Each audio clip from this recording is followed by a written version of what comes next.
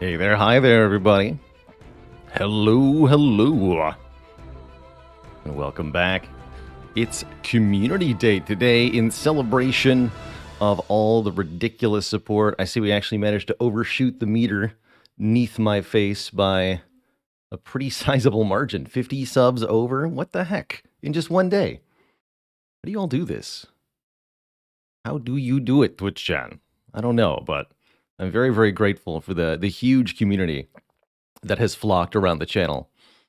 And really excited for the things we do this year, be it Spire, Monster Train, or other games. Speaking of other games, we'll be playing some Disco Elysium tomorrow, continuing our playthrough of that, our community voted game from last month that I actually really enjoyed the first bit of so far. The full narration of the Ultimate Edition,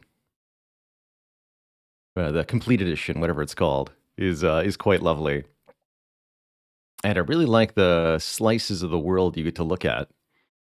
And there's still time to nominate games for the game vote this month in January. If I checked out Dome Keeper, I've watched a little bit of Dome Keeper. I think that would be one that would be a really good for the variety streams this year. Here's the jams of Spire Downfall. Yeah, I think we might take a look at Dome Keeper this year. I've been delighted to see that it's got a bit of post-launch support, and overall looks like a really well done experience, if not as replayable as some other rogue-style games. I don't have any plans to play a Civ game on stream in the immediate future, Terrain Co.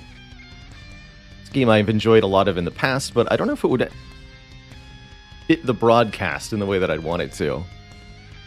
But this would be the year to try around stuff like that, so it's not impossible. But no, I don't have any concrete plans to do anything like that, just to be clear.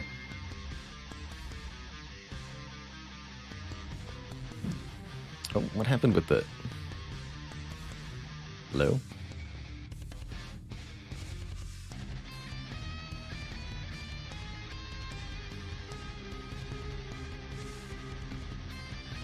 There we go. I don't know why that broke.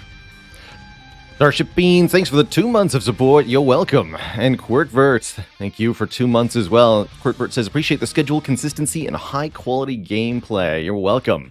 These are two things that I pride myself on. One, the consistency of our broadcast. Sometimes we're a few minutes late, like today, due to unforeseeable little things that I've got to handle on the day-to-day basis. But by and large, if I say I'm going to be here on a given day, then we are going to be here on a given day, usually at a pretty close to the correct time. And I stick by that. There's been my record is not flawless, but we have by and large been quite consistent with when and how we stream. And that's both for the benefit of you, the viewer, and me, the bailer, because it means I get to kind of discreetly box the work portion of my life, the streaming portion of my life, with the other human portions of my life, the person that is me who is not on the internet, and all of the things that he does. He appreciates that there is a discrete amount of time available to him.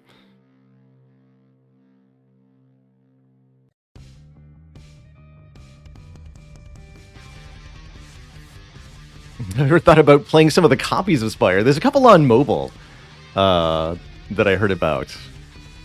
Some are pretty good just by virtue of not changing too much, is my understanding. I don't think I would spend stream time for that, but that does sound like a fun time. Gonna have to issue a tardy notice. Oh no, is that gonna go on my permanent record, Sean, damn it? Who is no has been subbed for 1.21% of your life. Why not 100%? Step it up.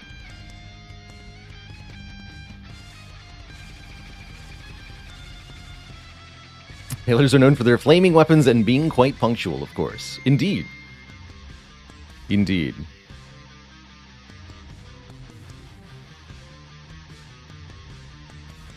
Flesh Baler is grateful for Screen Baler because it allows Flesh Baler to do fleshy things. like eating.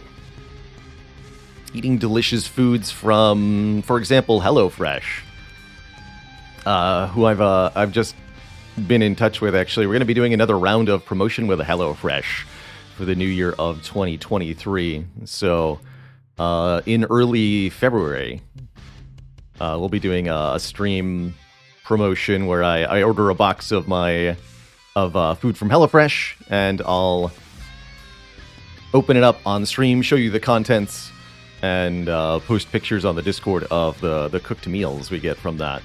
That should be a good time. In the past, that's been a very, very successful interaction for the stream.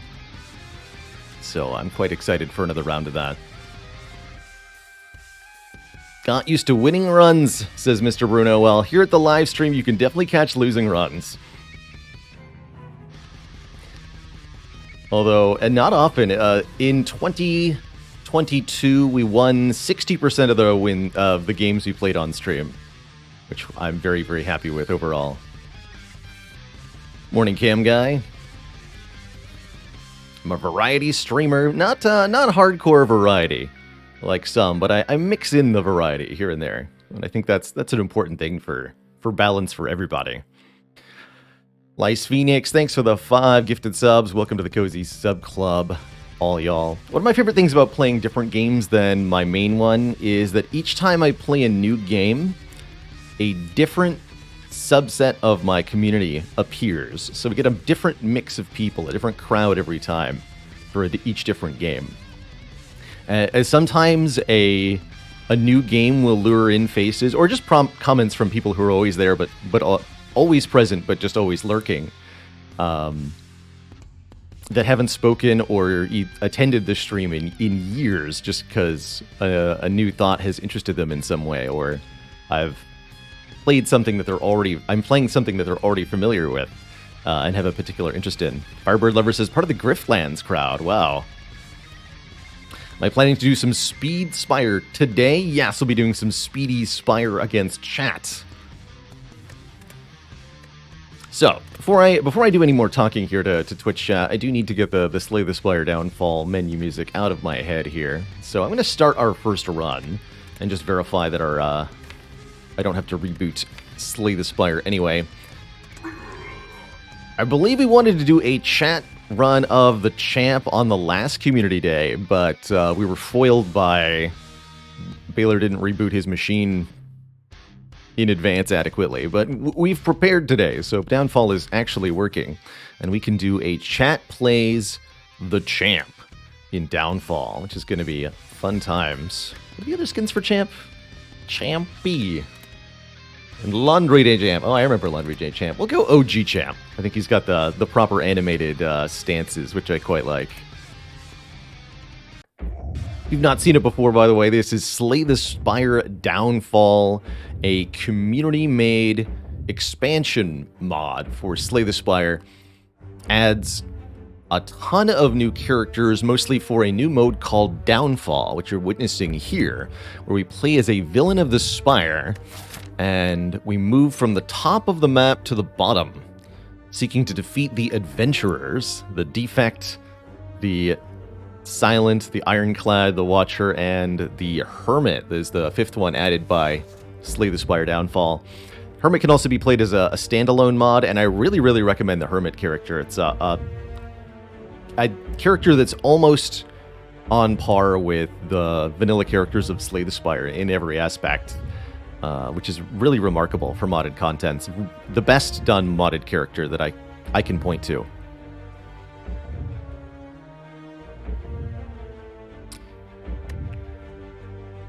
Let's see, anybody else I have not said hello to? Lice Phoenix, late Happy New Year to you. Justin X, thanks for 20 months of support. Chum Dammit says, 3 tardy notices, you get a formal warning. 5 warnings, you receive a write-up. 3 write-ups, and you'll be referred to management to consider putting a mark on your permanent record. 5 marks, and you'll have a review meeting, and trust me, you do not want to review, because if you fail the review, then you'll have to go to appeals, and if the appeals denies your appeal, then you'll receive a strongly worded letter from upper management about your performance.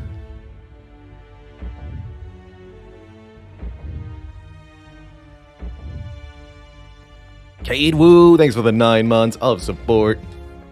Welcome to the Cozy Zip Club. Or, thank you for keeping it cozy, rather. If you've not seen Downfall before, I highly recommend it. There's really a lot to explore and interact with. Even if you're just playing the standard mode with the standard characters, you can enjoy the additional relics and such, and the colorless cards, and they can be a fun time. So what are our starting options here? Remove a card. Enemies in our next 3 combats flee. I see our Twitch chat integration is not working here. Ah, what broke?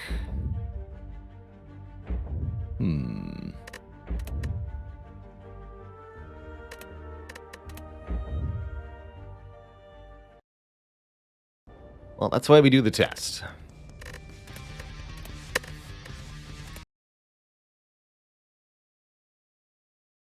Boot again with the same mod list and see if that changes. One moment, Twitch chat. It does take a bit for Spire to restart each time, unfortunately.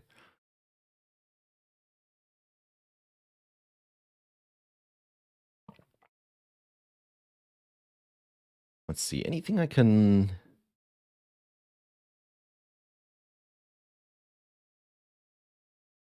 Yeah, let's lose Bestiary and Infomod for now. Okay. Twitch has been having performance issues last couple days. Hopefully we won't see any today. They would definitely interfere with an endeavor like ours in a truly unfortunate way.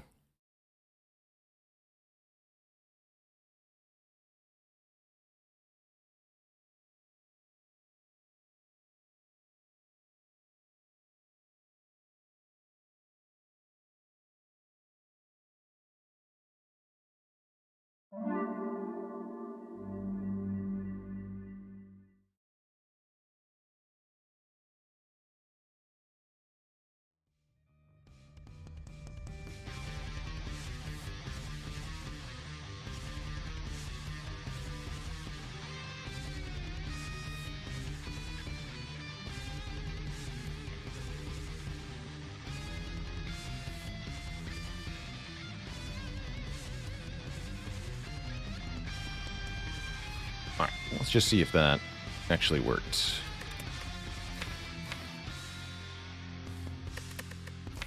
Downfall champ, 820. There we go. Okay, we got the green. Good. Good. All should be well done. So we'll get a new map. I think I'll only have 2 starting bonuses, and I'm okay with that. We'll have a lament start, perhaps, which I don't think works on the merchant, but it looks like I may be able to cause a different enemy to flee in terror. Actually, maybe if... Is there anybody who's familiar enough with Downfall to know what this boon does going into a merchant node? I actually don't remember. Siosa, thanks for 5 months of support. Heck yeah. So how this is going to work is this will be a run played by Twitch chat. Well, I'll be piloting the combats and the merchants. He just leaves. The merchant runs away, but doesn't die. Get a free reward in shop, but he keeps his health at max. Got it. And it does use one of the charges. Okay, that's good to know. So I probably want to go a different path. We could maybe go this way, actually. That's kind of reasonable. 1, 2, 3. We could also try to do 1... Oh, this is only 1, 2. Ooh, I like this way, actually, yeah. That way, even if one of these events is a fight, we still get this elite for free. And then we can go this formation. That looks really good. Lots of elites. Lots of elites. Okay, okay. So, before I start moving forward and picking cards and such, let's get chat introduced to the character and the deck. This is the champ, the boss of Act 2. He's all about swapping between stances. Either defensive stance or berserker stance are the two stances he has. There's also ultimate stance, which is both offensive and defensive at once. I think there used to be a third basic stance, but I think the mod makers condensed it down. Our starting deck, interestingly enough, 4 strikes, 3 defends, 2 stance swap cards. Berserker Shout enters Berserker Stance, Defensive Stout enters Defensive Stance, and then Execute hits twice for 6 damage and has the Finisher tag, which is all about executing on those stances. More on the exact details of the stances in a minute, but essentially when we're in a stance, we'll gain an additional bonus for playing skill cards or finisher cards. Do we know whether Slay the Streamer works with Downfall? I think we found out that it doesn't. That's my memory of that interaction. I'd be willing to try to make that work again sometime, but I would need some off-stream prep time.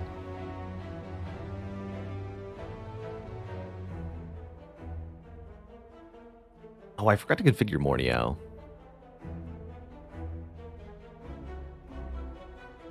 Oh well. Did no such thing. Alright. So, in Downfall mode, your first rest site is at the very first floor. Because normally there's a guaranteed rest site prior to the boss, but we start at the top of the map and go downward. This made more sense when Downfall hadn't made any other changes to the map generation, but now it doesn't really make sense because they moved where the elites are and all that. I don't know. Most notably, though, likewise, because of this initial rest site in Downfall mode, there is no guaranteed rest before the boss, which is quite problematic in some instances. In fact, it's, I guess, guaranteed to be a combat immediately prior to the boss, because that's normally guaranteed to be the first node. Fun little idiosyncrasies there. Additionally, in Downfall mode, the 3 keys work differently. There's a different Act 4 with a different final battle. And in order to go there, we need to both get the 3 keys, Ruby, Emerald, and Sapphire, but then also break them. These keys are broken at a rest site using 99 souls, 99 gold. Changes don't apply. Okay, that makes sense. And yeah, and as they should, because it is pretty fundamentally different, the Downfall mode. Good. So, I think one of the best things you can do in Downfall is recall at that first fire, so that you can break the Ruby key at your next rest site. Breaking a key doesn't cost your rest action, and it gives you a permanent bonus. In the case of the Ruby key, you'll get +1 strength, so it's like a free Vajra to make all your attack cards do a little bit more. And that's especially good for Champ with his ×2 attack. So let's do that. We're not going to the shop, right? That's right. That's also a good reason not to go to an early store in Downfall. There's a lot of good reasons not to go to an early store in Downfall, but especially because there's an early use for souls in the key-breaking mechanic. There are a couple of ways to get locked out of Act 4 in Downfall, to my knowledge, Isanade. It is a little trickier to go to Act 4 reliably, and I'm not sure what happens if you take or swap into Ectoplasm. It seems like you might indeed be. Pepperoni says, Ectoplasm makes breaking the keys free. Probably coded specifically for this reason, huh? That's good. Lore 1 Warp Tongs, that's cool. Twitch chat, what should we do here? This is your run, ultimately. Will we forge or rummage? Upgrade a card would probably be the Execute. It gets +3 on both hits, so 6 additional damage on this 2-cost card. These upgrade to 6 Vigor, which is bonus damage on the next attack, or more counter. Do damage back to the enemy when they strike us.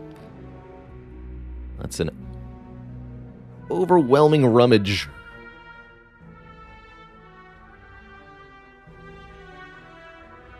From Twitch chat. Yeah, notably, we don't have very many ways to get rid of this pain, do we? Maybe one of the other events will provide. The champ would go big, they say. They want a rummage, they'll get the rummage. But why is all the rummage gone? This was a fight. Wait, was that a guaranteed fight? No. Right, because Warp Tongues is a... Oh, look at these arts.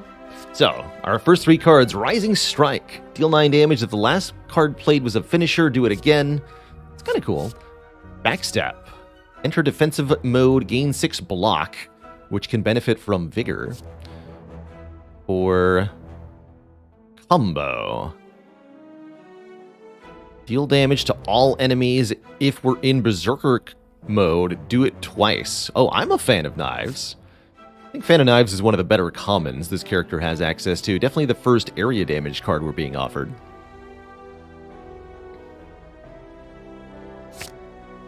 Hello and welcome to MMG. Beat A20 for the first time yesterday. Congrats. May there be many more victories. Deal damage twice. That's also going to be very good with our +1 strength. Don't necessarily need to know how to downfall in order to vote here. All you need to know is how to build a deck out of cards in Slay the Spire. Combo, damage, block, card draw, that sort of stuff. I'll handle the enemies and the overall guidance. Maybe should have made the card words a little bit longer so that Twitch chat could vote with less familiarity, but the timer is a little short here, and we're in, should be in low latency mode, so hopefully you get to see the options pretty quick.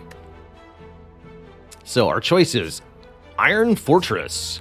It's essentially footwork plus metallicize in 1 card. It's a heck of a card and has a very good upgrade.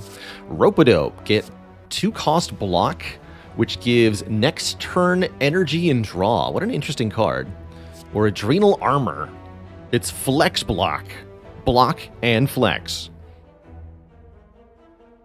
Darlek says, is this Slay the Streamer or is chat trying to win? Ostensibly chat is trying to win, but follow your heart's audience. You vote for whatever deck you want to build, ultimately. That's kind of the point here. And whether it wins or loses is not even necessarily the point. It's about how the cards feel together.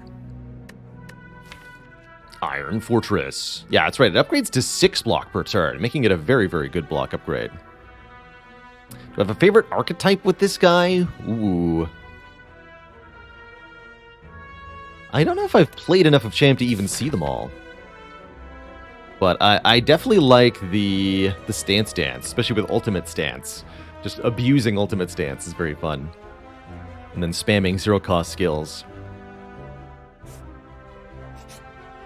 Okay, so we still at least get 1 elite free here. Among the stone and boulders, you notice an intricate large blue statue resembling a wing. You notice glittering coins spilling from its cracks, but this has no value to you. The statue itself, however. You can destroy the statue losing max health, gaining a crystal shiv every turn. Essentially, we gain a shiv every turn for 12 max health. That's quite interesting. Bring us down to 60. Or get the Broken Wing statue, which we can use later if we find the cultists. So this is one of the rewritten events in Downfall. The normal events of Act 1, sort of inverted from the perspective of a villain character. Quite interesting, I think. 12 max health is a lot to give up, but I do think the extra damage from the Sharpened Fragment would be very useful to us.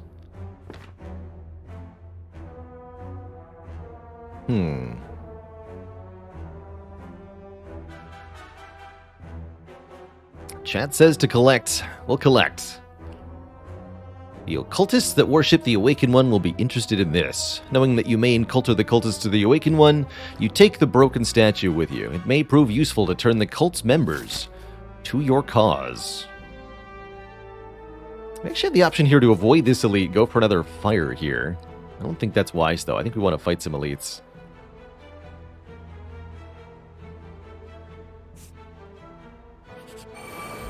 See you later, nerds.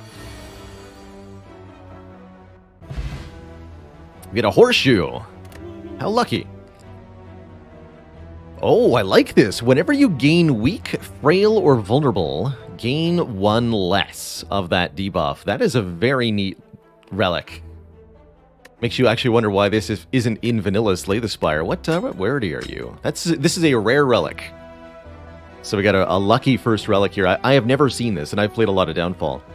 Wonder if it's new, or it's just not something we haven't encountered. I love it. I really love that. Oh, and we get a rare card. You get below half health, remove all debuffs, gain 6 strength. Good. Another fan of knives? Or when you enter a stance, trigger its skill bonus twice. Technical Jig definitely encourages the stance dancing. It doesn't feel to me like Last Stand is actually necessarily that good. It's like Red Skull the card.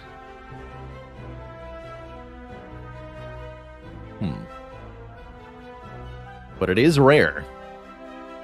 They've got mastery on the mind. They'll do it. What's the upgrade on that? Gain more strength? 0 cost. Okay.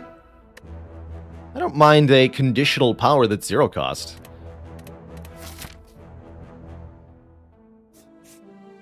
What's in the box? Ooh. The largest of the 3 arts. We might get a second rare relic in a row here. More likely this is an uncommon relic. 79 souls and indeed an uncommon relic. The boat thingy, one of my favorites. 14 block on turn 2. Bodes very, very well for this run. I value this as one of the best relics in the game, period. Just in terms of the amount of health it saves you.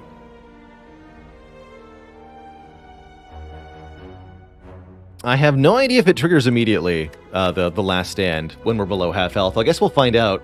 I guess the pain and the Last Stand will synergize with one another. Chat might have been prescient here a little bit. So, now that we're at a fire again, we may spend 100 souls to destroy the red key. We actually see the shattered version now in the top left. And we have 1 strength permanently in each combat.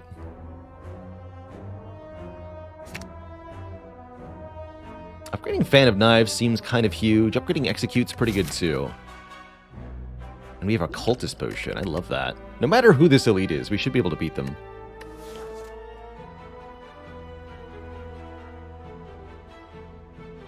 How's it going, Moose Like Jaeger? Yes, we'll be doing a recap on the stats from the 400 wins a little bit later this month. Soon. Don't quite have all the numbers in yet. But you haven't missed it. We just meant sentries, that's right. So this is either Legivulin or Gremlin Knob. That speaks to upgrading Execute to me. And don't forget, we have Warp Tongues. We can upgrade the Fan of Knives here, then.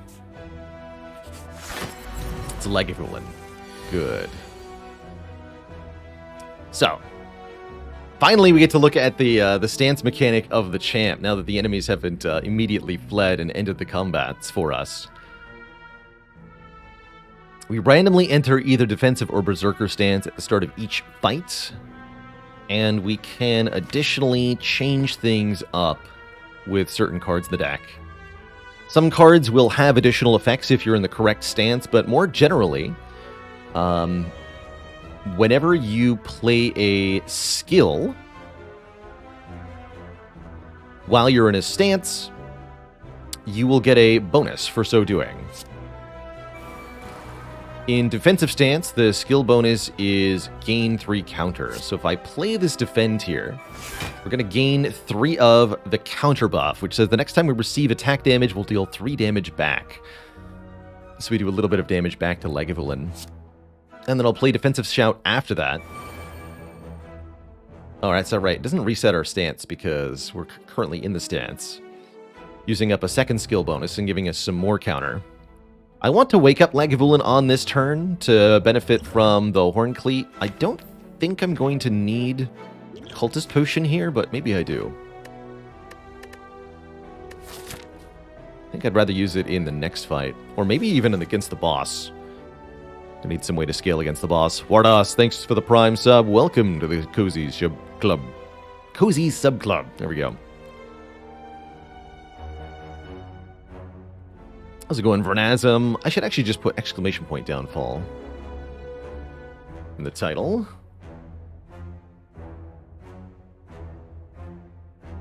Should have a command for that. Yeah, there's a link for it. That's the mod right there.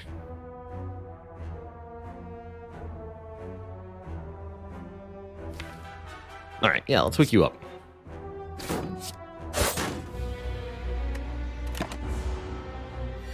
So we get our Mega Block. Did not draw the Pain. We did next turn, though. That's gonna hurt. Next turn's just gonna hurt. There's no way around that. So, we gain an additional 10 block if we use a finisher card.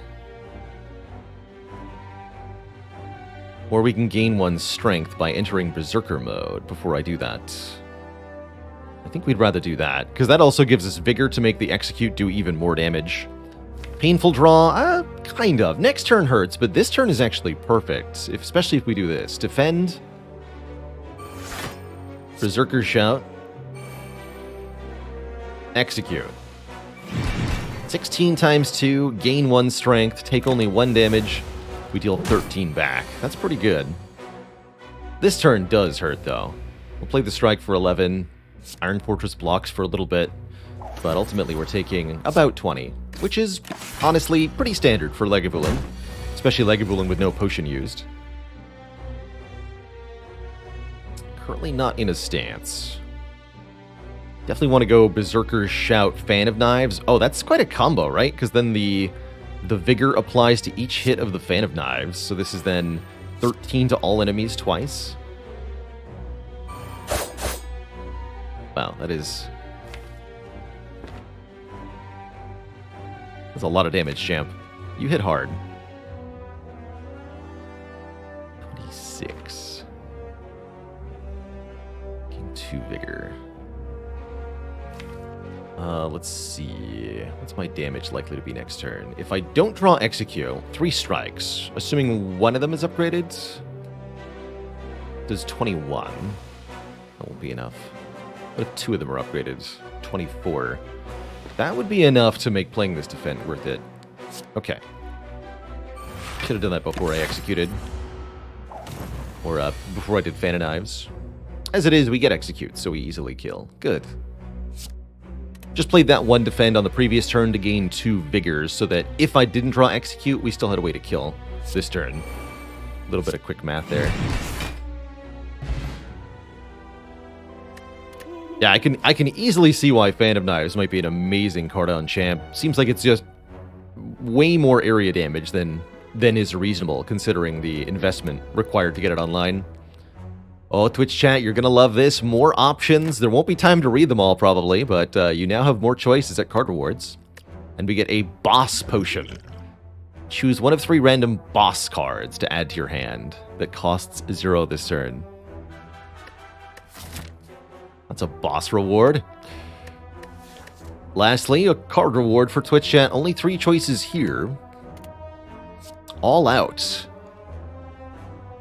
Perform your finisher effect twice without exiting your stance. Interesting. Arena Preparation. Gain 2 random skills with Retain. This is a really good card. Or Rope-a-Dope. Again. Block, then next turn gain energy, draw 2.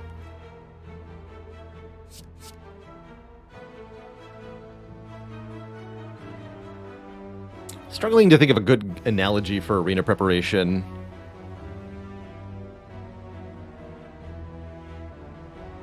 It's 0 cost, draw 2, but it's draw 2 with Retain. It's just a really, really good card advantage card for putting more cards in play than you would be able to regularly. Seems like this should at minimum be an upgraded. What's the upgraded version do? Don't tell me it's 3 cards. Oh, good lord. That seems pretty good. Oh, we upgrade that? 3 cards? No, we upgrade Iron Fortress, surely. Distraction but retain. No, more importantly, distraction but 1 more card. If distraction gave you 2 random skills every time, I would call it a very good card most of the time. Also, it's free. Distraction's not free. Although the skills that you make are not free either, so... questionable. In any event, we're upgrading Iron Fortress here. Oh yeah, we are... actually, maybe I do want to rest, right? We've got pain and no heals up through the end here. I agree, this silent boss will be tough, and there's no rest site before the boss. So this is our last rest site of the act. Maybe it is better to sleep for 21 more health. That's probably correct with the pain. Hopefully we can get it removed at an event, but we don't know that for sure. First, we have to get past the Gremlin Knob. Unfortunately, we started in defensive stance. Had we randomly started in Berserker, this would be much better. Do I Boss Potion? This is definitely not an ideal Gremlin Knob draw.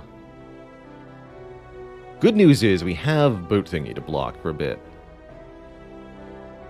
I think I do use the Boss Potion rather than the Cultist Potion. I'd rather use the Cultist Potion against the boss. And the Boss Potion against the knob. I like that. Prepare Crush. Next turn, gain 3 energy and Slime Crush to deal 35 damage. That seems like the one where we can last stand. Amazing. Remove all debuffs, gain a strength. If we're below half health, gain 2. I guess that was the reason not to rest, right? We have last stand. How did I get conned into resting by Twitch chat? Anyway, Slime Crush. Gives us more counter? That'll actually be good. We get to take advantage of the counter. Champ Crush.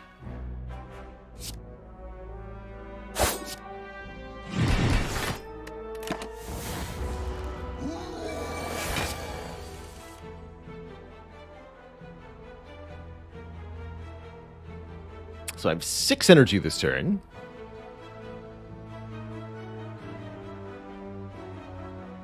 Pretty sure we want to be in Berserker stance.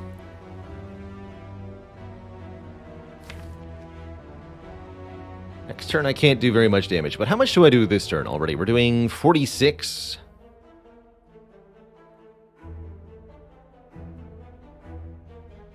And probably then some. Oh, I'm also doing 3 from counter. Not that that seems like it matters much. Bonk. So this is 10. That would mean 2 strikes next turn would kill. Actually, I think even 1 strike next turn will kill.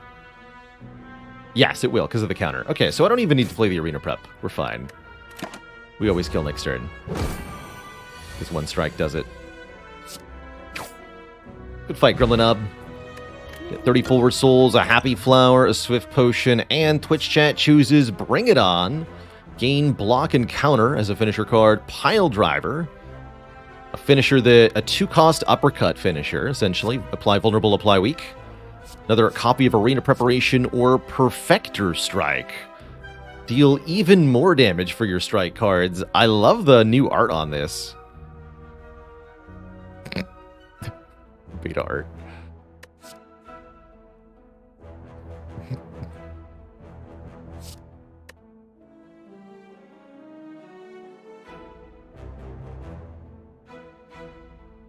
Let's actually take a quick look at some of the beta arts. Didn't realize we had beta art properly unlocked. Strikeout. Do your worst. Oh, not every card has it. Fair enough. Hand of Knives. That's good. How is Perfector different than Perfected? It does even more damage per additional strike card. It's just a better perfected strike. JHTM, thanks for the 34 months, closing in on 3 years. Heck. Many years. Easy pool, by the way. Bonk. Chat chose Pile Driver, and I can't say that was a bad choice at all. This is a mod. Yes, this is the Downfall mod for Slay the Spire, where you play as the villains of the Spire, seeking to defeat the adventurers that you're used to playing as. Additionally, we're playing with Twitch chat using the built-in Twitch integration of Slay the Spire. This part actually is not a mod. That's normal Slay the Spire, configured within the options. Alright, Twitch chat, choose your next card. Flurry of Strikes. The next strike card you play is played twice. Face Slap. Deal 9 damage, do it twice if the enemy is vulnerable. If you're in Berserker, make the enemy vulnerable. That's kind of cool. Second Pile Driver or good old Headbutt. That's great art. Headbutt, Ironclad and Champ headbutting each other. Champ does have some cards that are just stolen from the Ironclad, and they all fit Champ quite nicely.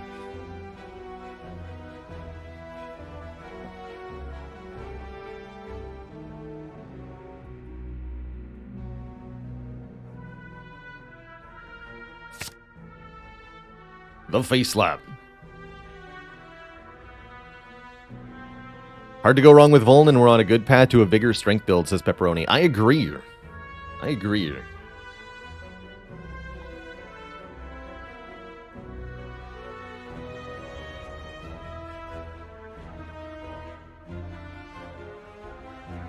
And Twitch chat wants a dad joke.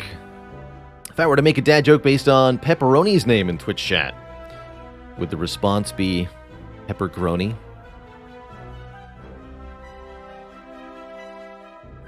Ranton Lad says there's a martial art called Lithway that uses headbutts a lot. Interesting.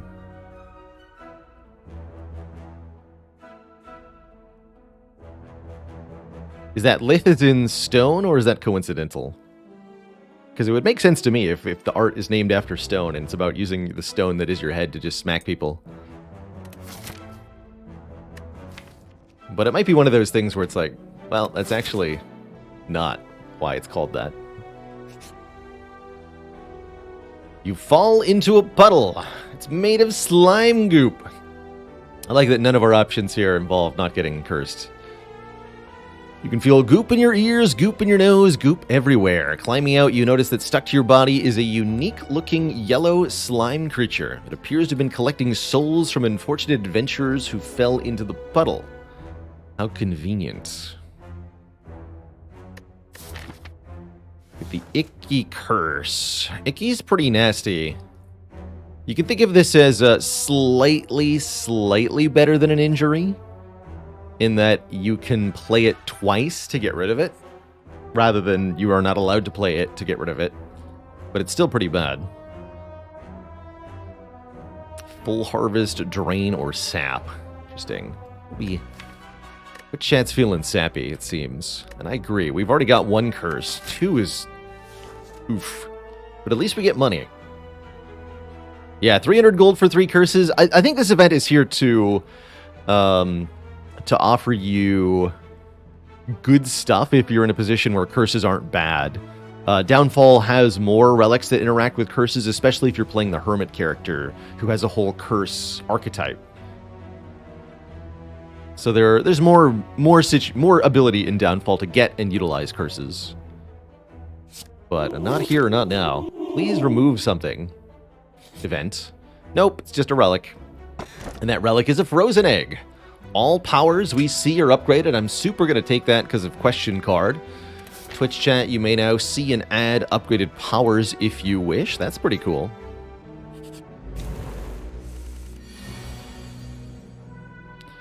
Does the Downfall mod have all 9 Act bosses as playable characters? No, you cannot play as the Act 3 bosses. Awaken 1, Time Eater, Donudeka. Nor can you play as the Collector, actually. But then there are 2 non-boss characters that you can play. So the full list is, if I'm remembering correctly, Hexaghost, Guardian, Slime Boss, Bronze Automaton, Champ, Snecko, and the Gremlin Gang. But they might be developing other characters for the future still. It's a big project, and it's still getting updated. Solar System Wolf, thanks for the 16 months of support. Oh, the other reason that Adrenal Armor's... Arena Preparation, not Adrenal Armor. The other reason that Arena Preparation is really, really good is because as a zero-cost skill, it allows you to take advantage of your stance effects more easily. Set a trap. Gain block twice if any enemy is weak.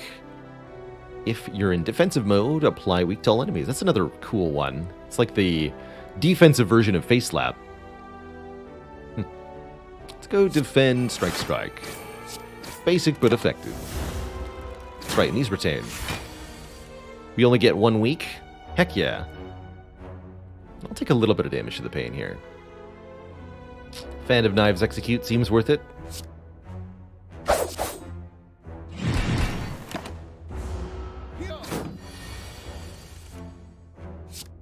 Yeah, it's pretty good.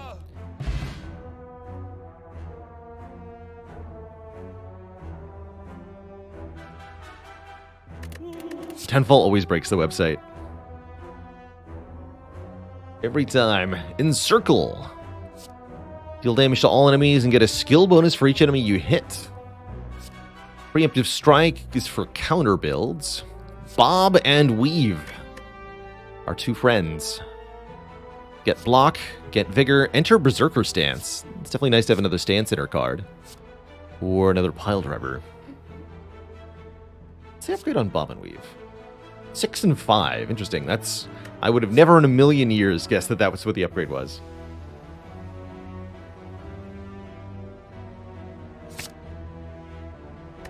I would have guessed it becomes 0 cost, or it goes to 6/6, or maybe 7/7. But different numbers? What? Hello? Get out of here. Hey, Steppenfield, this is an ongoing counter that it's not a reflective of the current number of people that are subbed to the channel, but rather people that have subbed since I last reset the meter, which was today.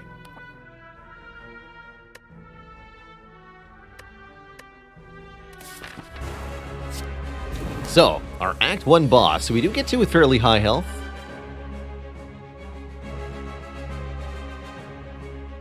Is the Silent. Warning, highly toxic. Poison is blockable. Glad they made that change. And deals damage at the end of the turn. Receive an antidote at the start of combat, which says lose all poison. We get 1. And I believe this has retain. Does not say it has retain.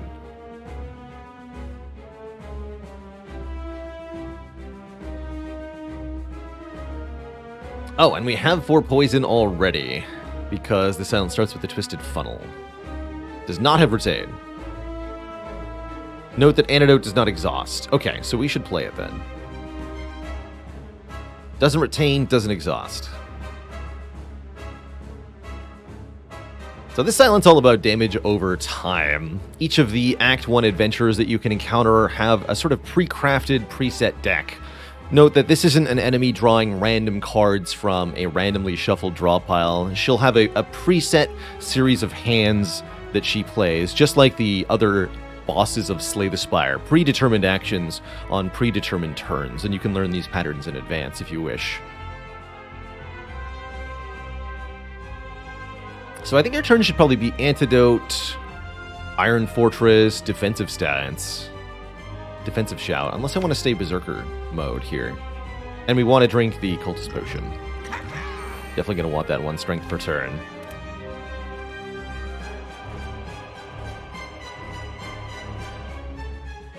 The Bane plus turns. Oof. Oof. Yeah, those are spooky. Is a skill.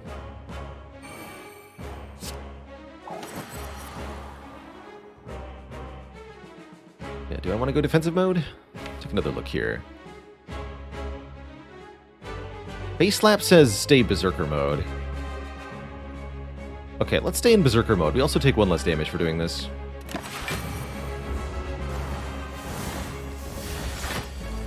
Oh, we got 2 less weak because of the Horseshoe. Good job, Horseshoe. That was important. Poison stab, dodge roll. Okay, that's a much more passive turn out of the silent here. That's good. That's good. And we're passively blocking thanks to the boat thingy. What do you got for me, Arena Prep? Let's see, Pile Driver's a finisher, right? Yes. Circumvent. Gain block. If we're in a stance, draw 2. Enchant Shield. Choose a card, increase its block by 8 for this combat. Oh, that's very cool. And those are both going to retain. I'm thinking we go Fan of Knives, Pile Driver. Fan of Knives will hit twice as long as I play it before the Pile Driver. After the Pile Driver, we're no longer in Berserker stance. And then we get to keep the block cards for when we need them. Honk. That was great.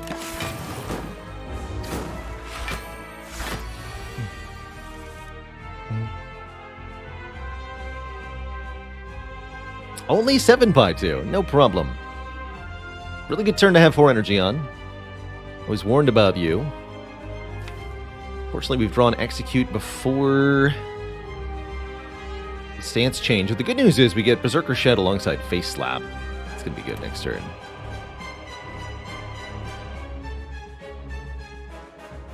And we get to full block this too, which is great. Let's enchant the Circumvent. Unfortunately, we can't draw the cards. Actually, do we even want to play the Circumvent? We can just retain this. And I can go Enchant Shield, Defend, which is going to be 15 plus 10, 25 block, which is enough to full block. Yes, then we get to keep the Circumvent. The Super Block.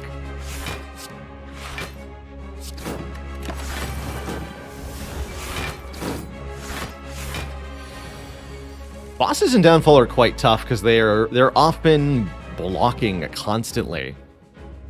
Unlike the bosses in regular Spire, and that can make them quite durable comparatively. Quite durable.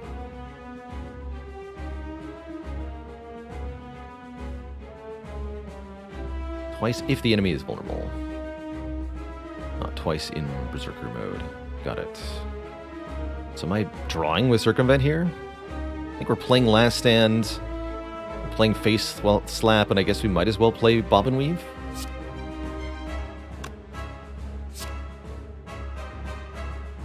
The Vigor for next turn.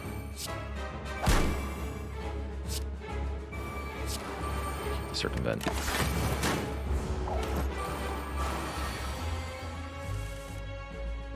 Alright, Bane Plus is not here again yet.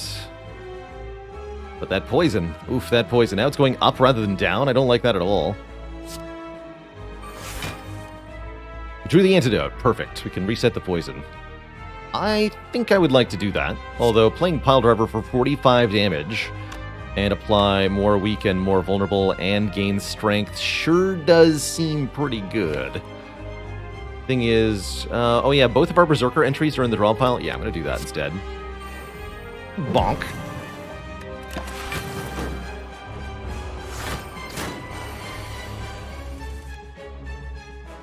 Bursting Deadly Poison. Yikes. And we didn't draw the stance entries. That might be a Swift Potion then.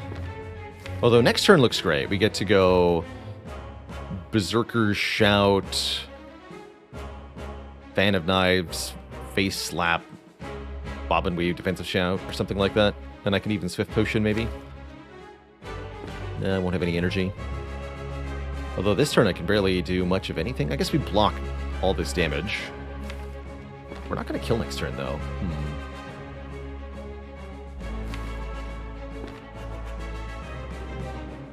If I Swift Potion, there's also a very small chance I make the situation worse because we draw just Defensive Shout, Fan of Knives, Face Slap. I guess even if I draw Defensive Shout, I can play Execute here. Okay, let's do that. Act 1 boss in Downfall can be one of the hardest challenges to get past. Surprisingly tricky.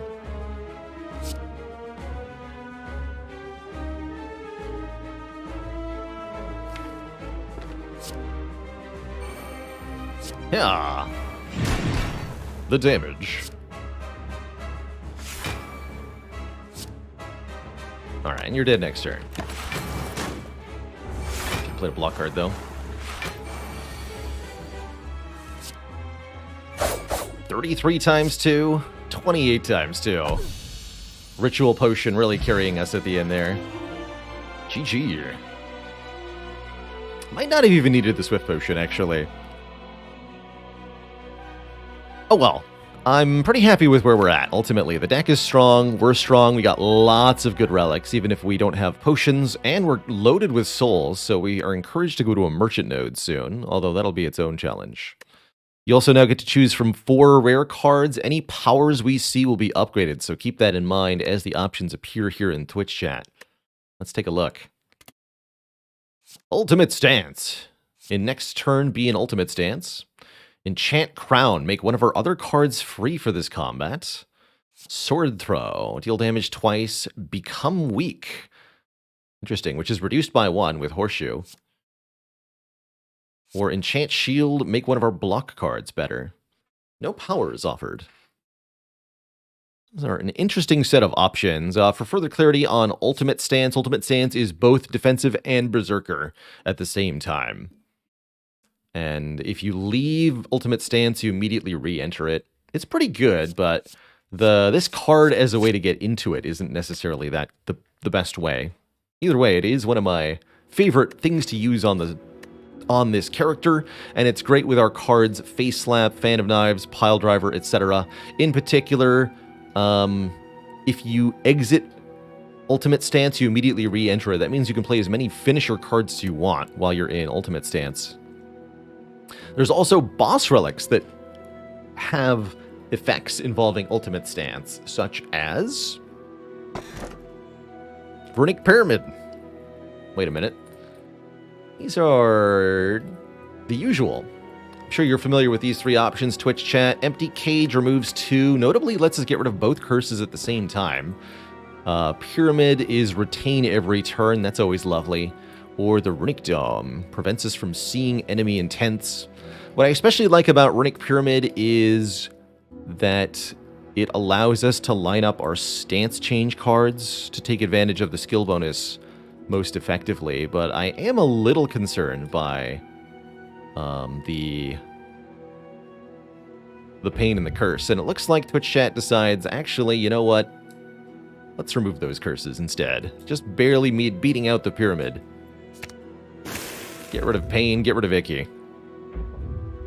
And I think that's gonna be nice. Even if the first thing I could do is go to a merchant, because we have to fight the merchant, I'm really gonna be happy we don't have a curse in the deck.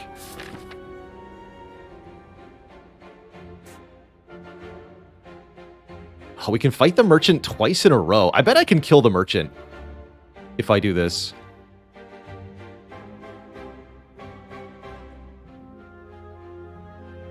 I'm gonna try that. We have to fight the merchant. Yes. I think we forced spawn of fire after Burning Elite. You have to fight the merchant. Hey, glad to hear it, Andy Sue. Been playing a lot of Monster Train recently, and you blame me for it. Good. Ooh, that's a good upgrade. We already saw that one. Weird. 11-3. That's kind of cool. Still haven't upgraded Iron Fortress, but we have the Warp Tongs. Let's upgrade this.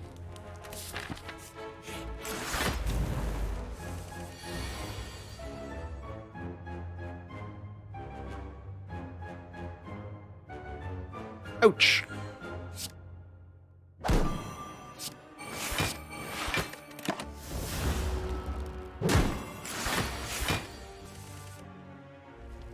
The damage.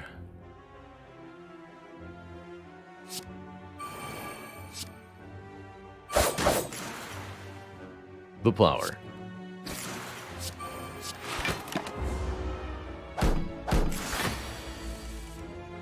Does the block on Iron Fortress get increased by its own dexterity? No, it's applied in the form of metallicize, which is not affected by dexterity.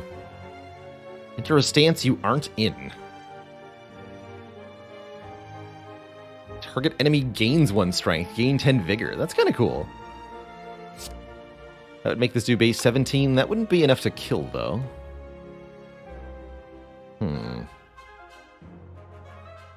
Gain block increased by vigor. Oh. So I can go Vicious Mockery Backstep and we block for a bajillion? I like that. And it doesn't cost the vigor. Oh! We keep the vigor. Well, well, well. Well, well. Well, welly. Well, well.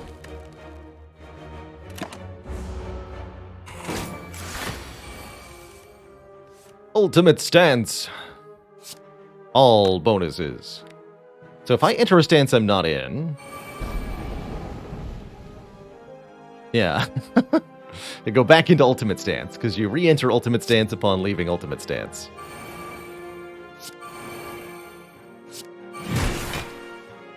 Beautiful. Snecko Oil. There's a potion for us. And a card for Twitch chat. Stance Dance Plus. Choose a stance to enter. Gain a combo of that stance. There's also Precise... I love the art. Precise Thrust. Is an attack with either block or damage additional based on what stance we're in. Both if you're in Ultimate. Taunt for Weak and Vuln. Flash Strike. Because it had to have strike in the name.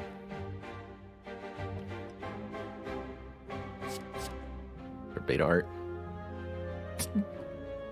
Buy as gift. Loss on 'em champion style. They choose to dance in the stance.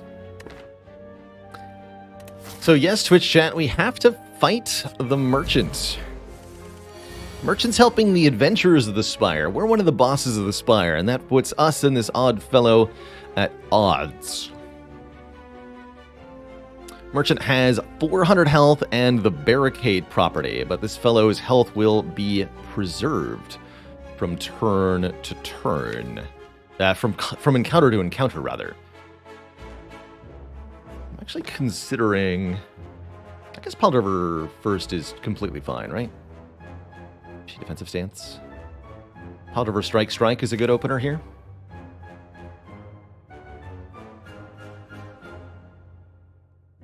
This is not a bad hand to Snecko Oil. But we have no need to spend it yet. Bonk. So Merchant always does the same few things. First, they gain 30 block by playing Panic Button. They've got colorless cards. Pro tip. Hey, Bob and Weave. Good stuff.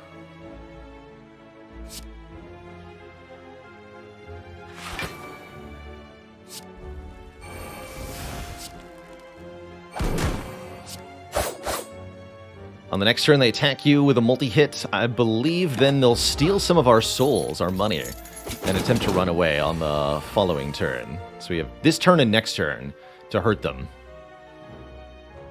And that's it.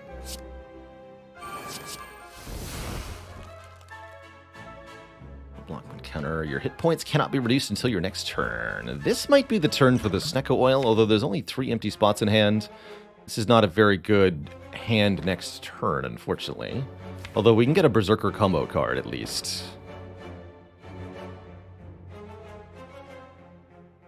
Nothing particularly wrong with Execute Strike here.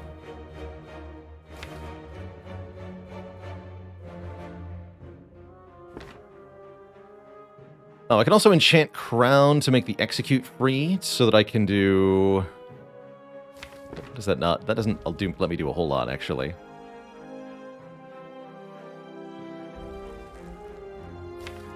Yeah, and this is just not worth oiling into. Okay. That seems fine. So then I could also play one of these other cards, if I wanted to. Gain 1 blur. I guess I can go Last Stand Strike Execute? Sure.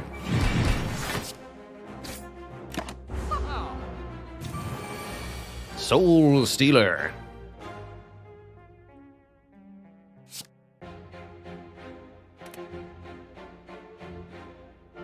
So we'll go Berserker Shout. Then defensive shout, then enter Berserker, get a Berserker combo card.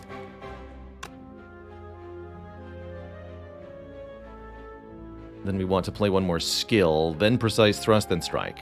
Doesn't really matter which skill we play. Okay, we got it almost to half health before the merchant ran away. Which is really good because we're going to fight the merchant again momentarily. We get to add a card. I didn't realize you got a card reward for fighting the merchant. Perfector's Strike, upgraded Precise Thrust, Arena Preparation, or Circumvent are our choices. I wouldn't mind another Arena Preparation, quite frankly.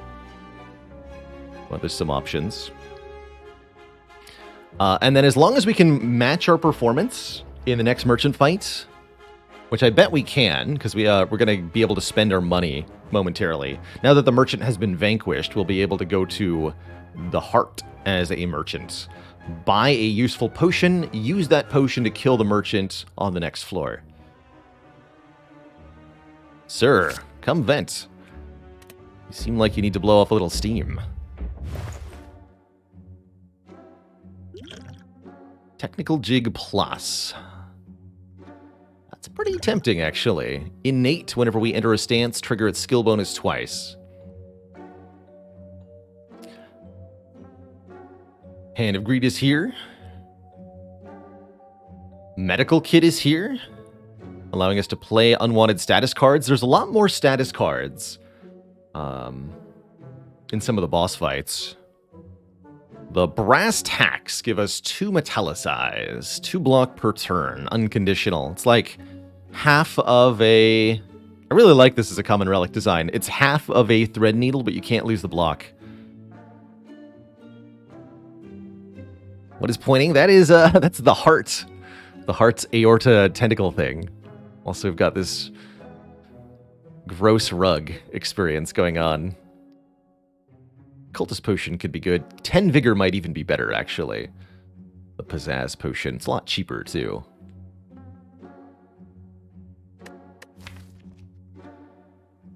Certainly wouldn't mind a Defender move. So I'm thinking... the heart just said this is the regular stuff. It's funny as heck. Okay, I'm going to take the Technical Jig. I like that. Oh.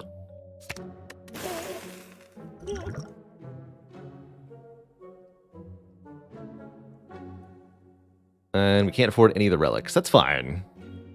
I'll be back with the Merchant's Soul. Souls.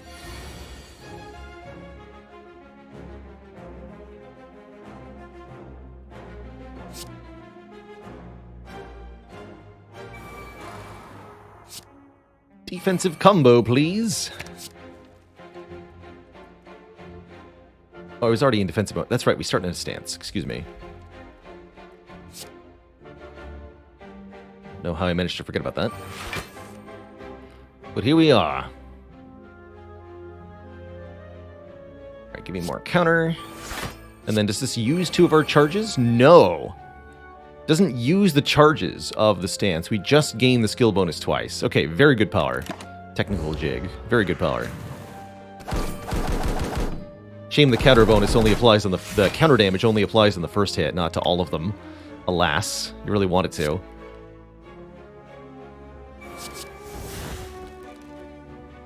Retain, gain 2 blocks, scry 3. I like that. Retain, draw 1 card.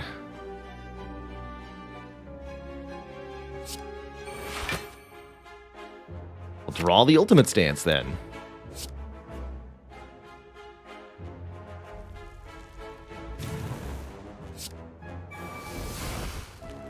Should have played this first. I can enchant the Execute if I want to. And I believe that'll make it an instant kill. 35 damage 2 times. Ka-chonk.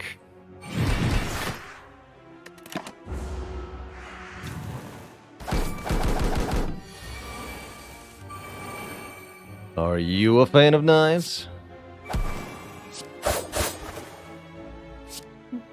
Bonk.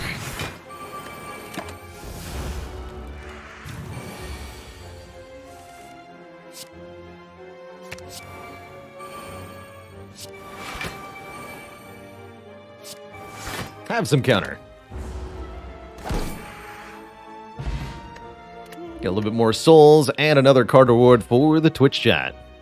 Yeah, it triggers when you leave and re-enter Ultimate Stance, the technical jig. So it's very easy with a power like this to really start spamming, almost Monster Train style. For those who were here when we gorged 700 times in one run, just spamming activations and stat ups on the champ is quite easy. What do we got here? Circumvent, Fan of Knives, Taunt, good old Reinforced Body. Love that champ art where the Reinforced, just as defect, 7 block X times.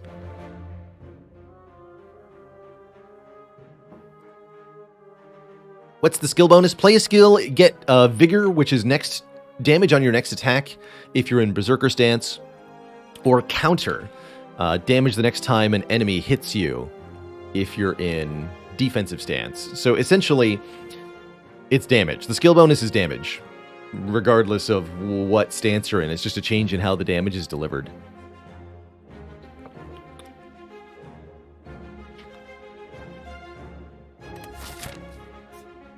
All right, Merchant rematch. Here we go. Oh, very good. We got Pile Driver and re-enter Berserker turn 1. That's a really good start. So we go Technical Jig, Pile Driver, Berserker's Shout.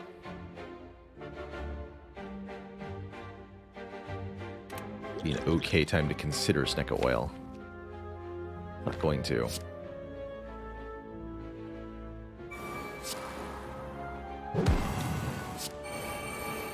So we get a whole bunch of Vigor. We have extra energy next turn. And the will to use it. Here's Execute and Fan of Knives, and we can bob and weave to get back into Berserker stance again. This is the time to use the Pizzazz Potion on the Execute move. Or on the Fan of Knives move. Does it matter which one? I don't think so. I want to play this first for more Vigor, that's for sure.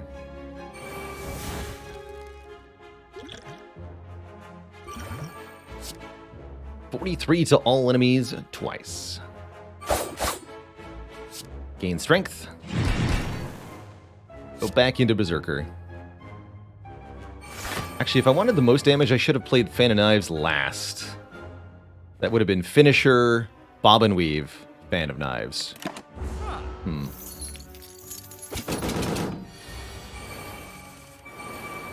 Ooh, didn't draw any tech cards. That smells to me like the use case for the Snecka Oil then. It's very important we get the kill now to be able to use a lot of stuff. So, sure. Let's go Defensive Shout, Stance Dance, Snecka Oil. This will give us a ton of everything because of the technical jig. Look at him go. Oh, we got Face Slap? Oh, so deal 40 damage twice.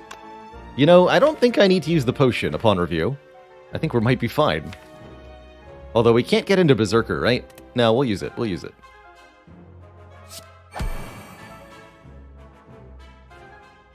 And it was only one hit because they weren't vulnerable yet. Well, yeah, okay. Snecka Oil says, Face Slap again. Also arena preparation.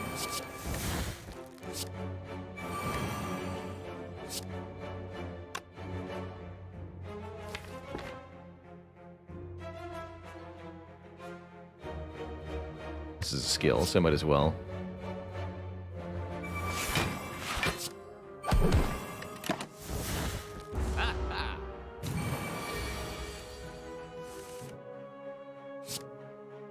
The power. We just barely get there. I think that might be my earliest merchant kill in Downfall. So when you kill the merchant, you get 300 souls plus all the souls that have been taken from you. So we got 330 back there. He still has 15 souls each time. And now Twitch chat, you may choose a card reward. Bob and Weave, Crown Orang. Draw 2 attacks if in Berserker. Bring it on or enchant Crown. Nothing's upgraded. I don't know. Zengineer, thanks for the 11 months. Zengineer says, currently living in YouTube land, but still appreciating the content. No worries. If you're watching mainly through the YouTube these days, then I love you, because you're helping me a ton. YouTube has grown to be the bigger part of the stream. My YouTube videos get more views than the live stream does, which is weird to me.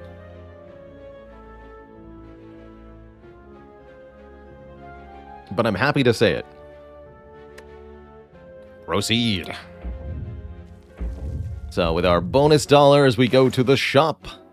Being offered Prismatic Shard, Vajra, Oddly Smooth Stone. Interesting options.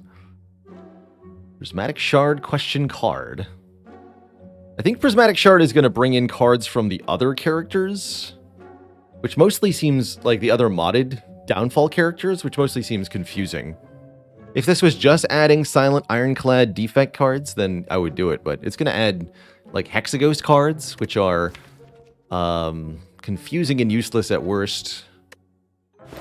Maybe breakable.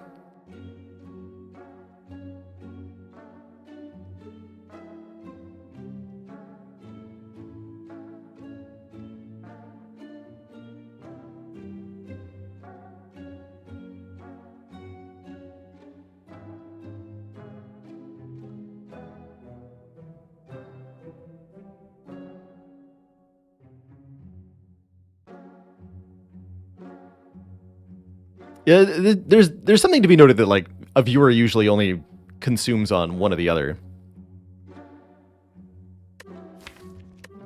and not both at the same time. I am going to take the strength up here. I think that's great. More strong. Do we want anything else here?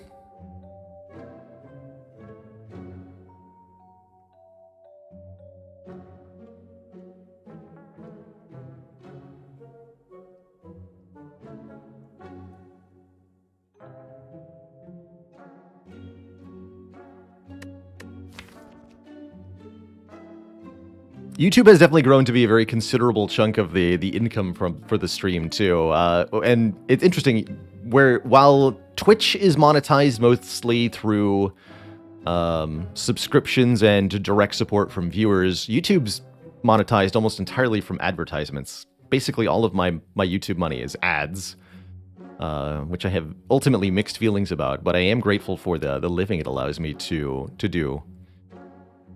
So if you are either seeing ads on YouTube or if you've got YouTube Premium, then you're making me money when you watch, for sure. The Zid, thanks for 19 months. Speaking of income, Lieutenant Dan and his magic leg says, I got recommended your YouTube channel from watching a mean Spire music video. I've been binge watching your videos while you do other stuff. That and the ability to pause the video as you get up is the biggest appeal as a viewer. Yes, sort of to skip over the breaks. I know that's not the best part of the live stream, but I must get up and do stuff other than this occasionally too. Do I get any money from the VODs on Twitch? I don't actually know that I do. I really don't care that I don't. There's the Twitch has made the VODs hard enough to find that the percentage of people who actually watch the VODs is sufficiently small that whether it's or not it's monetized makes no difference in my bottom line, really. But I don't think there is a proper support there.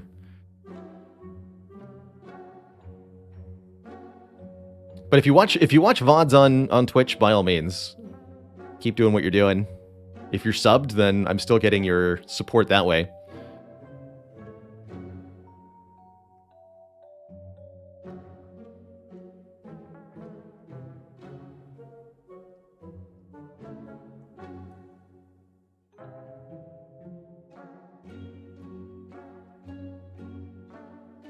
Saku Kompaku, did you hear about the new video streaming site that's only for videos of owls?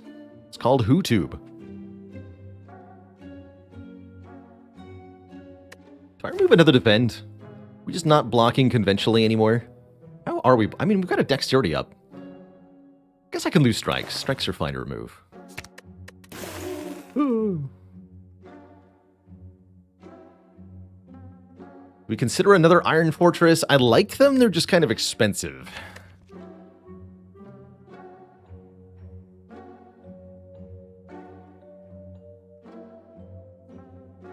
So what he says, the reason you ask is because VODs have ads that play. If you're seeing ads, then I should get money in the form of ad revenue from Twitch. in some fashion. Since I'm partnered on Twitch, any ads they show on my channel by our agreement are supporting me in some fashion. So it sounds like I am getting money from that somehow. It's hard to track it all, really. So many different little ways that cents and dollars can be generated.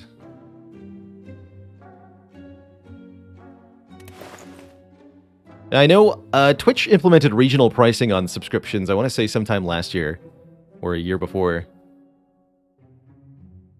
So subs are not the same price everywhere, which is annoying for some, but really helpful for others, where local currency means that a $4.99 US sub is just like a whole day's paycheck or something. Zertva, you're welcome for the streams. Thanks for the 2 months. Billy says in Canada, a sub is $6.49 Canadian, which is constantly falling equivalence. But there's a lot of price adjustments happening in Canada based on the current exchange ratio.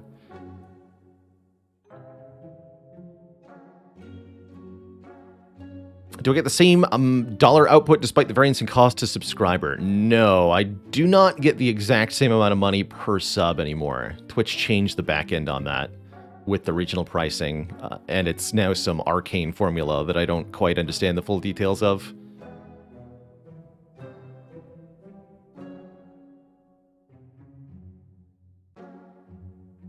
So no.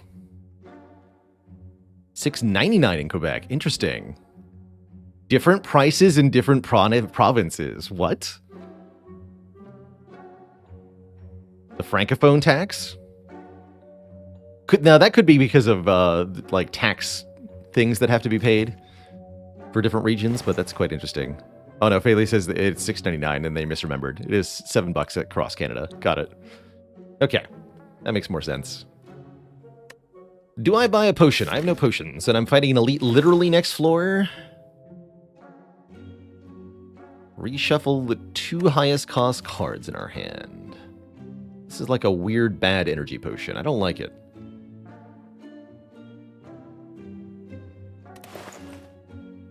So I guess I'll take a power potion. I'm not going to buy this Iron Fortress. We don't have the energy for it. All right. Onwards. Now, we're not going to get the shard. I have decided the shard is barred from participating today. Do we want a power potion turn 1 against the 3 nerds?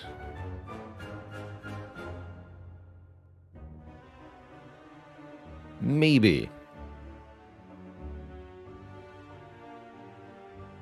Maybe. Yes. Dancing Master. The first time you use a finisher each turn, gain an energy and draw a card. We've got a finisher in our hand. So this is 1 energy, 1 draw right now. The first time you play a combo each turn, it returns to your hand, costing 0 until played. So that would let us double the card we get from Stance Dance, or we can double down on Technical Jig and get 2 more skill bonuses per stance swap, which will be twice this turn.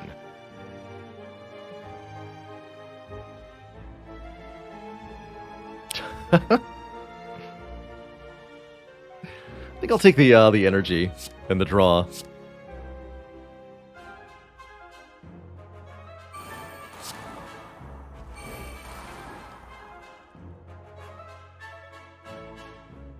And then we want to leave stance to get block.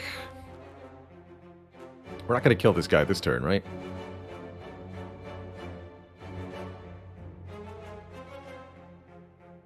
We go what? Pile driver.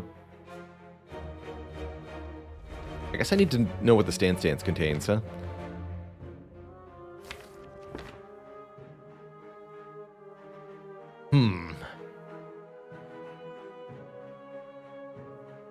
Tricky. I'll do it this way. Pile driver. Give me a berserker combo. Gut punch. Enter ultimate stance for 1 turn. Hello. Don't mind if I do.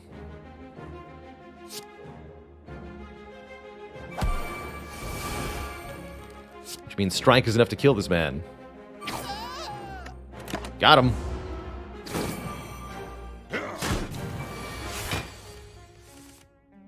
Got them. More skills.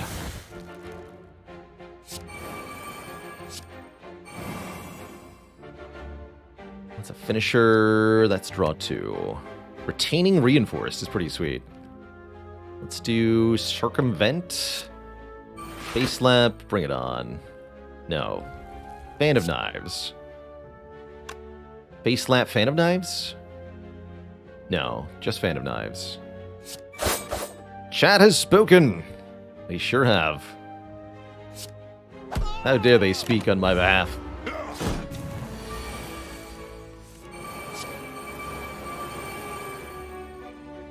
Bring it on. Hold.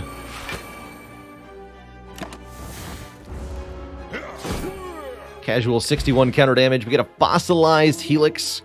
We're now immune to the first instance of damage each fight, and the Brew of Sharpitude to give us 25 counter. 25 damage as long as an enemy's going to hit us. And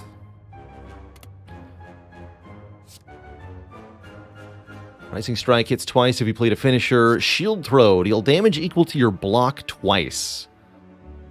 Gain Frail, which we reduce with a Horseshoe.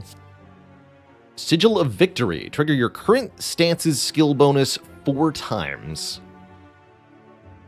I assume without going over without depleting its charges. That's kind of cool. Or Battle Plan, which we've generated a copy of before. What's the upgrade on this?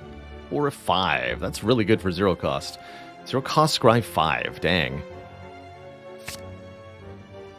The Sigil of Victory is with us, Twitch chat. Tricky's Bolster Rod. The first time you play a power card each combat, get 6 block and 1 strength. Well, guess what? We have an innate power that we always play on turn 1, so gain 6 block and 1 more strength on turn 1. That's now 3 points of strength passively. You'll love to see it. Who's our elite? The Book of Stabbing? More like the Book of Dying a lot. We're in Berserker's Dance. We'll want to go for a block here. Perform twice without exiting your stance. You got it.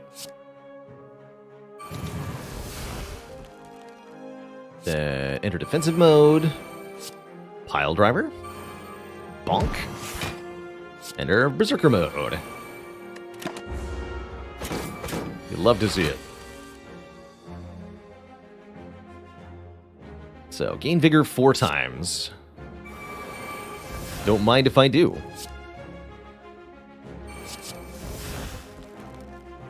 Next turn, gain energy and draw cards. That's a finisher. Back into Berserker. Just want to have one absolutely fatal attack, if at all possible here.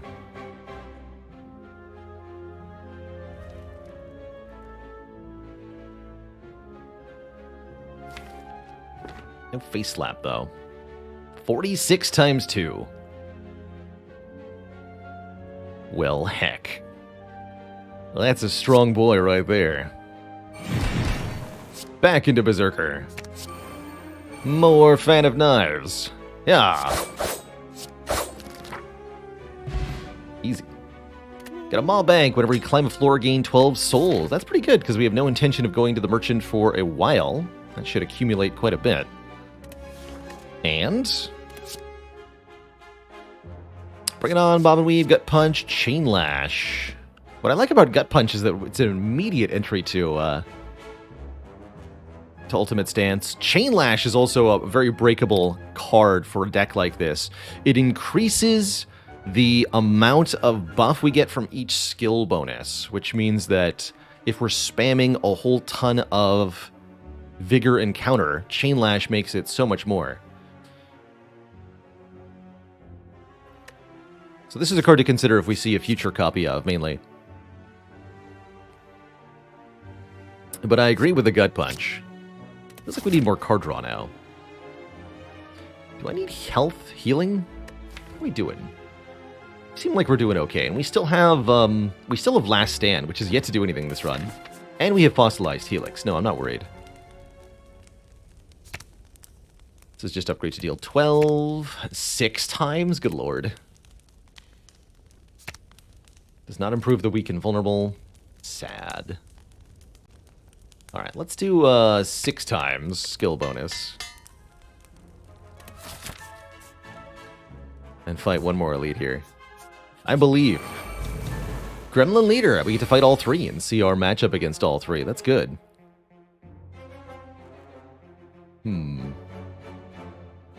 Okay, we can go to Technical Jig, Defend, Strike. Kill the Sneaky Gremlin, block the Mad Gremlin. Oh, actually, Technical Jig will block. I can even go Iron Fortress, Strike, although we'd much rather have the Jig in play. The jig, as they say, is up.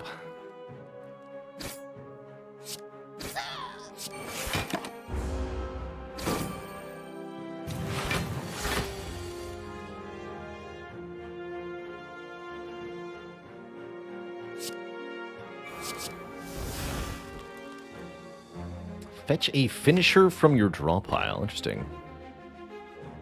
Ooh, perform 2 times without exiting your stance. Gain 10 block. Don't mind if I do. And then this also gives more block.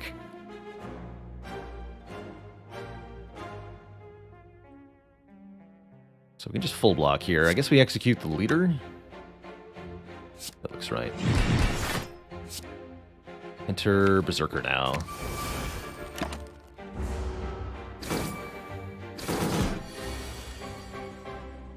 Ho ho ho! I'll be in ultimate stance. Don't mind if I do. So wait, you're telling me that if I gut punch the Gremlin Leader and then play Sigil of Victory,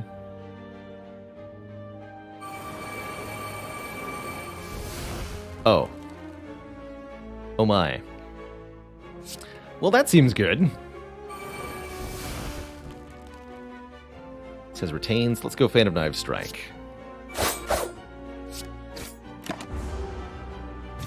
We're not done yet. Oh, aren't you? Wait, where are my attacks? Hello?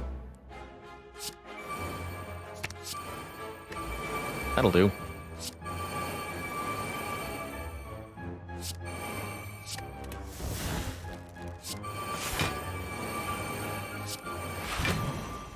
Deal 61 damage twice. Dolphin's Style Guide. You end your turn while in no stance. Draw 1 additional card next turn. I like it. I like it. Renowned Explorer and Pugilist Dolphin K. Mist. Pugilist.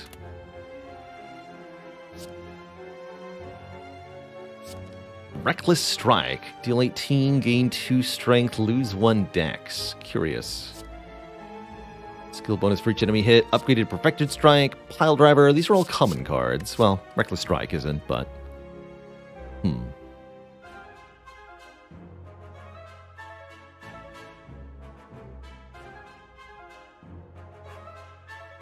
And yes, that is a reference to Dolphin Chemist. I think there's a few other streamers referenced by the relics of Slay the Spire. Probably even yours truly.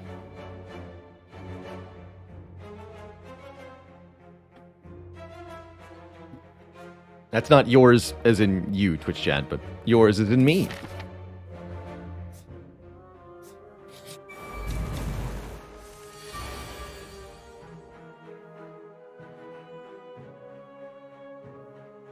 It was me the whole time. See that I've drawn Gut Punch turn 1, and therefore my opponent is dead.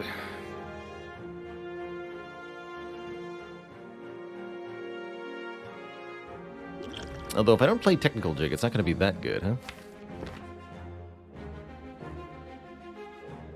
I guess that's fine.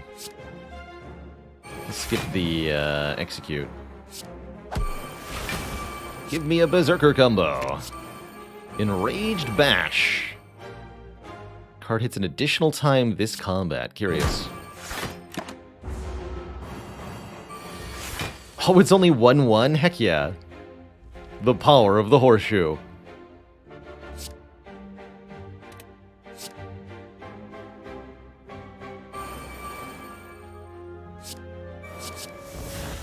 Nice.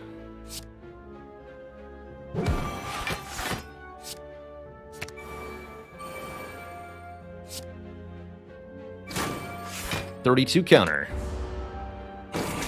Dead. Vexing Draft. Gain 2 strength and 2 dex, but add 2 burn plus cards into your discard pile. So big stats, but only if the fight's gonna last for a short time. Does that make any sense? A Rapid Strike. Steal 4 damage 2 times. A strike card in your hand costs 0 this turn.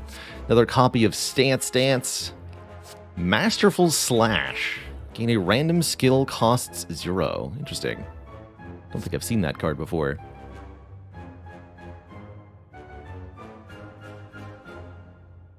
Very excited to see Horseshoe put in work against our final boss, Niao. Rapid Strikes plus Meteor Strike. The combo that we only could have had if we had simply taken the Prismatic Shard. How foolish. How foolish.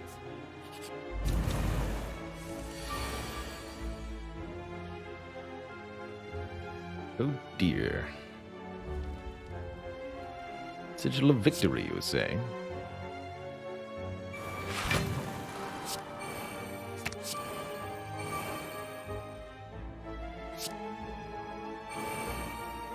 But what if I were to do a bajillion damage? What would you say then?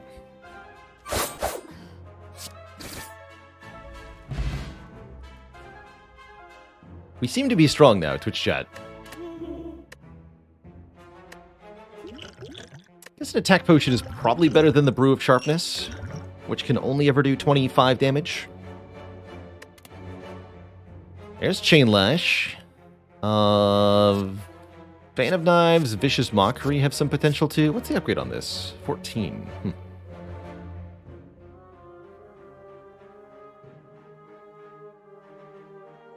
And I think the upgrade on Chain Lash makes it stronger too, right? Yeah, increased by 3.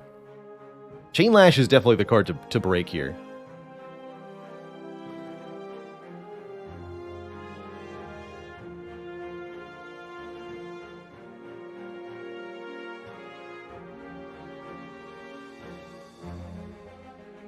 Exactly the same way, but there's 3 times so many cards. Yeah, so it's true and utter chaos taking Prismatic Shard in Downfall.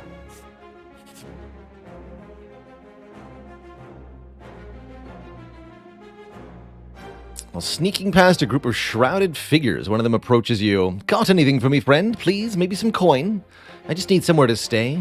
I have treasures I can trade. He seems delusional, but harmless. We can punch him or rob him. We get a pride curse. Here's how you master pride. Which chat was asking me that. No. Get a relic and a very mean curse. It's an innate 1 cost. We have to play it or it's going to self-duplicate. We do get a relic, though. So that's nice, but I don't want pride going into the defect. Do I punch him? 18 health is a lot to lose. Maybe I just take nothing here. That sounds good to me. See you later, Rob. An exchange! A fair offer. The cult will be pleased. We trade our wing statue to the Chosen, and it just leaves us facing 1 bird. That's kind of neat.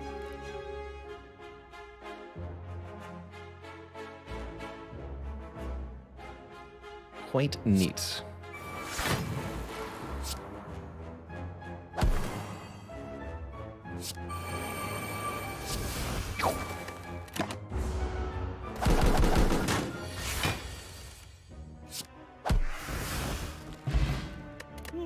Probably strength potions better than the vexing draft. I don't like those burns.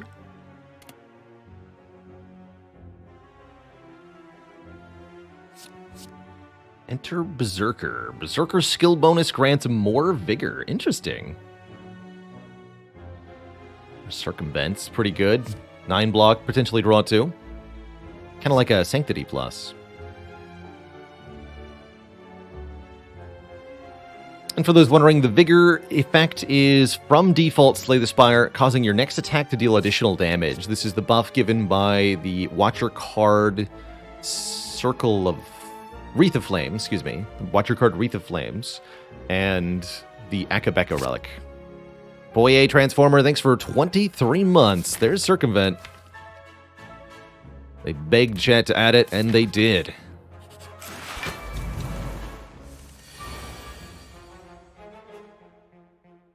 I would like a defensive combo at this point.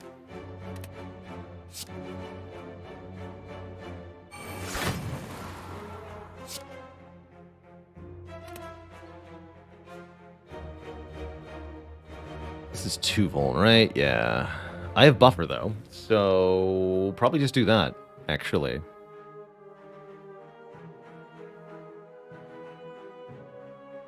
Well, that makes sense.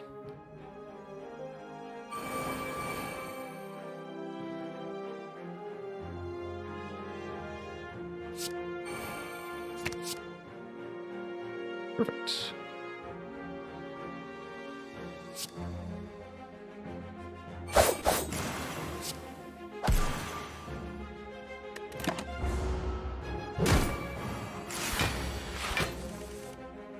And then the one frail is during the turn that it barely matters either.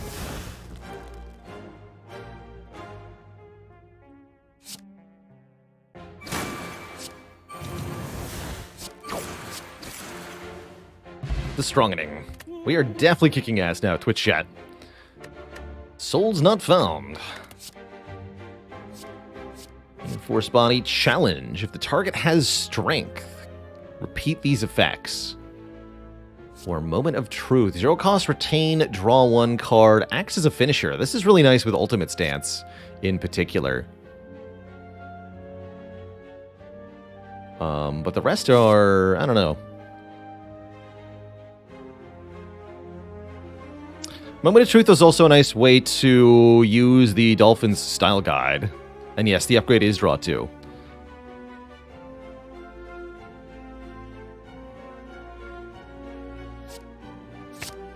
Proceed to the defect. Uh-oh. We're facing the law, Twitch chat. Defect with Kunai and Machine Learning, meaning it'll draw 4 cards per turn. We blocked the weak with the Horseshoe. Our opponent cannot become weakened.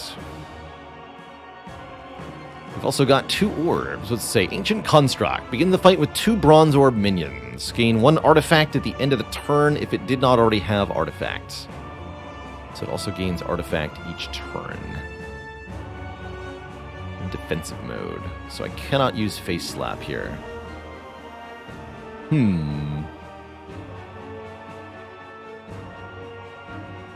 Troublesome.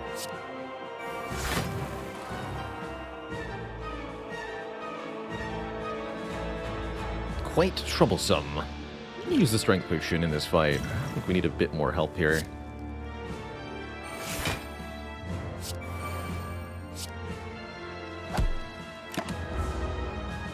Still my Masterful Slash. I'm kind of okay with that. Alright, Defect is making a Frost Orb and playing Panic Button. That's mostly fine. Okay, Moment of Truth will retain DBUs with Ultimate Stance next turn. Good. Got Berserker Shout, Bob and Weave, but what does that actually do for me? Next turn's gonna have to be good. That's what that tells me.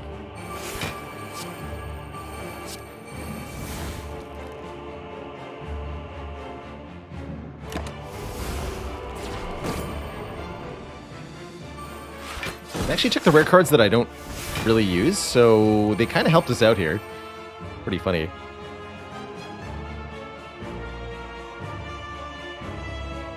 Alright, and now we get crazy bonuses for doing stuff. Let's draw a card first. Sigil of Victory. Oh my.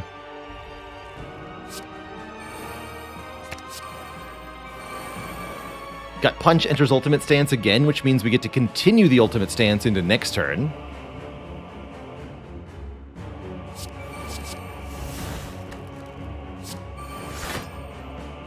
Which will include our Chain Lash turn. Perfect.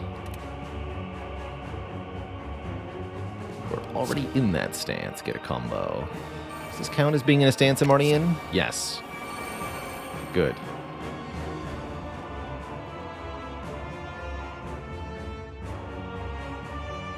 It's immune to weak, so Pod River won't make the defect vulnerable here.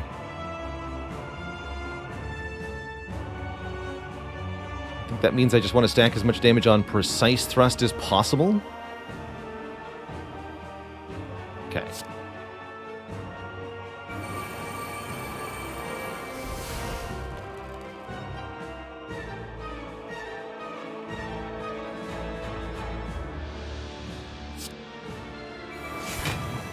We're taking a ton of damage this turn. I wasn't even paying attention to that.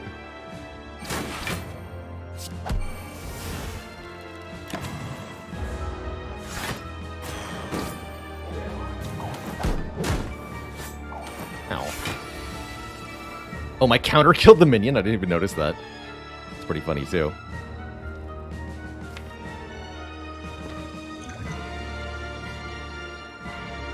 Claw for 12. So skill effects are 2 more. Trigger your stance's skill bonus 4 times, which are increased. Easy.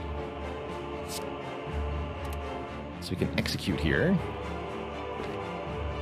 I can circumvent. Getting all the bonuses seems good.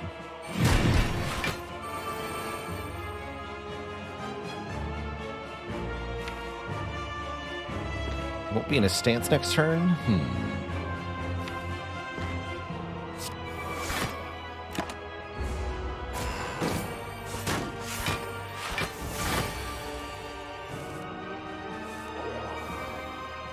Hyper Beam. Hello. Alright, we can get back into ultimate stance with Gut Punch if I want to here. Couple ways to gain block, too.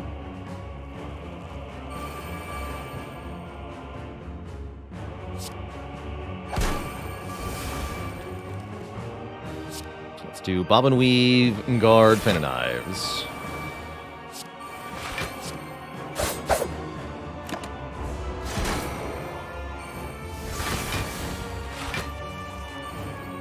I like this guy's artifact build. It seems to work out pretty well. Gain 6 strength. It's here. Finally.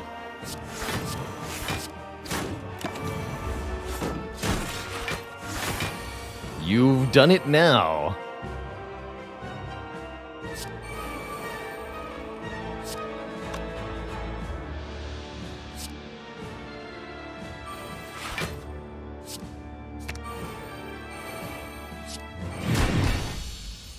GG. It's like the real champ boss fight, except we were the boss of that fight. Here's some rare card options. Improvising Plus. First time you play a combo each turn, return it to your hand. We have a few combo cards. That could definitely help out. Steel Edge. It's an X cost Berserker / defensive card. And if we're in ultimate stance, it does both damage and block X times. Or Hold Firm. Get block, counter, and retain your block for 1 turn. Very interesting options. Love the art on Steel Edge. It's a cool card.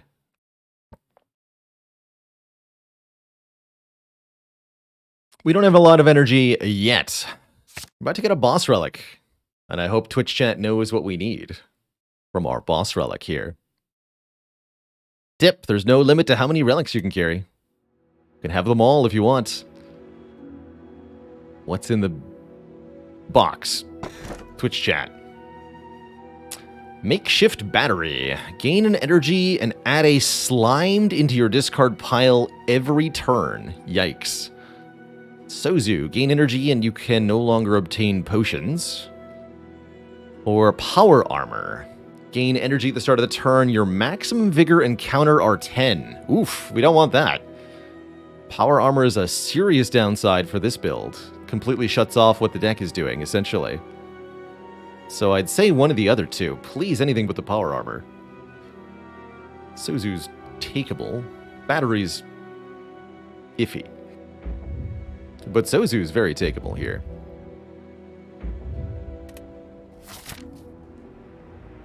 We're fighting the Watcher here in Act 3. And I need to get the green key here to go to the Act. Yes, there is always a fire after that elite. Okay.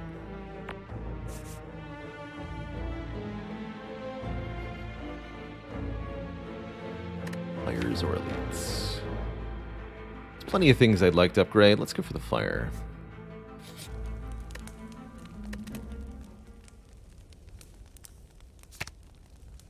$11. Do like more card draw. Get this upgraded.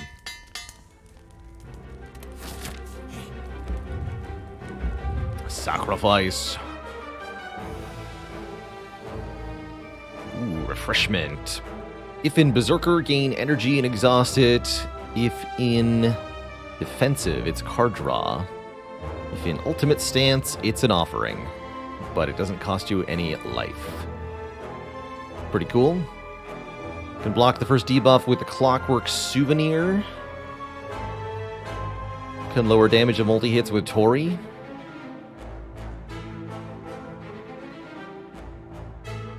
Thinking about Tori here. Between Tori and Buffer and the Horseshoe, I don't think I need the Souvenir. Need to keep 200 gold for breaking the keys. Is that right? Yes, that is correct. I need 200 gold here.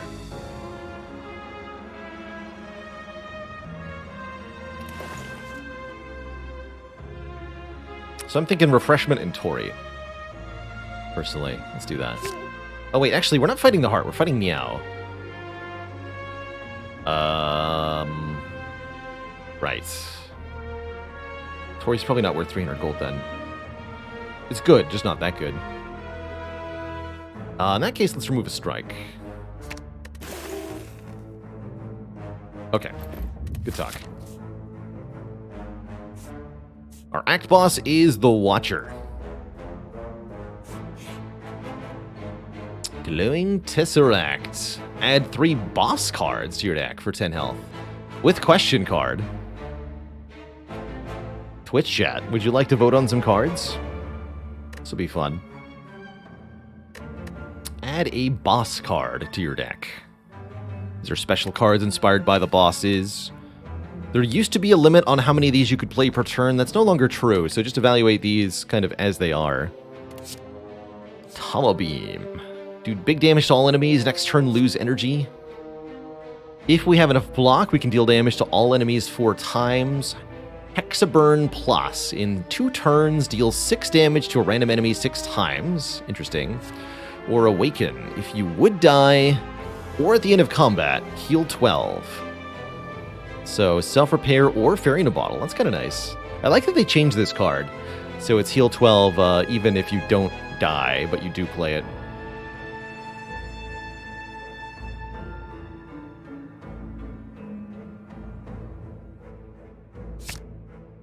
We don't get to look at all of them before, because of the way the Twitch integration works. It's just going to be one at a time. I cannot show you them all without confusing the hell out of everybody. So I'm not going to do that. Instead, you're going to look at more powers. Shaper's Blessing. Gain strength or plated armor. You are mine. Remove block from, and then apply 3 weak vulnerable to all enemies. That's kind of neat. It's like a shockwave, but better. Yeah, it is just better than Shockwave. It's pretty cool. I like that quite a bit.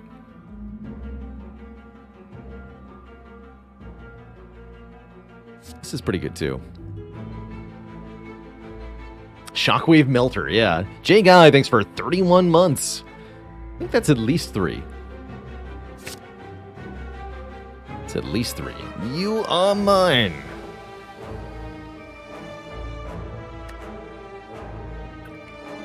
And lastly, Twitch chat. Another copy of Awaken Invincible. Cannot lose more than 10 health this turn. Essentially is what that says.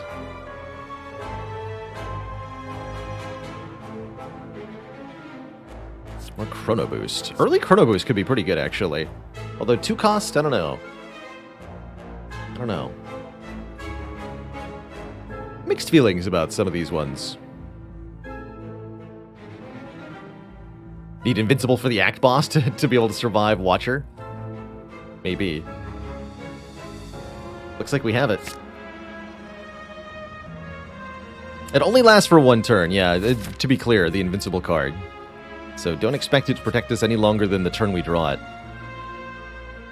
As you slowly make your way up the twisting pathways, you find yourself in the infamous shifting hallways of the beyond. Take an event, a relic, or a merchant. Relic sounds good. I just left the merchant. Give me a relic. It's in the form of a chest. That's pretty cool. 82 souls and the blue key. Could take the Matryoshka, but I'd have to skip what's here then. Didn't realize it would be in the form of a chest.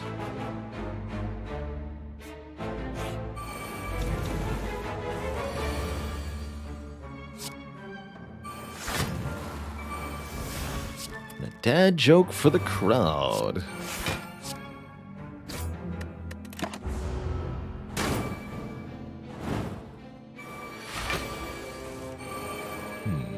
What have I got for you all today?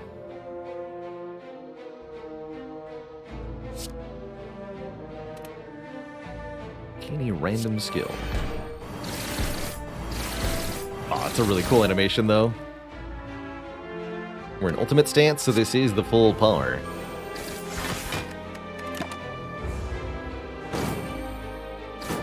Beautiful. Absolutely beautiful.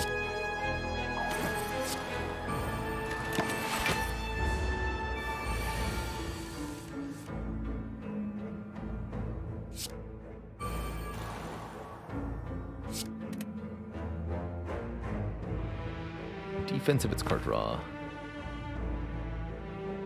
Okay.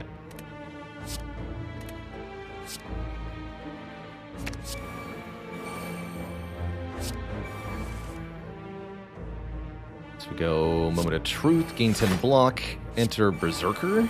I guess we can just stack up a bunch of statuses here to deal with this thing. Tornado Punch.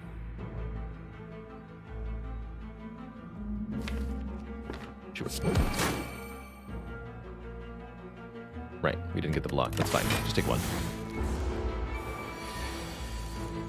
I'm okay with that.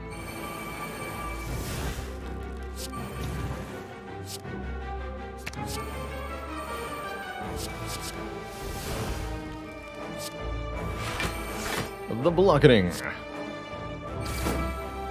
All right. Okay, so we're healing now with the Awake card. I like that quite a lot.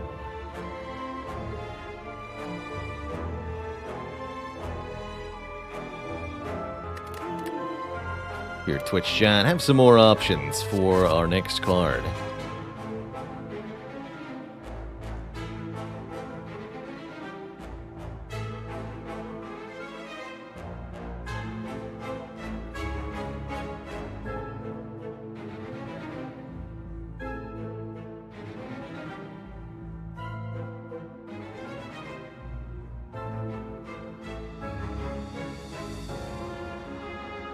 Twitch chat, what do you get when you cross the champ with an aging Canadian improv comedian? Formerly seen on Whose Line Is It Anyway? Vicious mockery is what you get.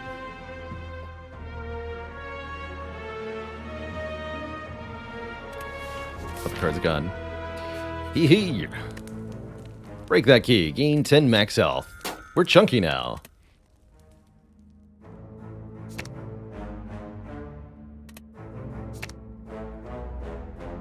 Three and 4. We already recalled a long time ago. Good job, me. I'll upgrade the chain lash.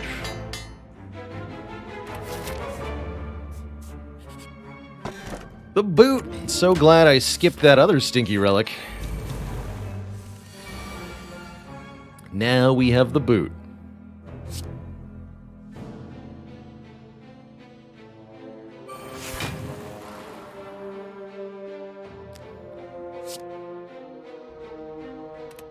Defensive stance, please.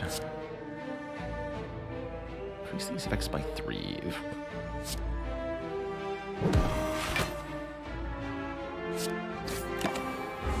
Do that right. Get the style manual. Good job, style guide. You did it.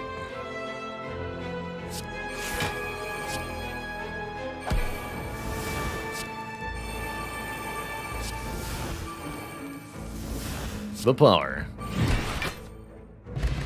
Can play my heal there, though. Another upgraded moment of truth. Another unupgraded sigil of victory. Or some commons. Yeah, so much work went into this mod. It is the product of literal years of work at this point. Might even be that there's been more dev time put into Downfall at this point than has been put into the original Slay the Spire. By the devs of Slay the Spire.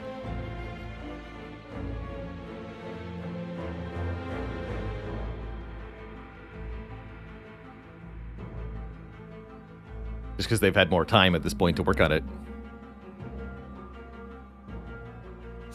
Snaky Moses says, my only problem with the mod is the sheer mental load it takes to play it. It is the case with modded gameplay in general, but especially the Spire mods, as they kind of complicate things that don't necessarily need to be complicated. Just because you kind of have to do so in order to differentiate yourself from the base content of the game. It's almost required. Skip to any non-boss room. Interesting. Before you is a welcome sight, in which one of the living walls of the beyond is an enclosed stone entrance filled with a swirling magical portal. Being able to kind of change the path you're on, that's pretty cool, actually. Can I go up? I don't believe you can go back. Let's see what it... You may skip any number of rooms to the next time you move, but it cannot move into a boss room. Oh, interesting. So we get a relic that then lets me skip over, but not move side to side or backwards. Just forward along the current path. So I could skip over these combats if I wanted to. We might think about that, but probably not. Odd indeed. Greetings, Max Health Nemesis.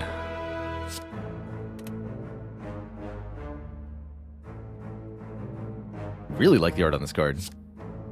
Blue and red. Oh, and the relic got used up, too. Can only use it immediately. It's a weird way to implement that.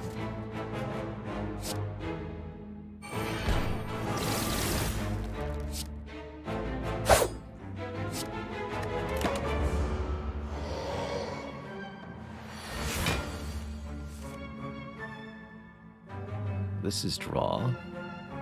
Could just go Iron Fortress Awaken.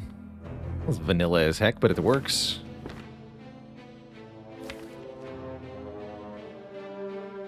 Sure.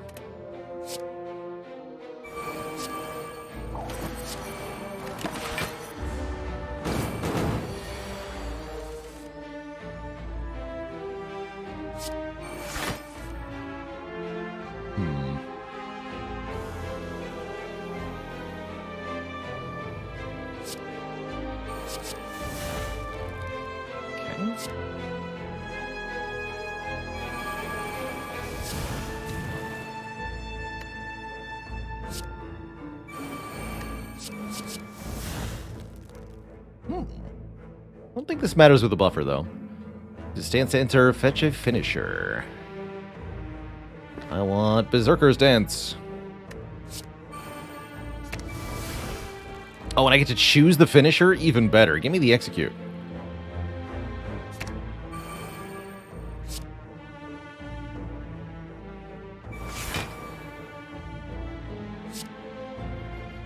Bonk.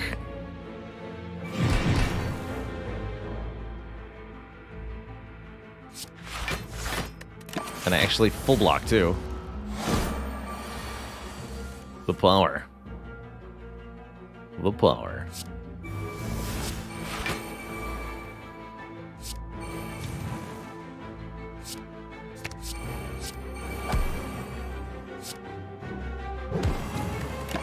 The boot.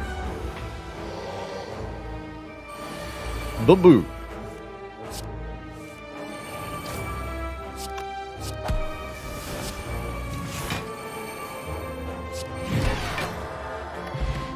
Alright, we're at full health. We have over 400 souls. We now have a meal ticket that'll heal us in Act 4. We have the Emerald Key, which we can break to gain dexterity. And Twitch chat, a card. Second Technical Jig is interesting. Battle Plan's not bad either. Kind of worry about our turn 1 with double Technical Jig, but otherwise it does seem nice.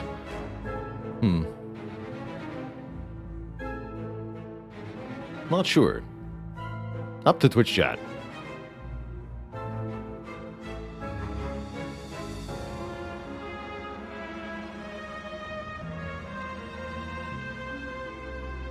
Chat says, by and large, no.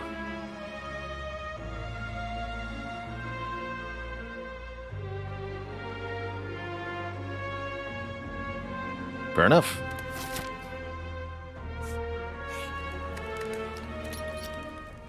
With all 3 keys broken, when we defeat the Act 3 boss, we'll be able to go to Act 4. Guess the Act 3 boss says, huh? We should be facing 2 of them.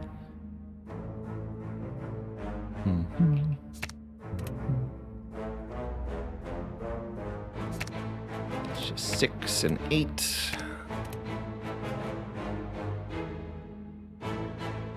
Upgrading your mind seems pretty good. Let's do that. My son, the Shockwave. Not a bad turn for Invincible, looks like.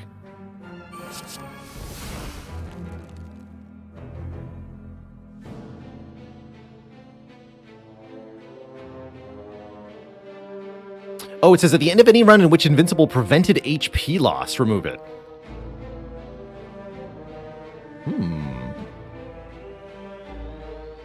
So as long as you don't lose more than 10 health, you won't lose the Invincible, if I understand that correctly. Which means I could just Fan of Knives the Spikers, because I'm invincible. We could also ignore the pain, and take nothing. So let's see, if we go Technical Jig, Invincible, ignore pain, Fan of Knives, what happens here?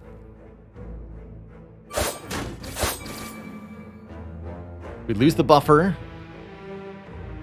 We cannot take any damage.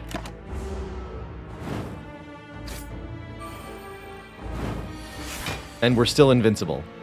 Neat. Very neat.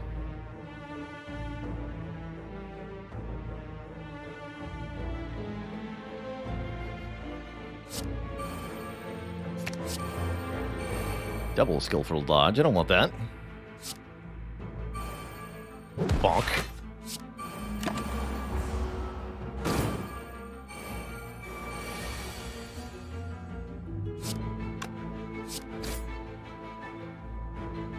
What's it kind of do?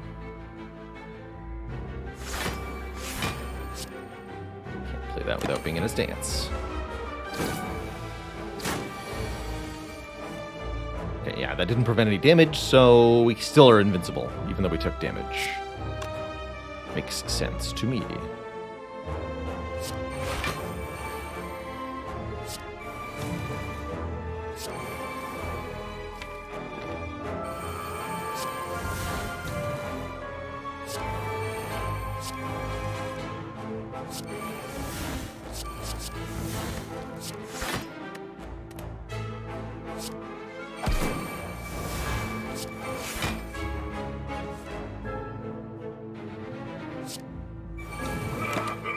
Do your worst, Spiker. I mock you.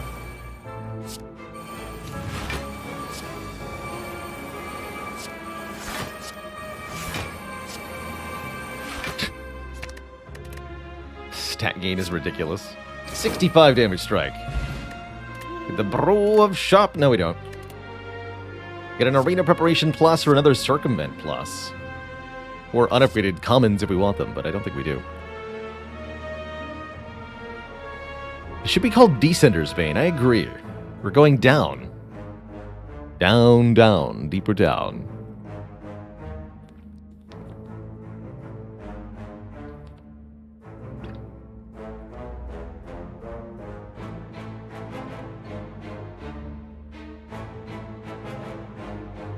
To Goblin Town.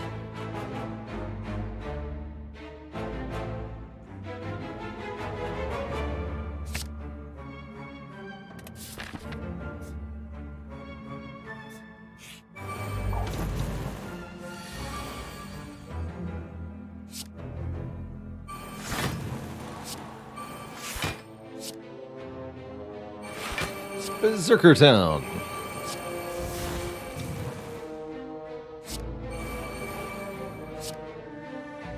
You're mine. Don't play this.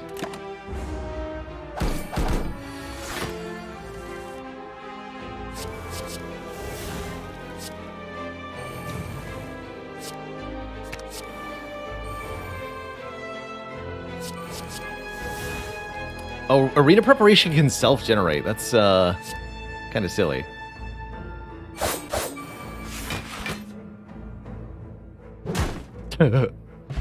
Yes, exceedingly satisfying. Pile Driver, officially my favorite card, personally. Good stuff. Good, clean fight. We gain 3 strength, all enemies gain 1. Upgraded Bob and Weave is fun. Death to Spaghetti. I like that it's 0 cost, but I'm kind of afraid of giving enemies strength. Tough choice.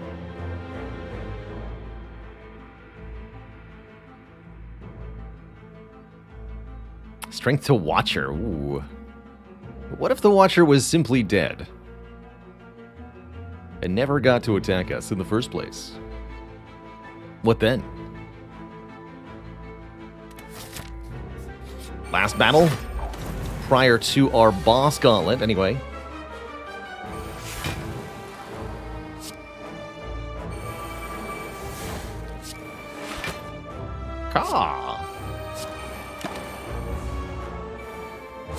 I played the Replay the Spire mod on stream. Long time ago, we did something like that. It's been a while, though. It's definitely been a while. So I can't even play Steel Edge. I shouldn't try, because I think it'll waste my energy if I do. Perfect block, at least. This is nothing. Not on a stance, you'll say. Okay, good. Which means we get to style on him. Good old draw 1.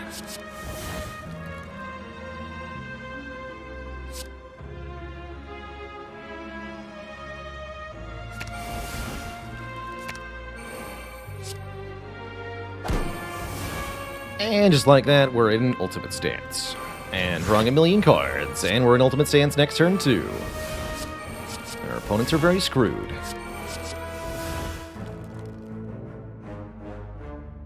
Your counter is used this turn, gain riposte. Deal damage equal to the amount of counter used. Interesting. I have 30 counter.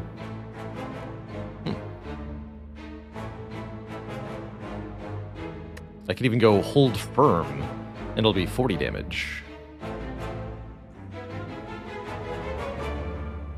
Although notably, currently I'm taking 12. Or 10. But if I Iron Fortress... and then hold firm? That works.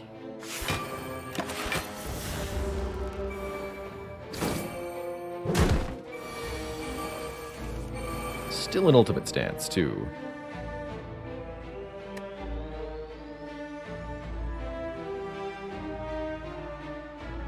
And I get to keep this, too. Acceptable.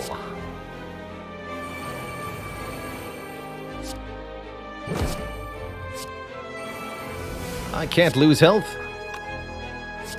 Ooh.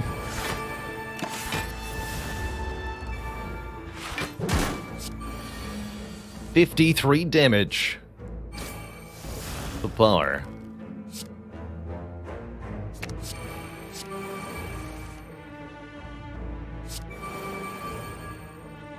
Show them our abs.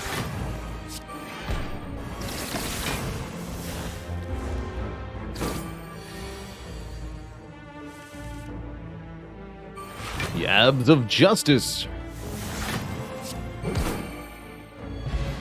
Alright, our last foe is vanquished. Twitch chat. We've got full health going into the Watcher. I'm feeling pretty confident here. Can add another Chain Lash, another Circumvent, or a Flurry of Strikes or In Guard. 4 commons here for our final thing. Have there been runs with the other Downfall characters on stream? Yeah, we've played most of them at various times. This mod has been out for a very long time, and I've streamed Spire for quite a long time, so we've played almost every modded character the game has, but a lot of that content is so old it's kind of hard to access now. But yeah, I've beaten the game with all the Downfall characters a couple of times now, including Snecko.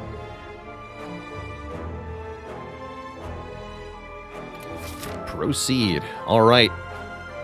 It's Watcher time. Fleeting Faith. Watcher gains 1 mantra whenever you play a card. Watcher loses 5 mantra at the start of her turn. Watcher does not exit Divinity at the end of her turn. Oh. So essentially, if you play more than this many cards per turn, she's also got Damaru, jeez. Yeah, if you only play 5 cards per turn, it's completely fine. But if you start playing more than that, problems arise. Champ OP, or am I just that good? Why is it gotta be one or the other, hey?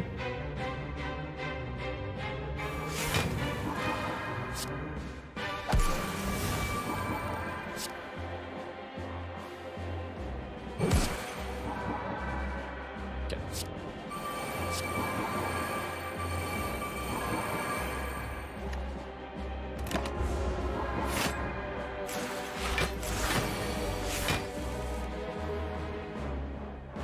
So, just weakening us and setting up. I don't trust her one bit.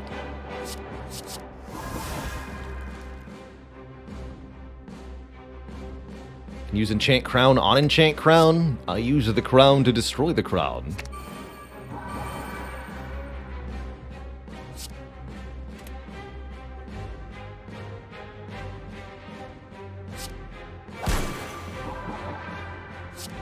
Then I guess we can stop here, or I can play 1 strike. Doesn't seem particularly worth it. These I'll retain.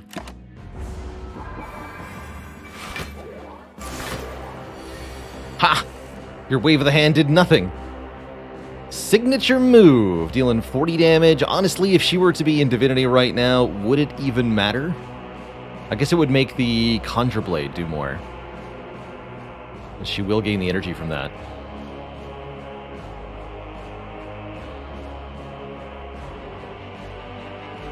You know what, Watcher? You are mine.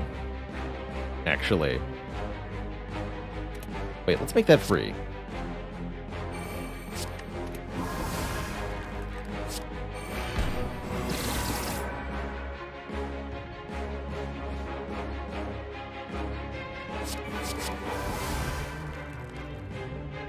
Block is increased by strength.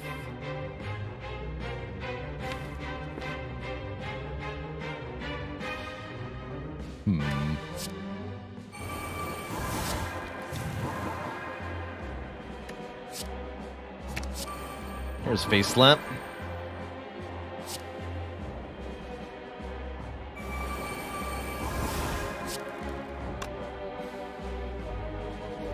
I want to play that. So I shouldn't enchant. Although, again, making her divine... No, that we'll regret that, I'm sure.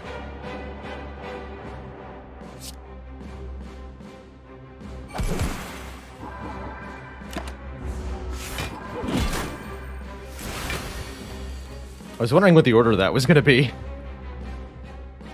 She seems like she's got a lot of curses in her deck.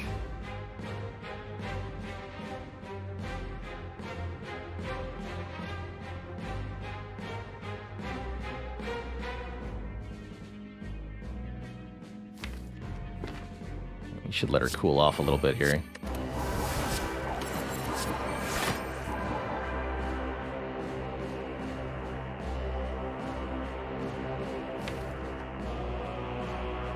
It's gonna be a really good turn next turn. Okay.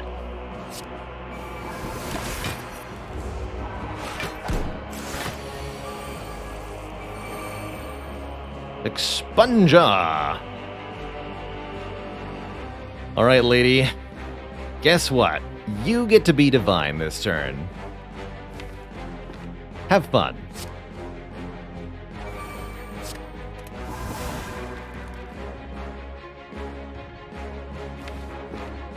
By all means, enjoy.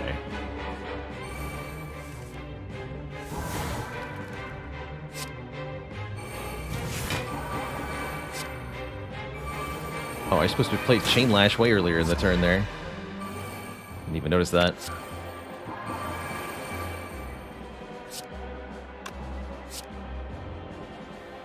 Boop.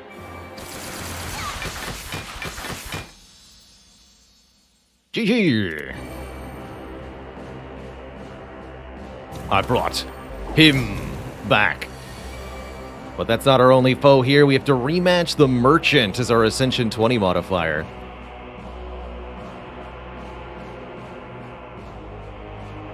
Spooky.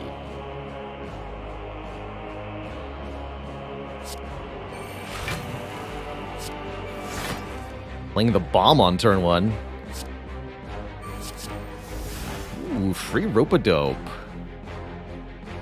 Wait, why is Rope-a-Dope free?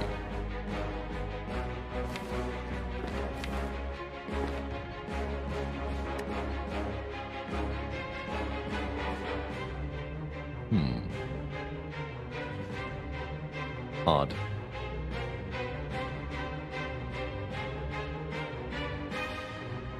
It's normally a 2-cost card. Don't question it, that's right. That's the correct logic. Don't even worry about it.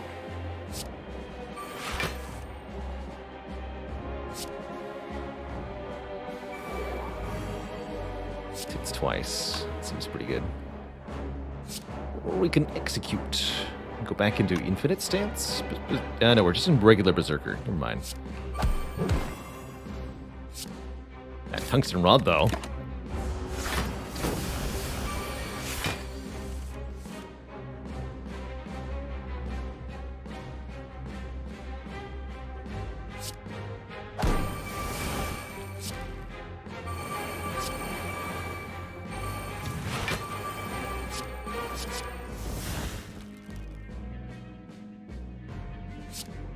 Are you a fan of knives? I'm a fan of pound rubbers. Wait! You're supposed to do the thing. How dare you? Have some weaken.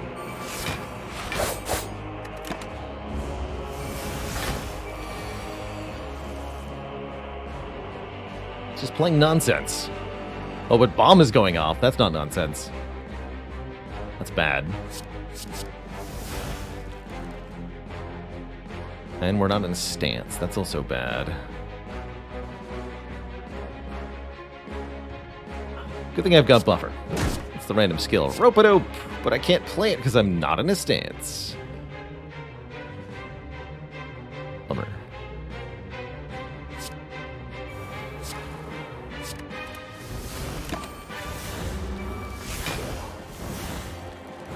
Boom.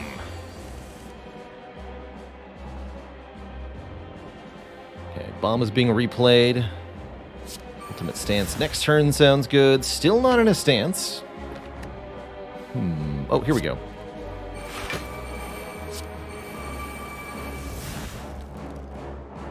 He figured it out.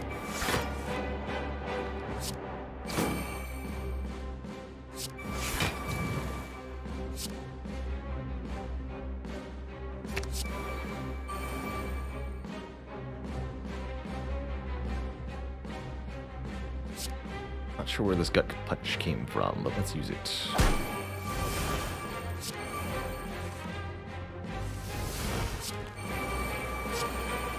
So we just stack so much vigor and counter. We have 100 counter, 58 vigor. The chonkening. GG. Two thump, two thump, two thump. A comforting heartbeat can be felt throughout the room. Are you at the end? Is your purpose fulfilled, Twitch chat? You feel something evil at your very core. You give 1787 souls to the heart, which pounds in elation forevermore.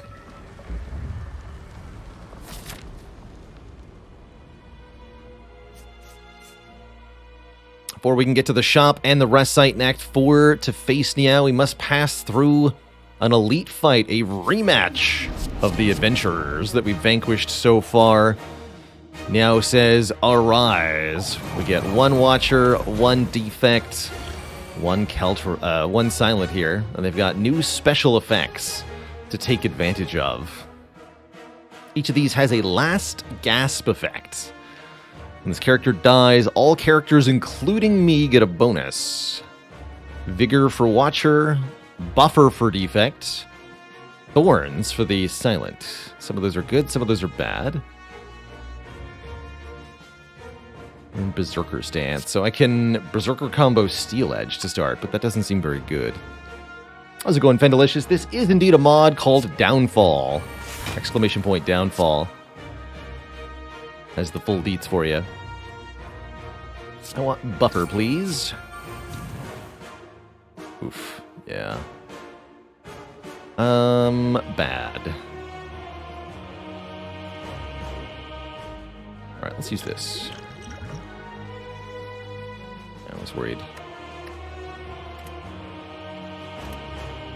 None of that helps. I still get to do some damage to them all. And this retains.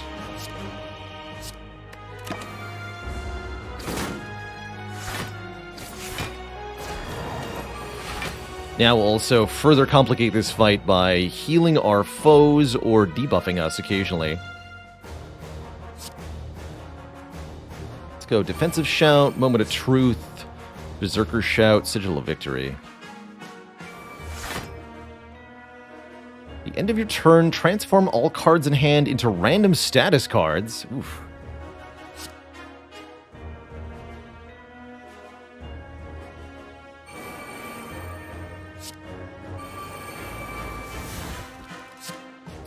Guess that's not bad if there's not very many cards, huh?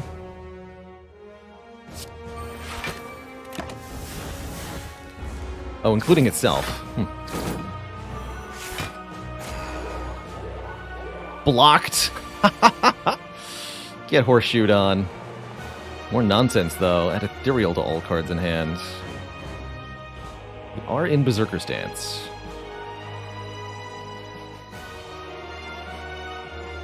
I should probably kill the Watcher first. Watcher, then Defect, then Silence. Seems like the right order.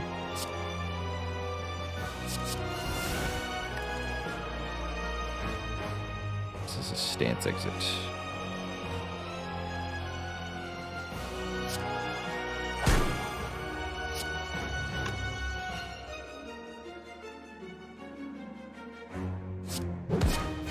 Oh, nice.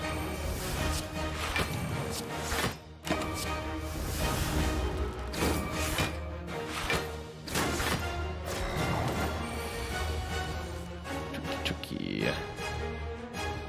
Ooh, bad turn. Very bad turn.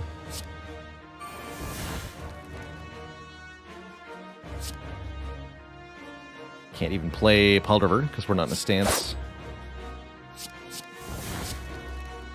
Ouch. Those constant statuses being added by Niao are really hurting us. The final fight might be similarly troublesome. But at least we have healing headed our way. At least. They're all buffing this turn. Okay. This is looking a bit better. We can hold firm this turn. That seems good. Raged Bash was not the card to get.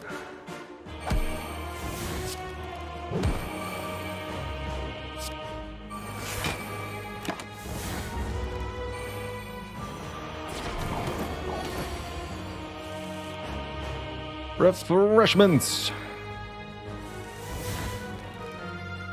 Moments of Truth are also really good here. Easily just kill somebody with Steel Edge. Although, why is that only doing 1 damage? You have played Wraithform for some reason. You're intangible. Fair enough, I guess.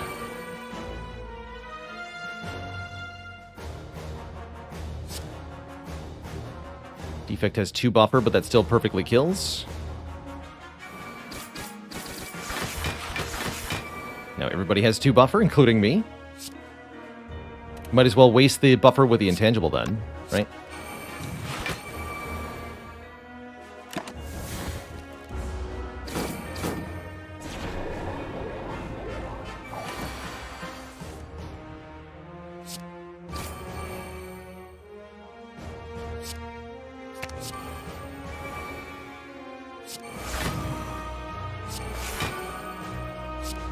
Bring it on, lady.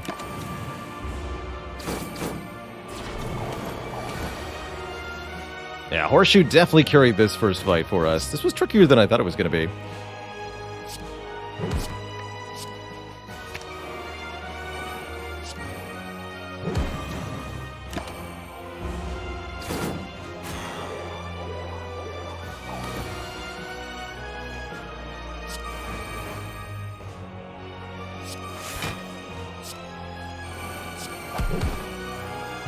GG. Get a White Beast statue from the final elite. Very classic. I'm glad that can still happen in Downfall. And a card reward, Twitch chat. There's an upgraded battle plan, upgraded on guard, unupgraded shield throw.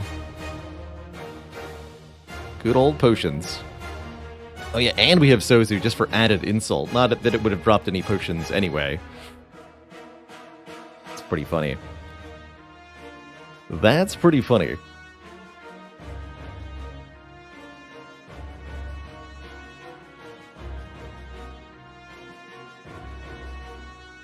Battle Plan is going to be very useful in the final fight because the number of status and curse cards that Niao creates. So being able to scry those into the discard pile is kind of huge.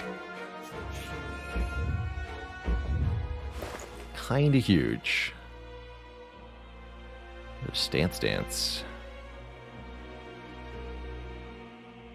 Shuriken could be okay. Frozen Eyes, interesting. Can't afford any potions. Well, can't buy any potions, rather.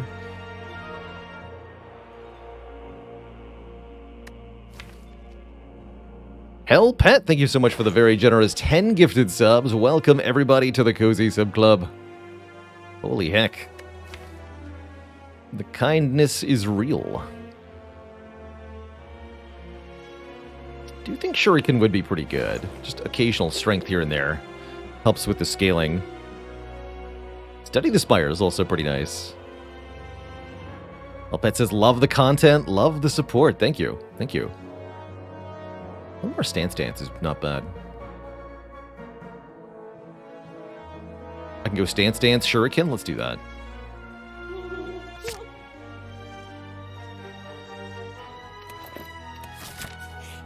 Buy the Shuriken. Could heal a full. But I think we should upgrade something important here, like one of these arena preps.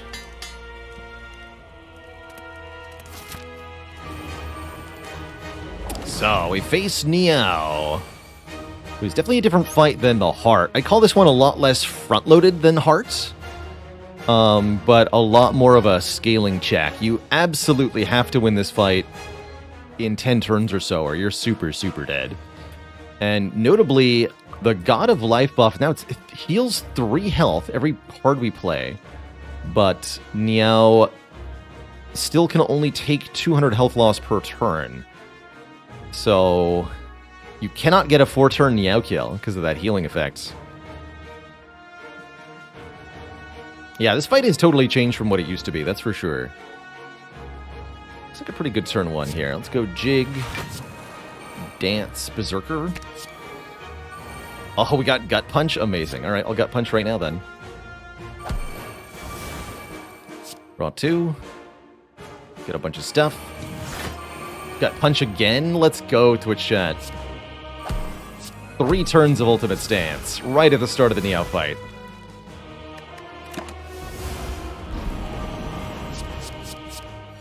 Looks like that was 3 weak Vuln and Frail? Interesting.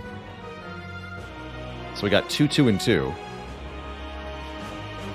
When you play another card, muddle your hand, then discard this. So muddle means to randomly reassign... randomly make cost a different amount. Let's just get rid of this card. Then go Chain Lash, Berserker Shout, and Execute. That'll give us the 10 block we need. 51 counter. Damage is pretty good so far.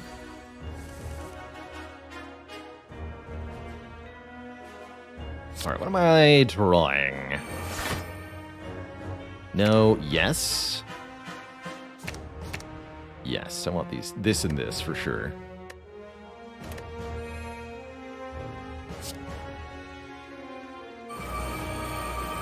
Should have played Iron Fortress first, maybe. Yeah. Got Buffer. Okay, we can play both of these. Good.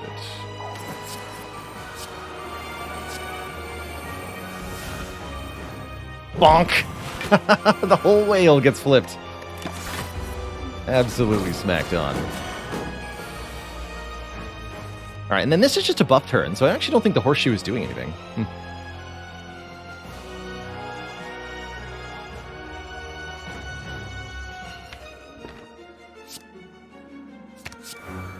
Gut Punch is back. He's exhaust, huh? I don't know if I want to use that Gut Punch. Hold on.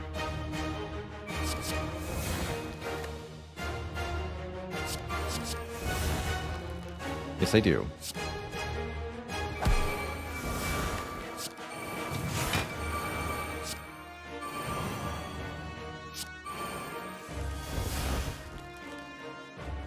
Transfer all cards at the end of turn.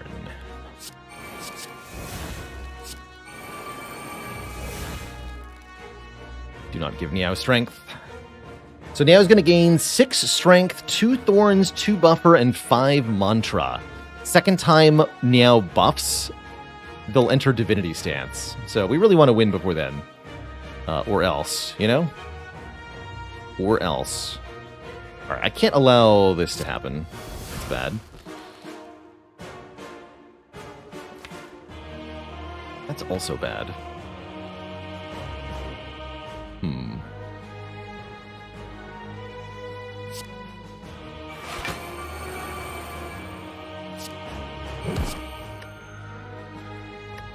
Retain upgraded Ignore Pain. That's great.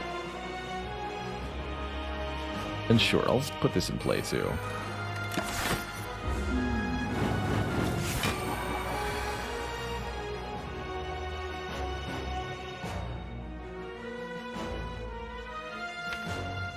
But note the base attacks of the whale are really not that much.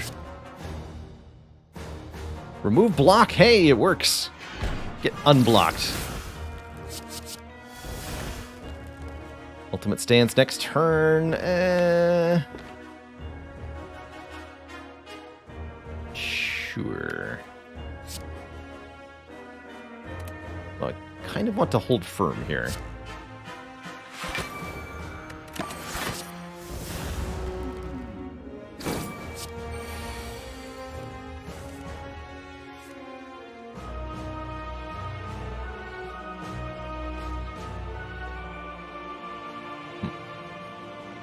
Flood only exhausts if you don't play it.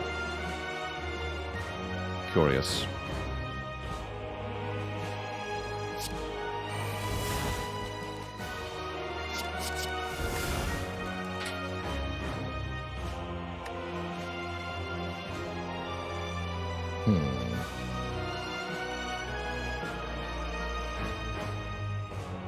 I just had 2 of them?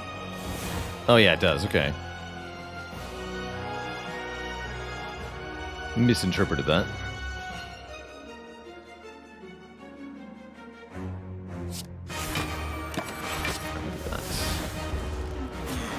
Yeah, so many nasty statuses in this fight. They can really weigh you down. Excellent turn for Chain Lash. So Niao's going to gain... Gotta be careful about that. 2 thorns now. Niao's going to gain Mantra here. So we gotta be very careful about that.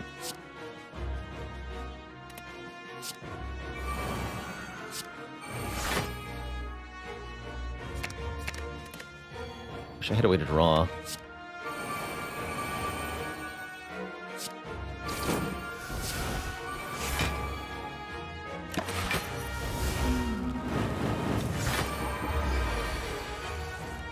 $63. It's actually a reasonable amount to block for, even without Ignore Pain.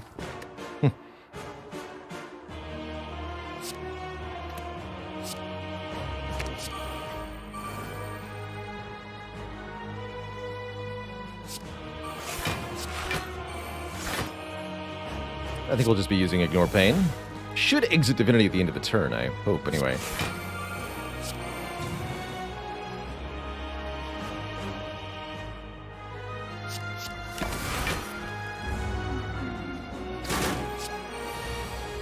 Yeah, Divinity wears off. Oh, had this multi-attack been the Divinity turn, though, that'd be way worse. This would have been, like, 120? Yikes. 120 is pretty spooky.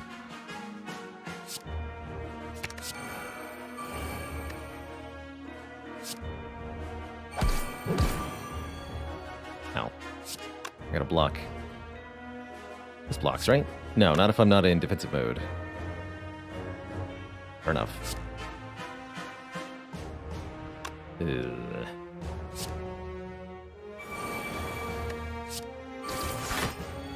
Heck. Ordering of effects. Oh well, I can't take any more damage this turn, that's fine. For that.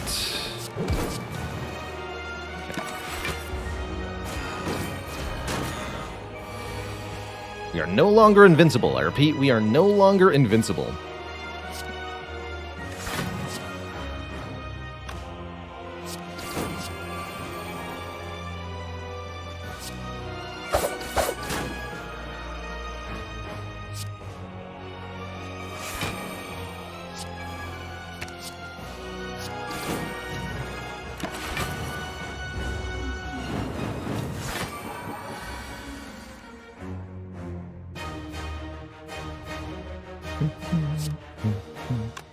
Six thorns now, 2 more buffer. Definitely running out of time to make this work for us. Now might be the time for the Vicious Mockery, actually. Let's do it. 14 vigor. Come at me. Have some counter, my friend. GG. I'd actually call that very close. We were about to die to the boss's scaling, but we managed to do the required damage just in time. GG. Twitch chat, GG.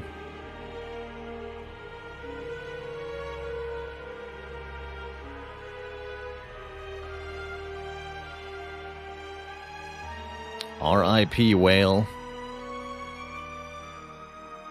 Victory!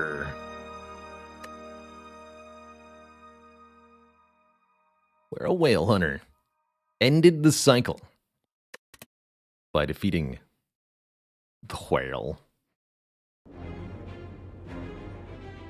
Once more, are we the baddies? And yes, this will go on the YouTube. I'll even mark it.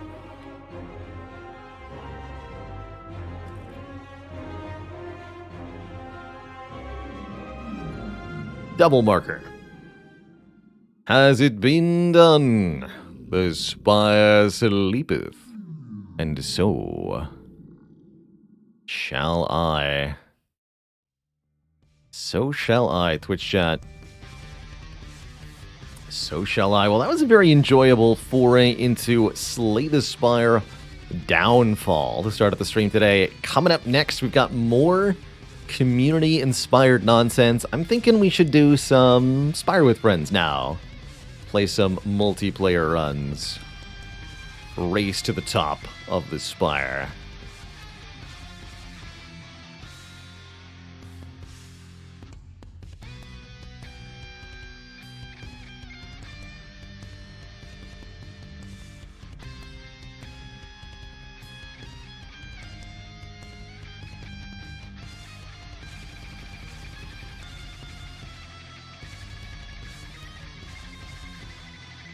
Tomek Wraithform says, hey, been watching a lot of the content on YouTube lately. It's pretty fantastic. First time joining live. Well, hello and welcome to you.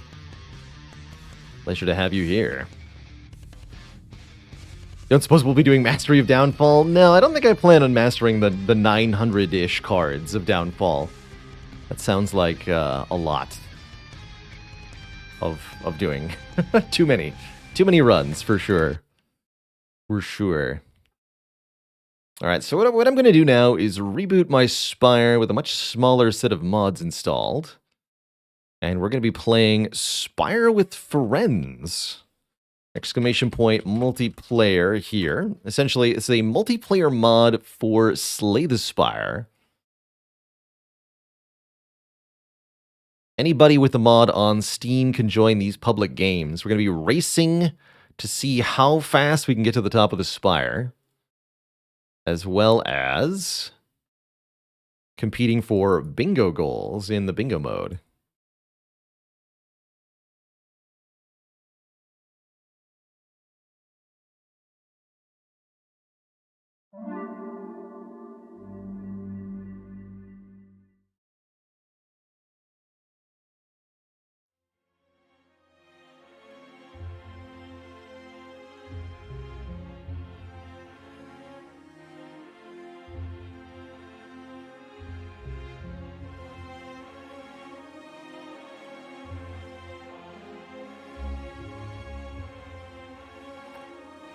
There we go.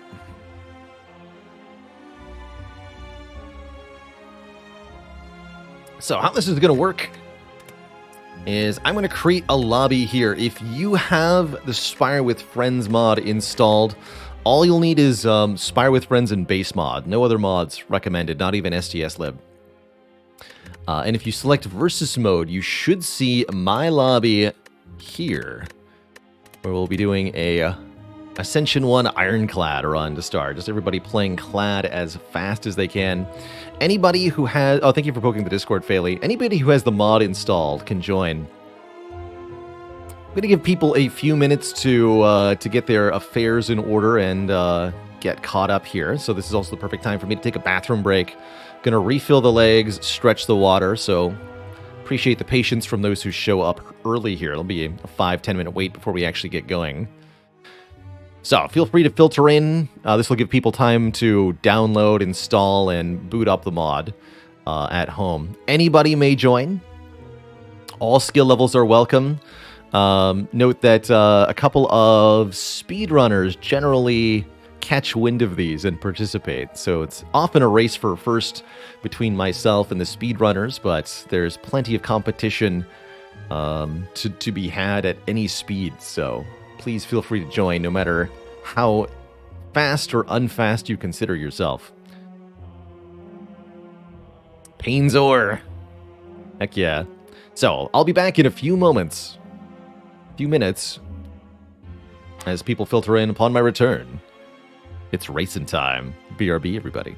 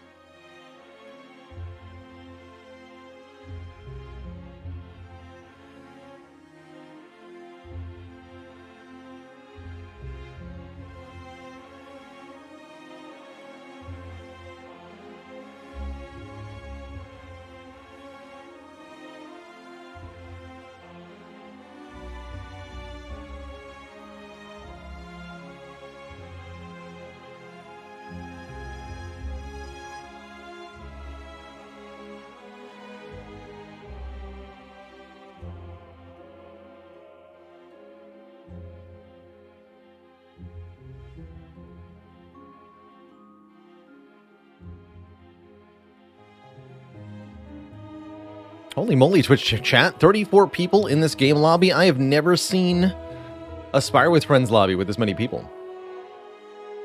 That is very cool.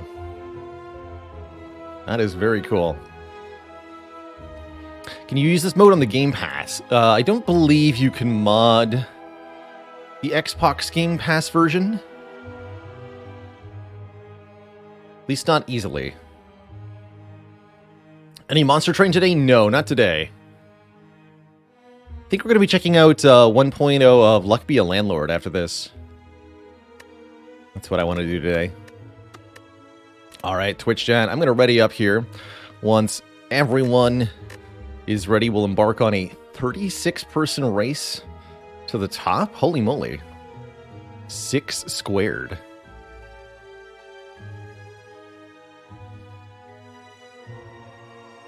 That is many folks. Any changes for 1.0? Apparently some sort of boss battle with your landlord. So I'm looking for... We'll see what that means exactly. Just waiting on Lumpy. Space Prince here. If you're here, Lumpy, please ready up. Otherwise, I'll give you about a courtesy minute or two before I start without you. Excellent. Best of luck. Have fun. Embark, everybody. First ironclad to the top will win. Here goes, everyone. Good luck. Everyone is playing on the same seed. Don't have that enabled. That would break everything. Sorry, I'm not going to play Twitch draft during a speed run. That's just not how it goes, Twitch chat.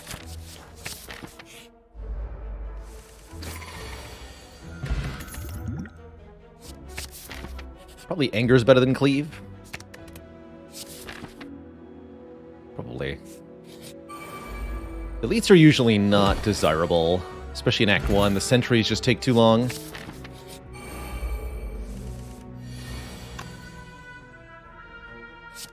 Oh, that's not what I thought. Okay.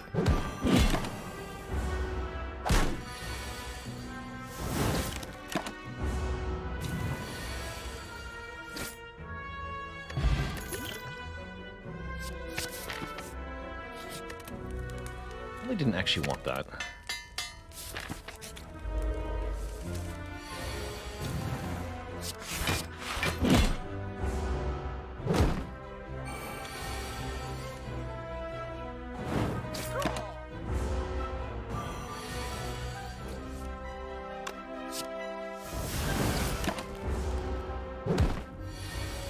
Mira zooming, as Mira usually does. Mira is one of the fastest Spire players there is. I think one of the record holders in one of the speedrun categories, too. So, no surprise that Mira is zooming. Oof.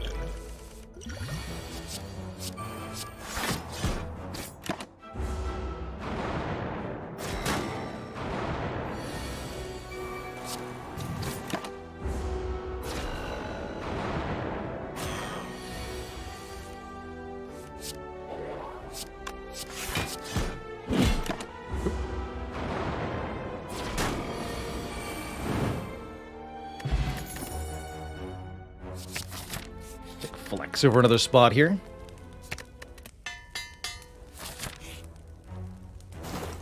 The boot. The goop.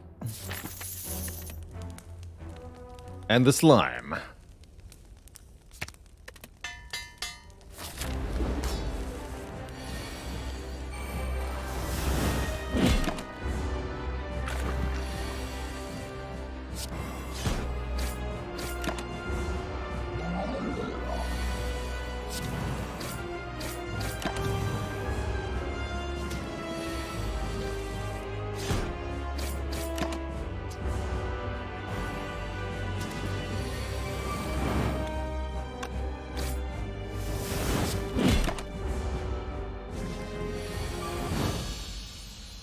Not too bad for the slime boss.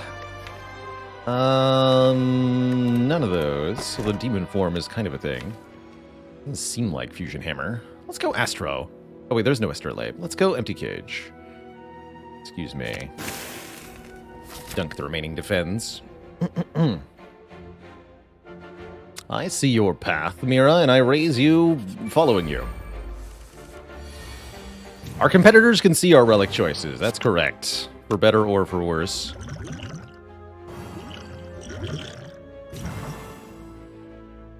Shoot. Whatever.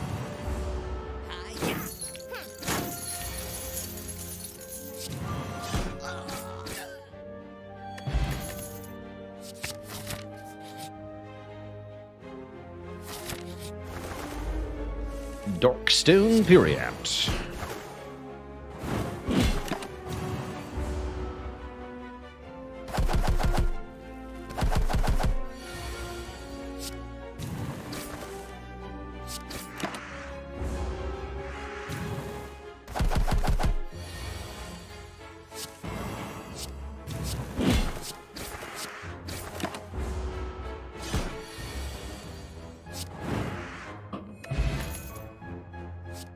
Having plus is interesting. I don't think I want that. That sounds too much complicated. Not enough not complicated.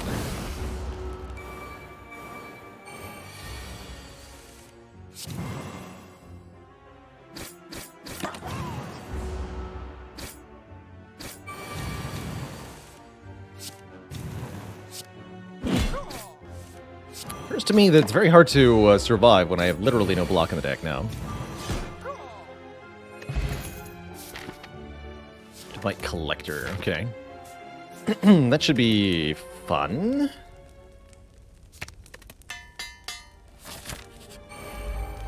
Uh-oh.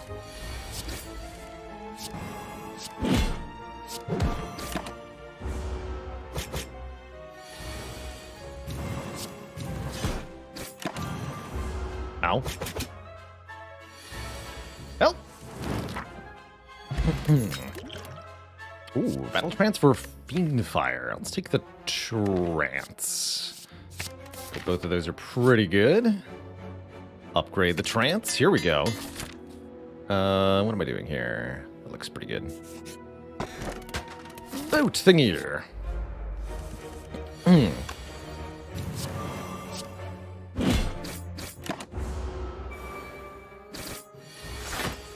Ouch.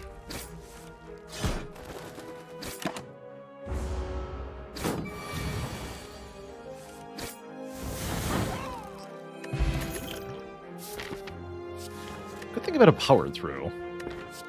Need ways to survive.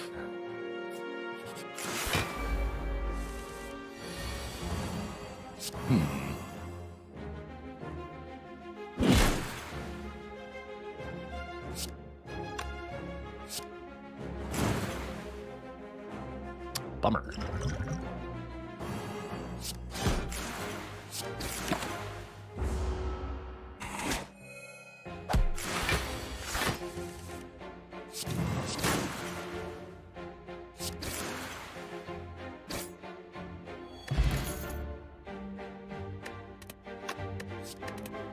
Anger's not good enough on its own. Medical kit's powerful. With a power through. Fairy in a bottle seems like the way to stay alive for the short term here. Striker move seems good. Okay. Yeah. Yeah, Miracosti approaching the end boss is pretty quick here. Such as it is.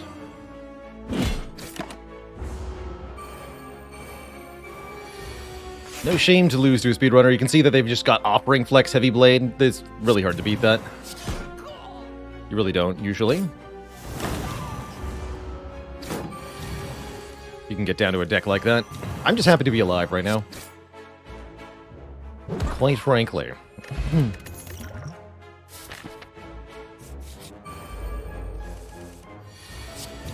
No. Well.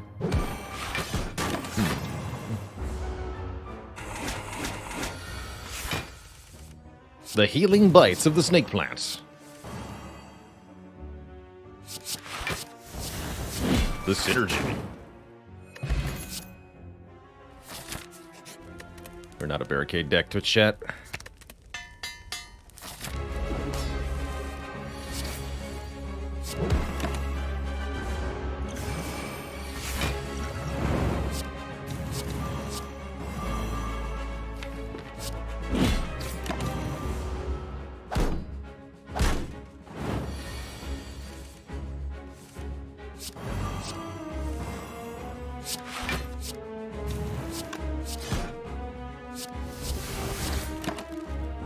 And beer's done. 8 minutes. Actually, 8 minutes is pretty close to a reasonable time for an Ironclad run. We're slow, quite frankly. This is not a fast run we're having, by any stretch of the imagination.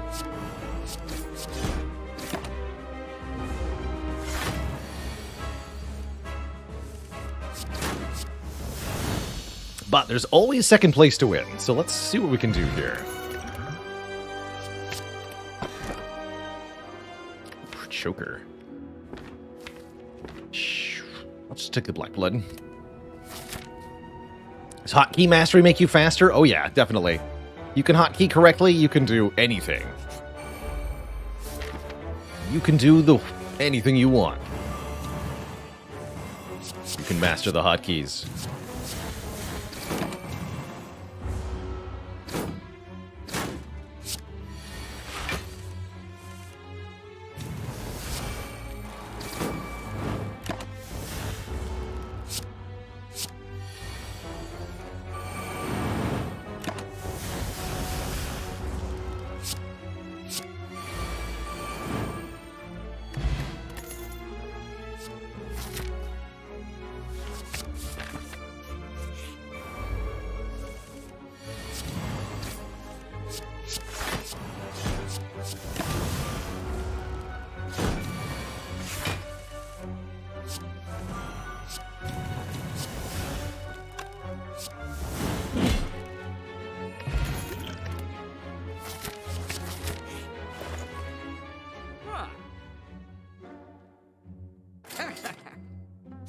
Don't know if that was the correct move, but I like it.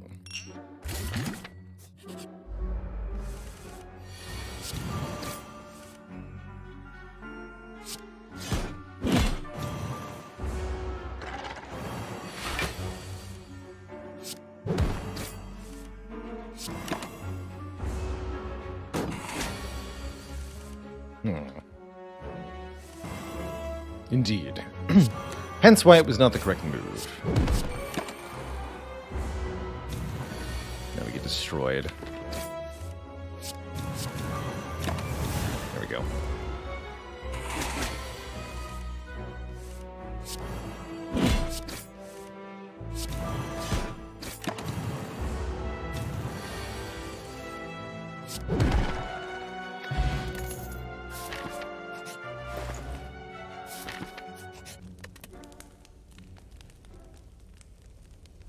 These upgrades really matter.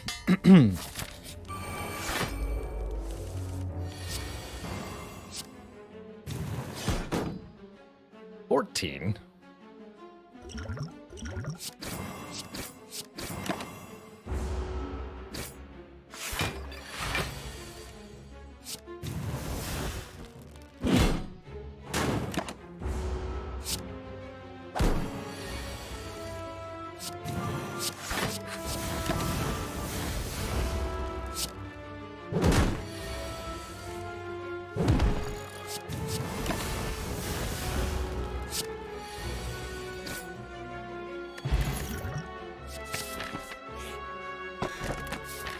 Play is very good. We should go around the elite. Yeah.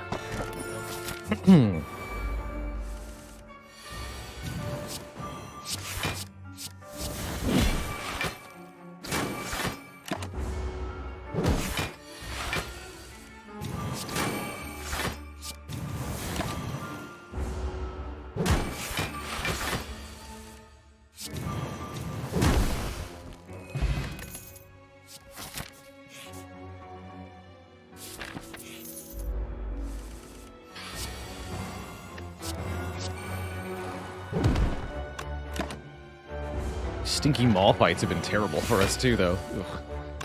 Come on, limp break. Dang it. Yeah, very bad mob fights. Oh boy.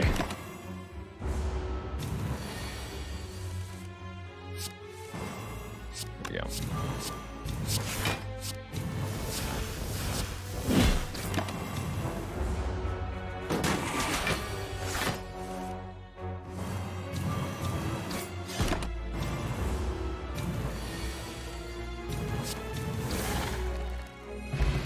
Wonderful. Lumpy Space Pirate in second place. Congrats to Lumpy. GG's.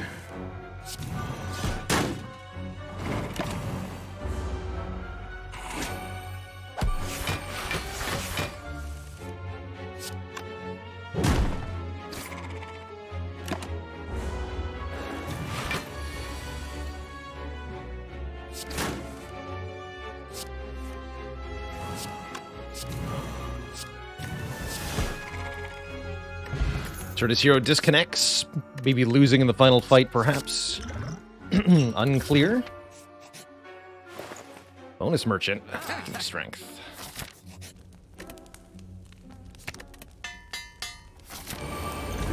There's only one boss fight. All I have to do is win this fight against the Awakened one.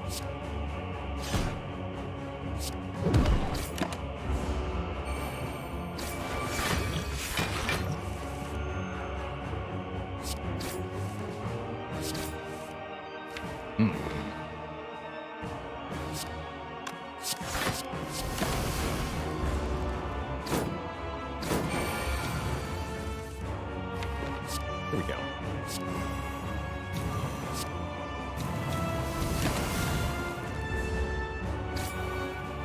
Cyrus for third. GG. Bonk.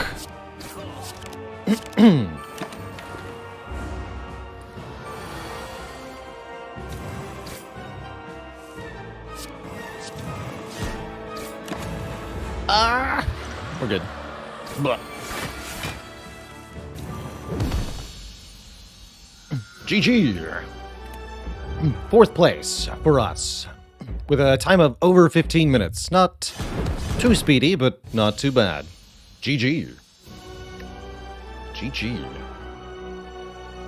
Definitely needed a smaller set of cards. We were weighed down by the strikes, for sure, on this one. GG.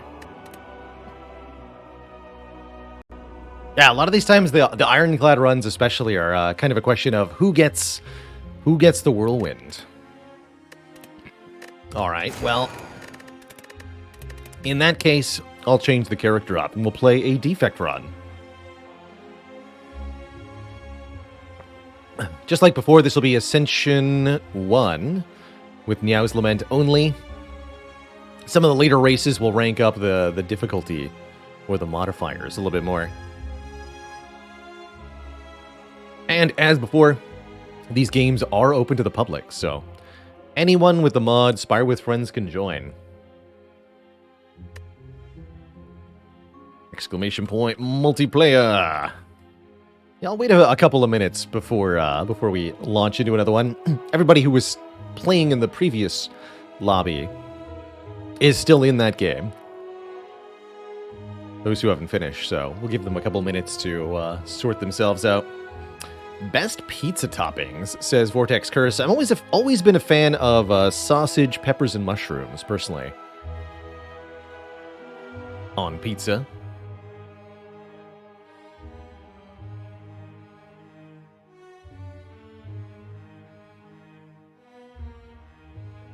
Yeah, can you imagine the chaos playing this on A20? Well, you won't have to imagine it if you stick around for a while. Bananas. I like bananas, although I have not tried bananas on pizza. If you're talking about bananas as a pizza topping, I've never tried it.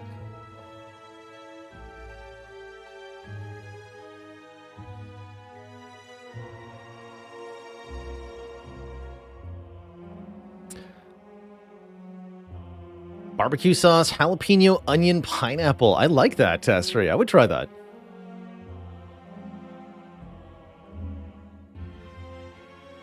I would try that.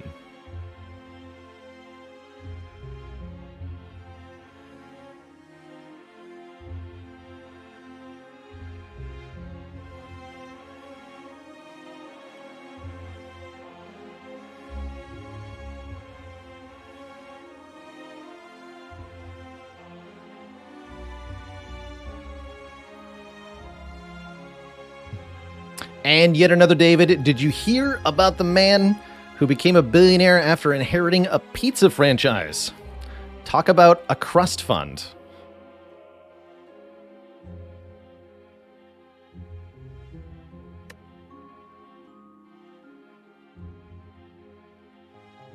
How to join the lobby? All you have to do is install the Spire with Friends mod, and then click Versus on the main menu.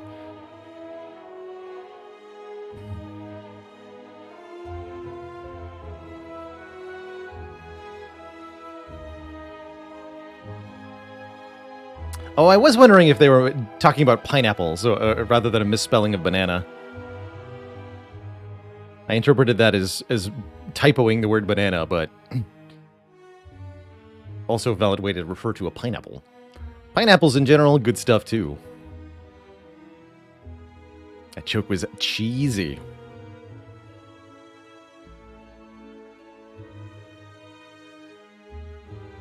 We'll wait for JRev too, sure. Get up to a full 30 folks for the next lobby, I love it.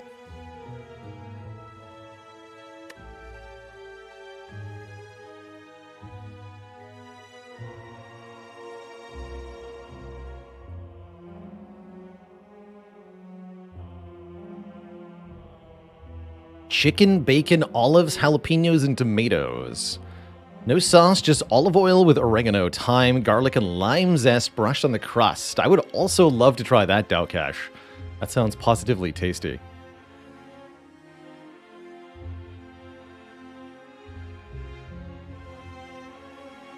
How do you get mods? Easiest way to get mods for Spire is through the Steam Workshop. From the Steam menu, select Slay the Spire, and then you can click on the Workshop, which will allow you to subscribe to any mod you wish to install. Once you've subscribed to one or more mods, you can select Boot with Mods from the Steam launch menu.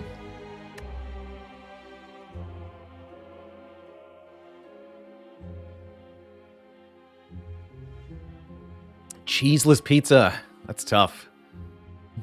It's not a pizza with no sauce. I think you could make a couple of pizza-like entities.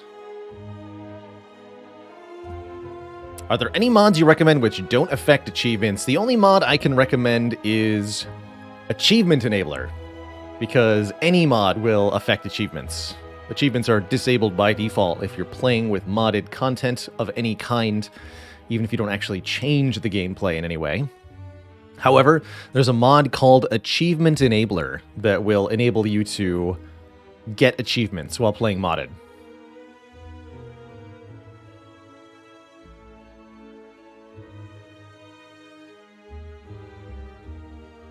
Catastrophic lactose intolerance. Oof. Sour cream-based pizza. Like a white sauce? I enjoy those. Those are good times.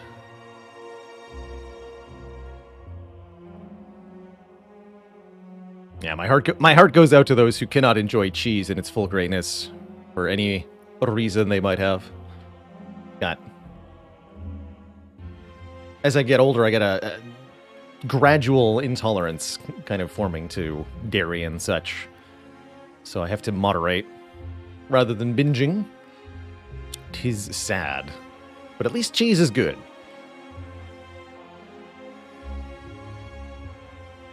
JRev is in. All right, in that case, I'm going to ready up. We have 32 wonderful, well, 31 now, wonderful contestants. Just waiting on Emu Like Bird, who has readied up. All right, all folks attended and ready. That means good luck, have fun, and best of luck, again, to all our robots. May the speediest defect prevail.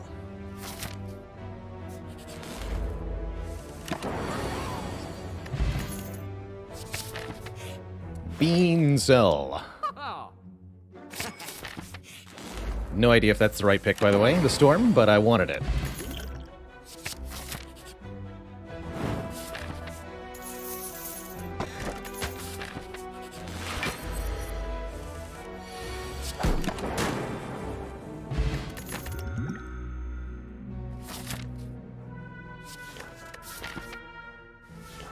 Sure.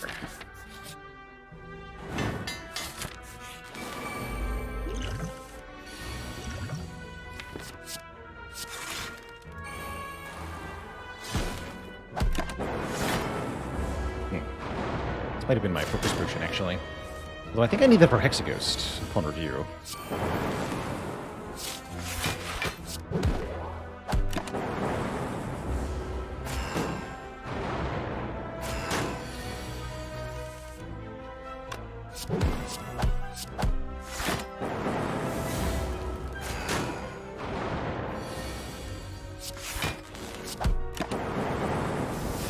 Full health a while ago, didn't I? Seems bad.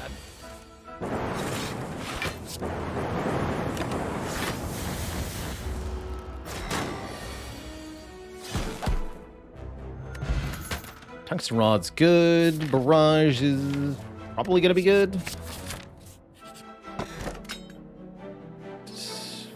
Okay. Whatever. Whatever.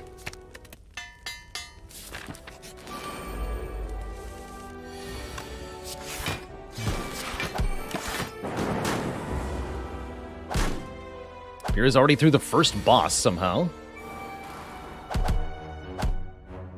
There we go. Probably because they're picking better cards than I am.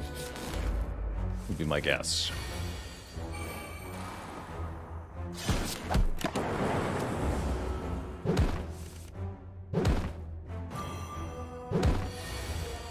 Yeah, they've got overclock and stuff. We're not going to make it.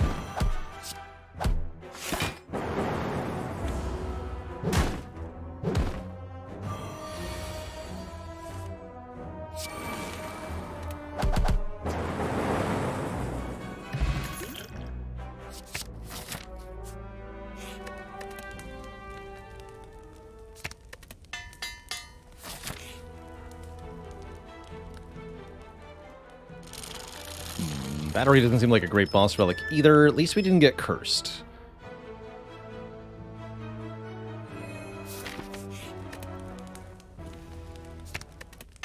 Probably should have upgraded Zap rather than Heatsinks there. Felt good. This turn's gonna hurt a lot. 8 times 6, okay. Just hit me. Go back to full health if we win anyway.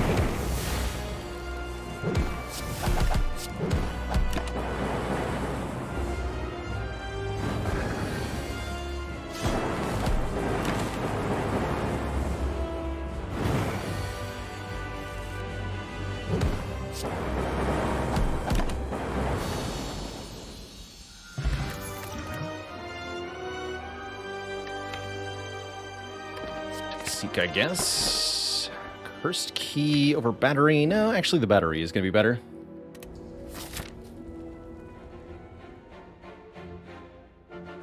Doors seem kind of important. See Mira's path. Is it the best path? I'm not sure about that. Seems like following in one's footsteps cannot possibly yield what I'm looking for, though.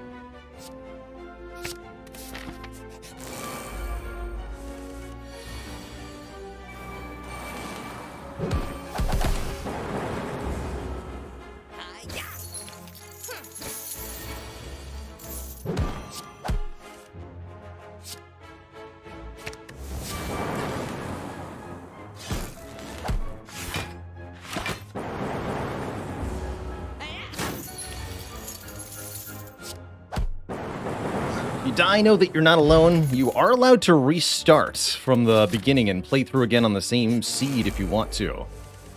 You might even be able to outpace your previous run if you do this successfully. But you're also more than welcome to bow out. Just wait for the next match to start, should you perish.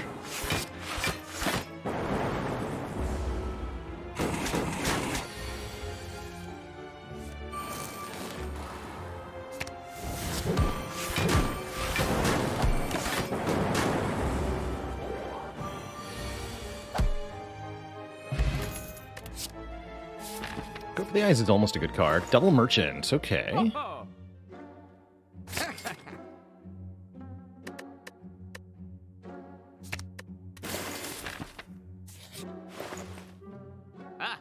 Capacitor seems pretty bad.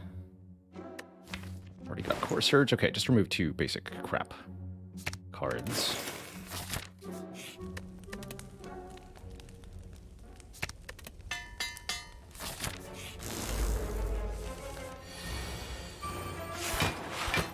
Ultimately, though, I haven't gotten any other copies of Storm, which is what this really wanted to actually have any success. So I think this might be a 20-minute run if I try to go all the way. We'll see. Could always speed up, I suppose.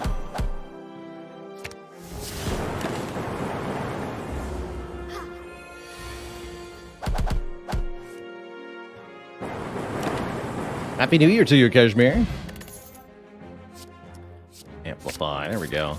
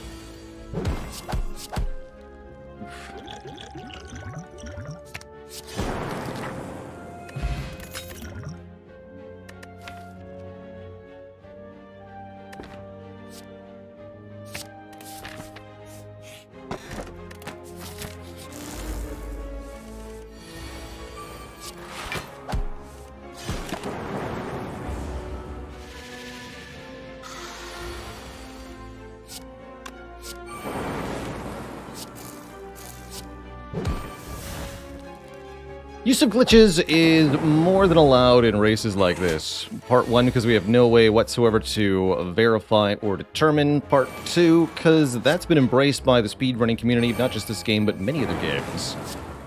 So I don't consider it cheating if glitches get used. I'm more than welcome to use the same glitches myself to go faster. I just choose not to most of the time. But it ain't cheating.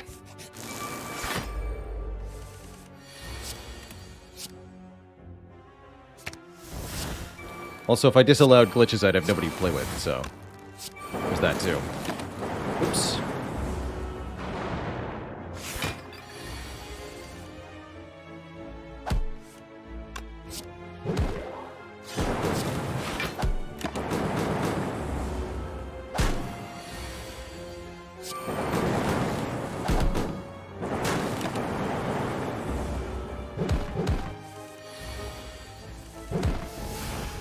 Yeah, Pandora's Glitch, definitely too fun to pass up a lot of the time. Way too good. I didn't even notice. So many garbage fights, though. Oof. Mira's done at 9 minutes. 19 seconds. We're not even in Act 2 at 10 minutes here. The storm thing is really not panned out, unfortunately. See, several others are much, much faster than us, too, actually.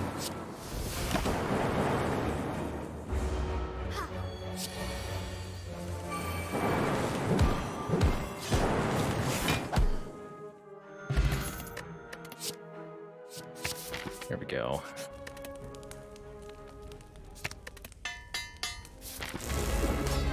How fast can I beat Collector?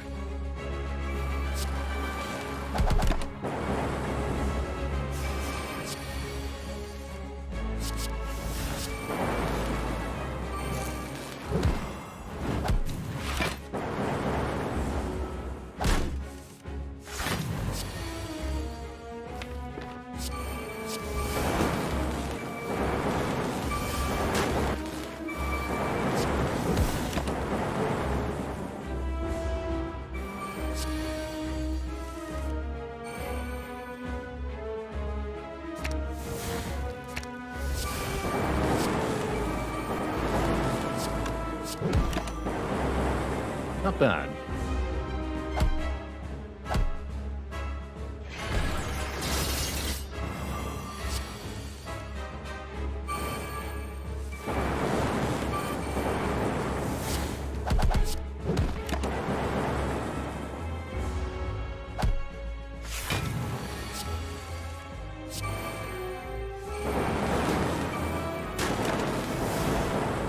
It's a long collector fight, though. Too long.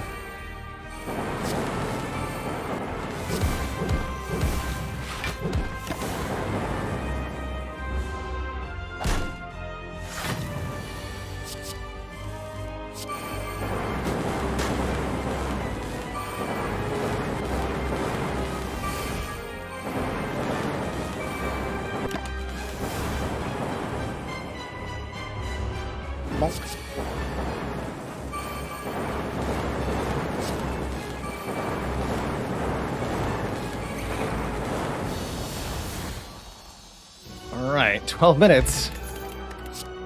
There's a real Electro. Okay, that'll speed things up considerably. Cyrus is done. Taking Dome here, because we need more energy.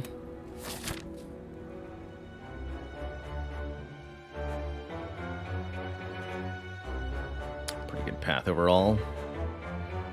But nobody's taking the no elite path. That's foolish. Go this way.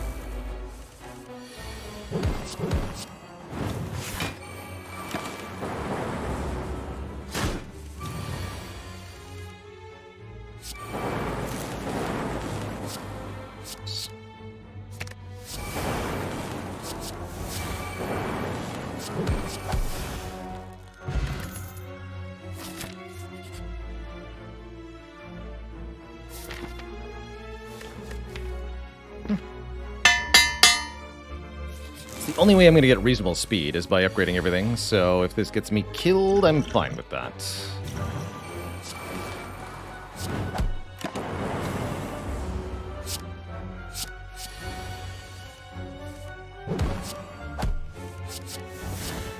I know the self-repair is now inactive. All that.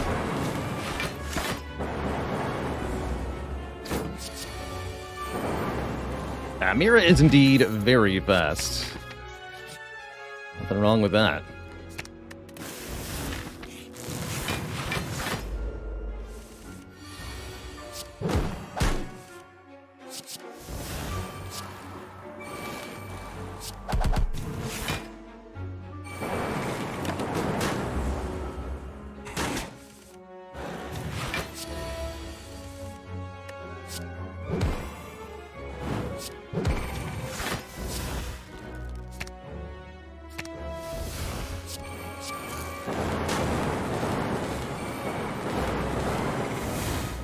Better to do that right away, huh?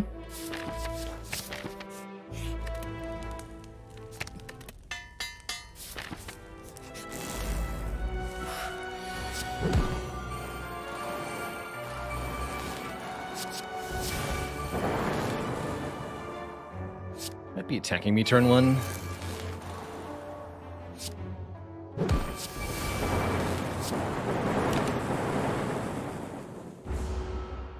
Yeah.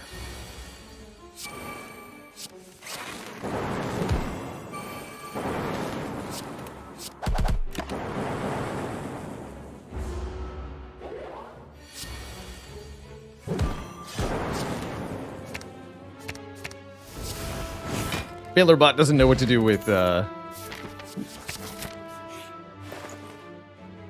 modded stuff.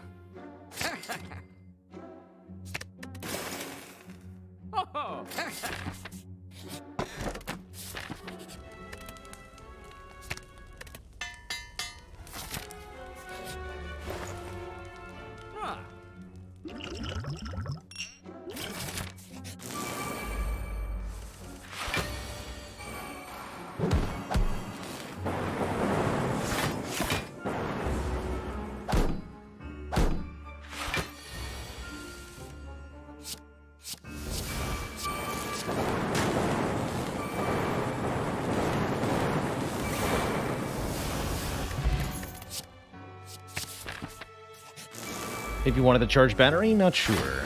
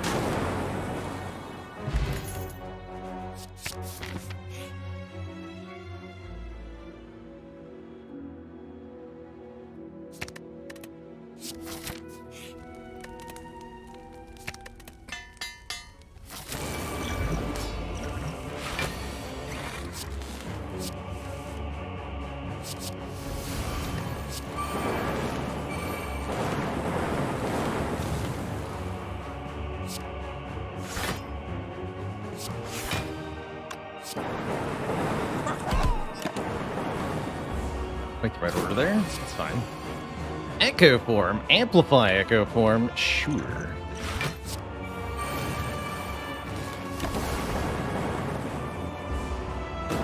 Oh, nice. The multi-hit was first. I'm okay with that, actually.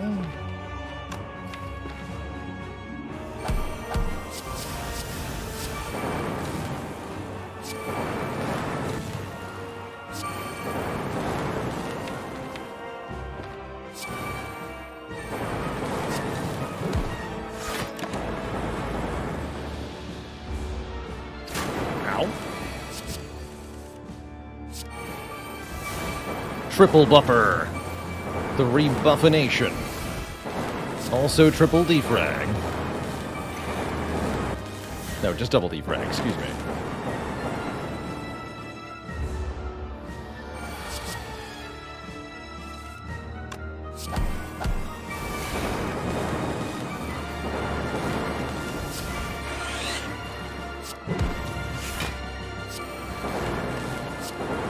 The Zappination.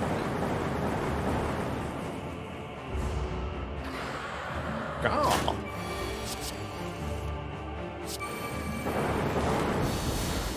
GG. 18 and a half minutes. Not too bad, I suppose. Almost twice as long as it took Mira of Costi, but I'll take it. 737.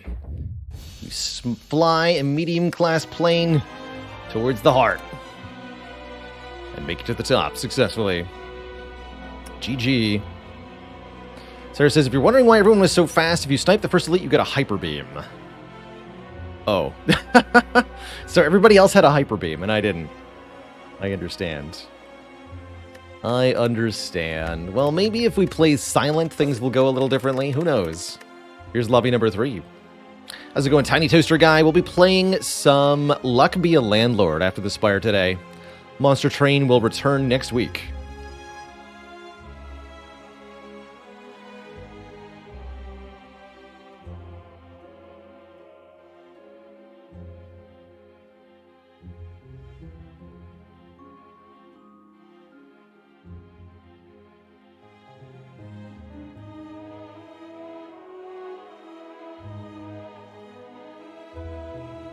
Can anyone join? Yes, anybody.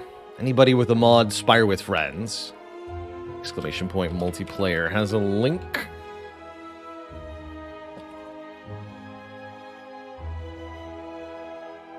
Best of luck, Squeak. Here's hoping it stays stable for you. You don't have the game, you'll unfortunately won't be able to play. Ainsor had 3 hyper beams and still couldn't draw 19 minutes. Well, GG's. GG's. See a hyper beam, take a hyper beam. I play Magic the Gathering? Not anymore. A long, long time ago I used to. But I won't touch that game again.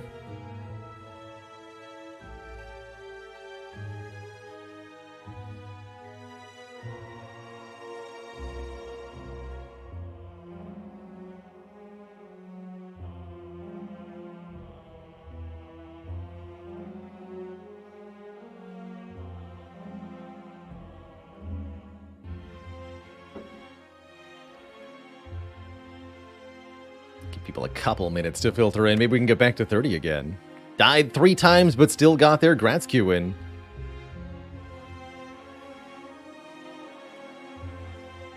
Why won't I play it again? A couple reasons. One is that the mechanics of Magic the Gathering have since been eclipsed by a lot of other games that I think handle it a lot better. Particularly the land mechanic of Magic, where you've got 5 different colors corresponding to 5 different basic card types that you must draw and play on turn 1, or you're just going to lose immediately. And if you don't draw them, then, well, you are wasting your and your opponent's time, both. It's expensive to play, and I, generally speaking, tend to steer away from things that are played in a primarily 1v1 competitive format.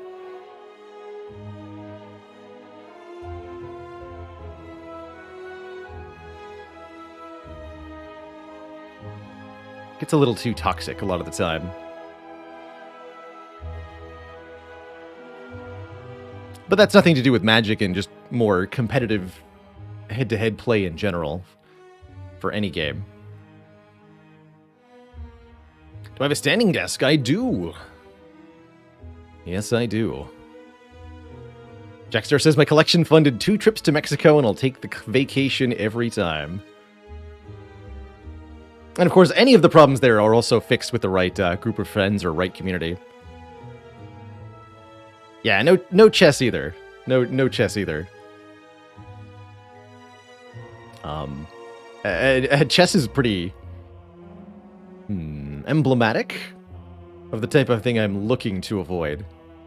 Especially Magnus Carlsen's antics recently have been amusing to hear about secondhand, but if I was seriously invested in the game, I'd be embarrassed. Any particular brand of standing desk I recommend? If you care about whether your desk wobbles, then get something with crossbars. It needs to have X-shaped supports between the legs, or it is going to wobble a lot. And the one I have wobbles, so I don't recommend the one I got.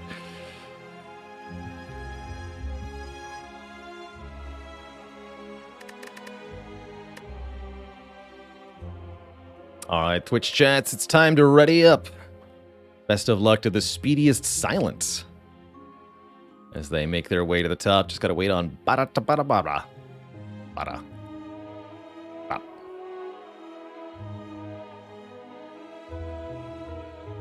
A lot of books for the legs.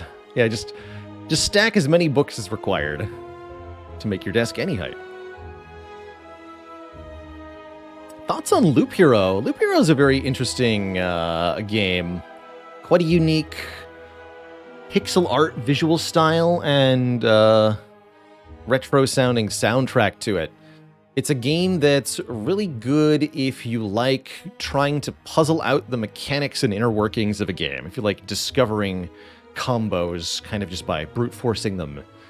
It's a game that really doesn't tell you anything about how it works, and how Loop Hero works and optimal play in Loop Hero are very, very non-intuitive. So it's an interesting delve into it. Definitely more of a one-time playthrough than a repeatable expense. All right, last warning to Bada. Please ready up, or else you will be left behind.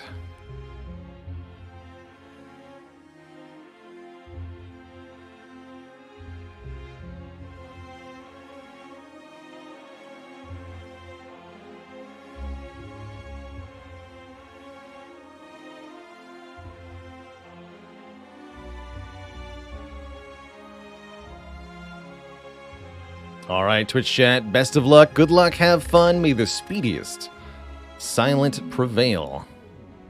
I'll try to get the Hyper Beam this time.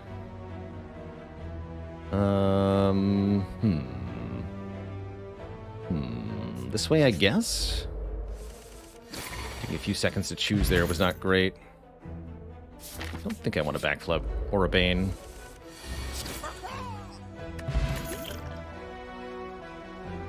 That's not a speed card.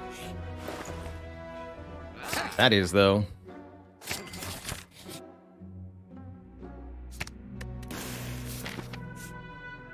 We make it? Nope. No elites.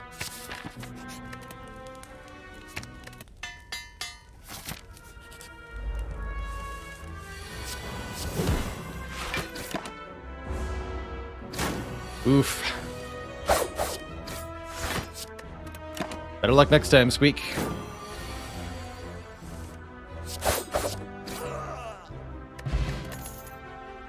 No, that's not how you get the Catalyst online. Sorry.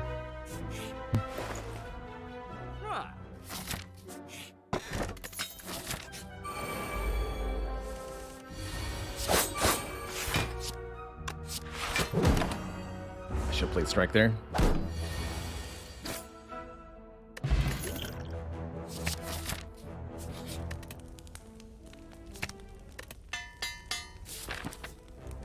More Carter words.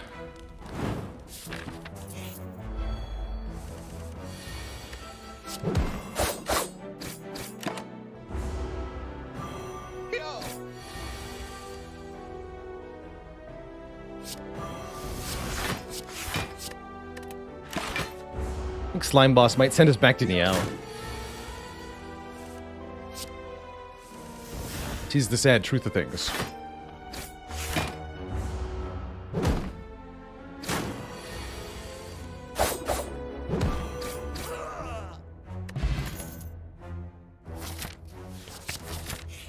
Desperation Quick Slash is pretty telling.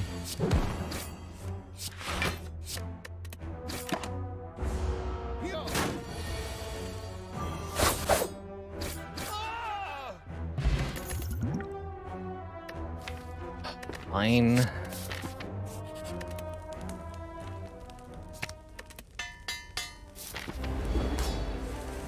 We're in huge trouble here.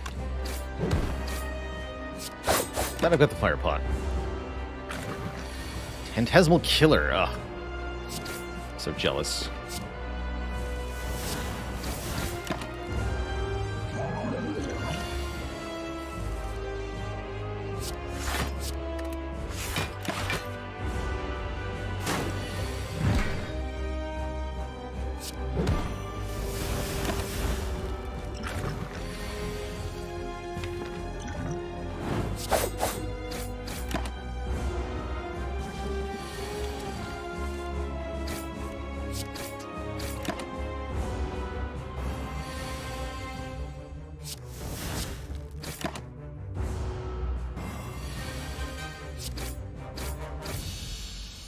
Better than expected. We know we're getting pyramids, so we can take PK. Cool. And then we can upgrade the PK. Alright, rest sites.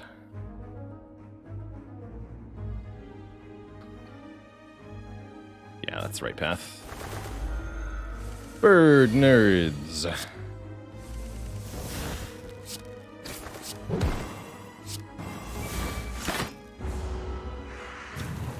Caw. Caw.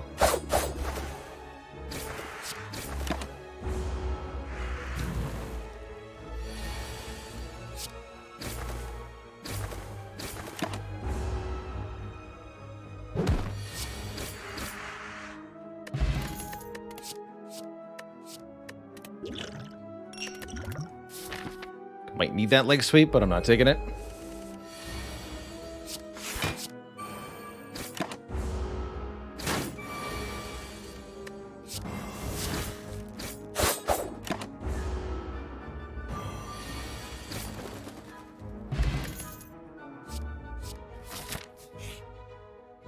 I was just thinking, I'd really, really like to see the Ritual Dagger here.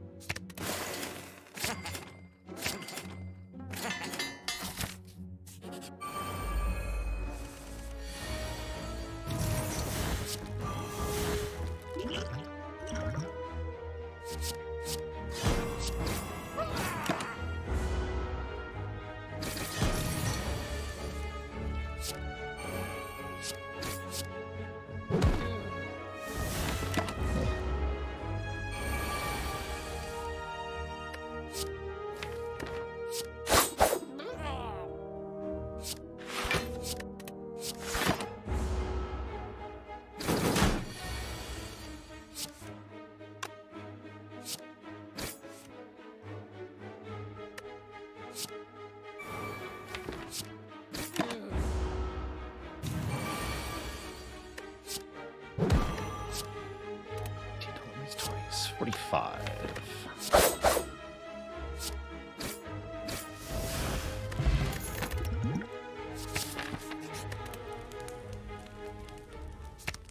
So many good upgrades. This first.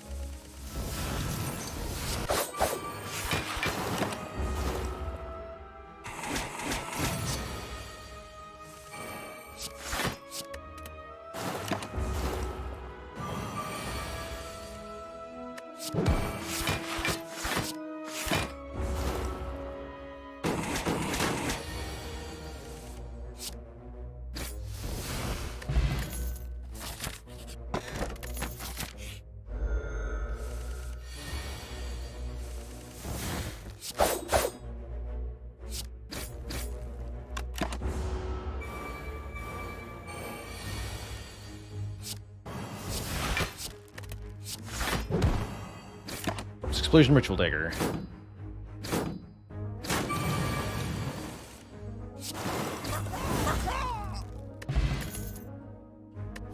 Bullet time seems good. With a pyramid.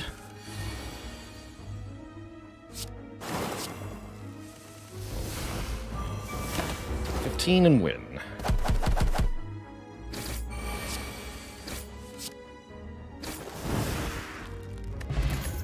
Now we're starting to go fast.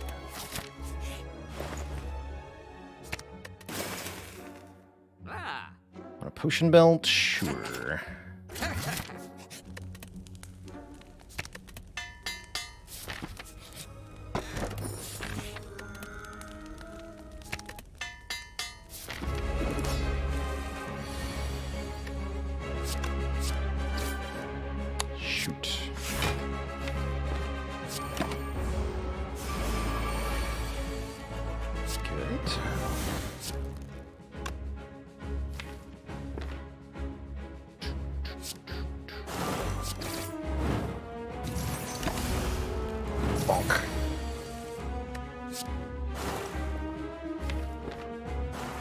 There's definitely a champion when it comes to speeding through the Spire really fast.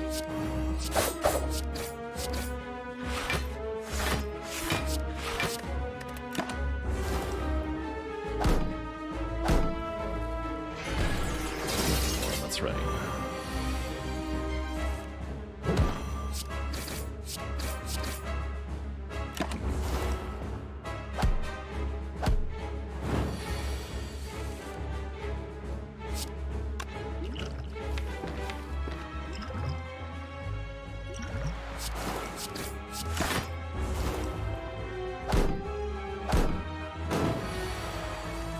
That I have to do that.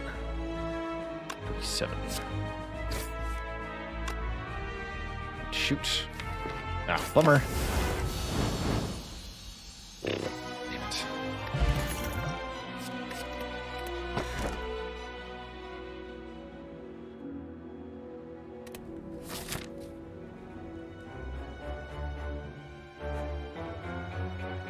New elites.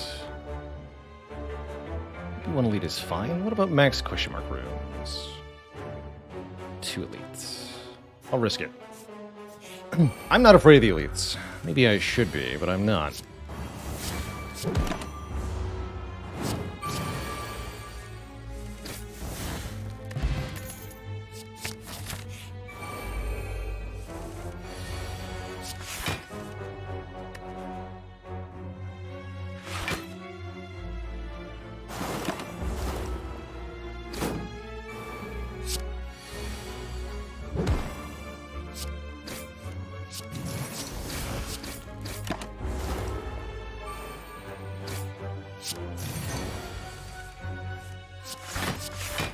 Trying to stack the dagger has been my downfall.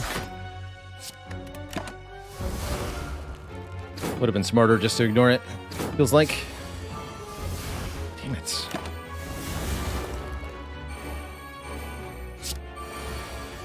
It insists on being on the bottom every damn fight. Pissing me off to no end.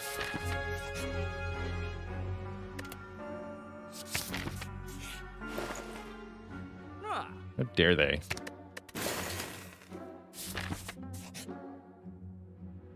Oh.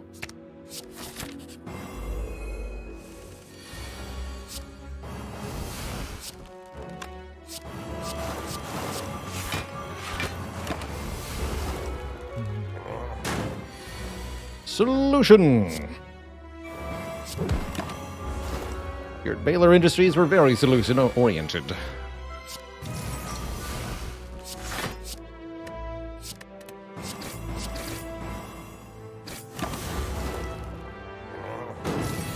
Doesn't really matter which one we level, as long as we level one of them. I didn't want to take that card. Oof. I like whatever. Didn't want it. Pete, I did not want it.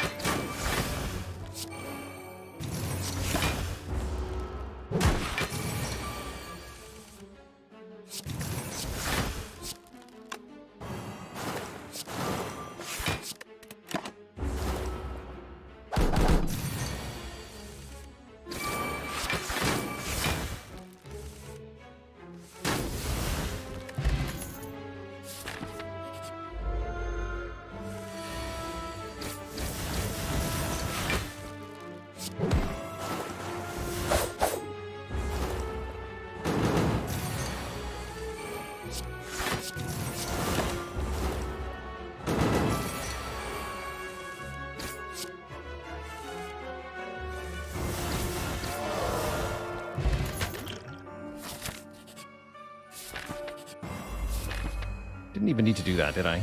Nope. But I wanted to, just for fun's sake, really.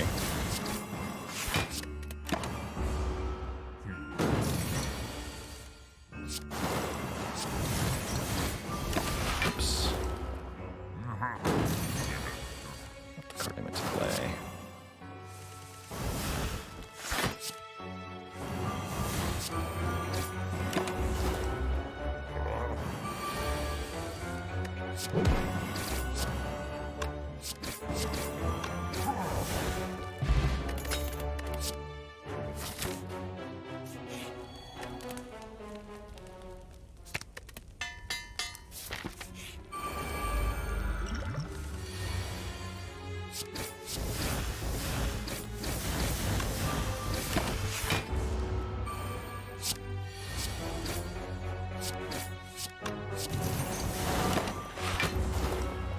Catalyst really didn't work out, actually, with the daggers. Oh well.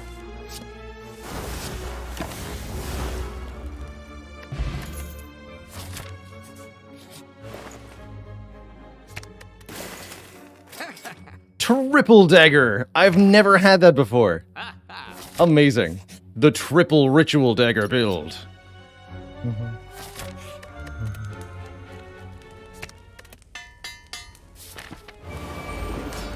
One dagger for you, and one for you, and one for me?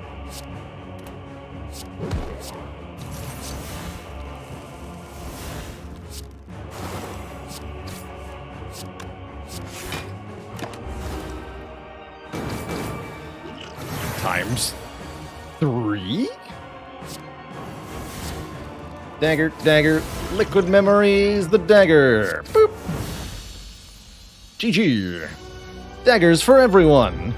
Just barely managed to get under 15 minutes there. That's pretty cool. The triple dagger. Never have I had 3 upgraded ritual daggers. Oh, Mirror of Kosti had ritual dagger, but also Seek and Crescendo from the Prismatic Shard. So, for comparison of what we were up against, what we just did, but also Wrath Stance. No wonder it was fast. GG.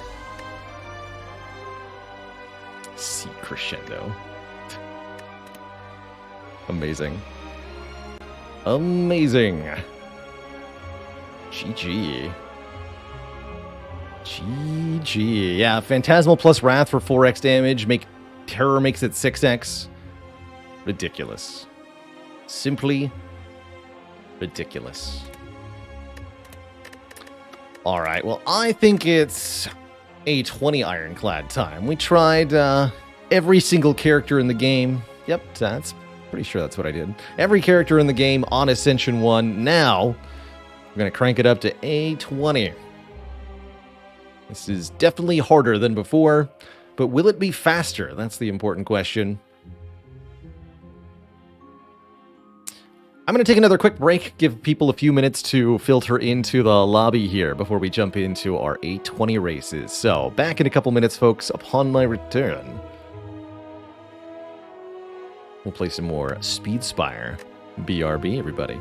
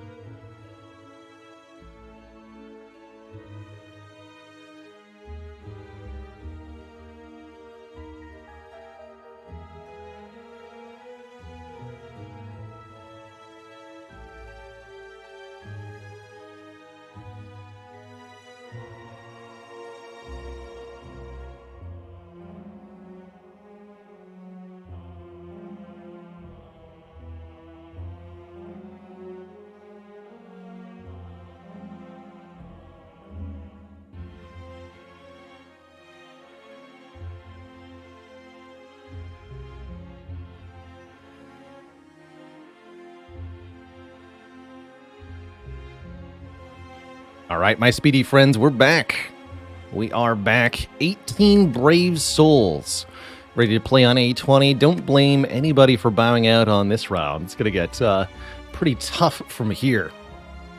Things to remember for A20 is that you are allowed to restart. We're not playing on Iron Man here, so if you die, and I'm sure some of us will, including me, then you're allowed to restart, and you'll even get bonuses based on how far you got on the previous run.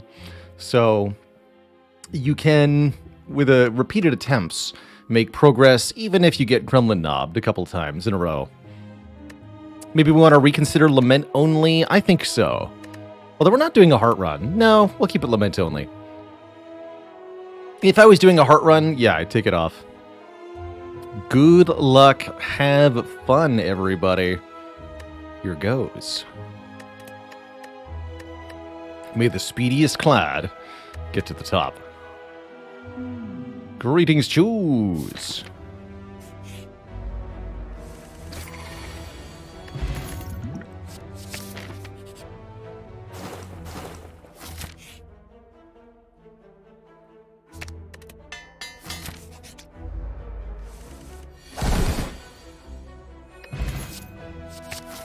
Anger's pretty good. Anger Carnage is a really nice start.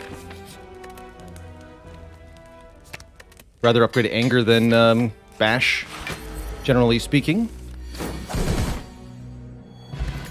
Ornithopter's nice. I'll take a Flameberry. You're going to have some block cards on A20 or it's just not going to work out for you.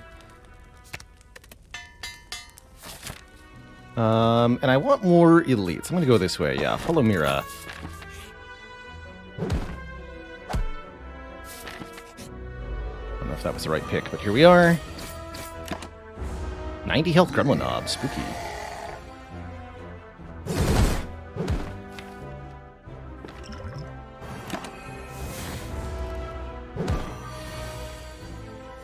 Punished for the Flame Barrier pick, although not by much.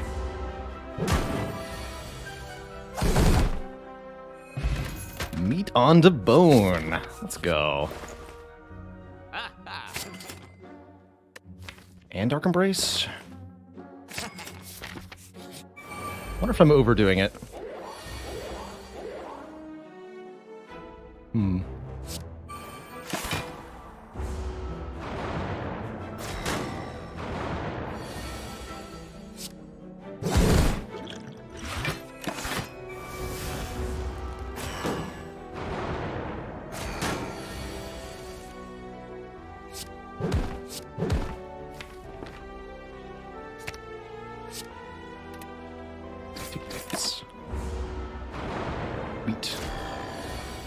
Meet your maker.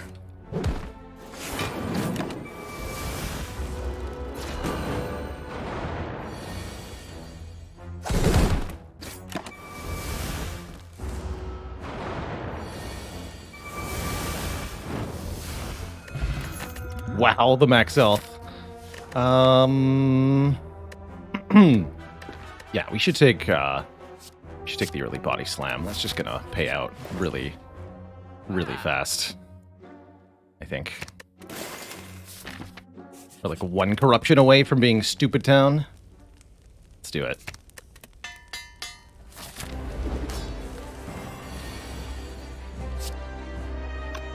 $60.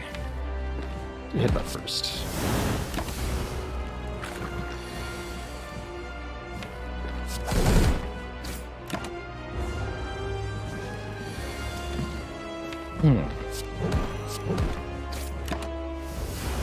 Ooh, Snekawai? Hell yeah. Wait a minute. Oh, shoot. I've made a grave mistake.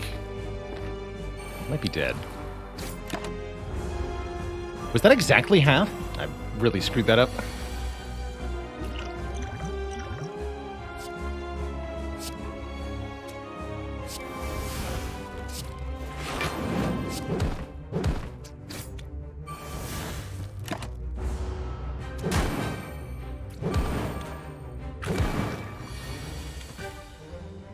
Okay.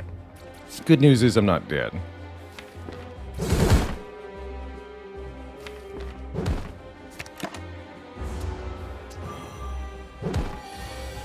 Yeah.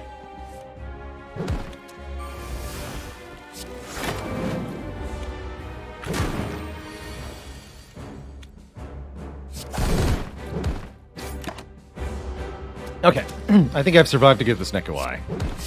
Whew. It's close. There it is.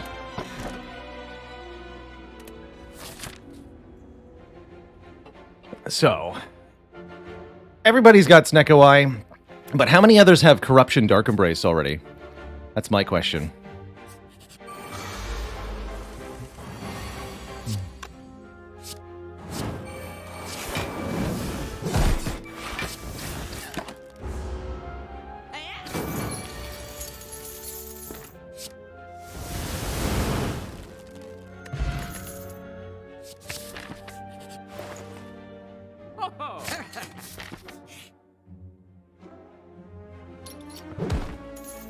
Easy.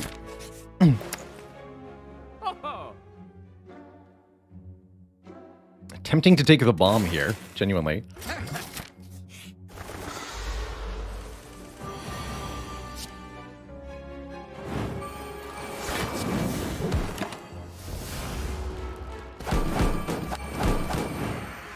Caw! Caw.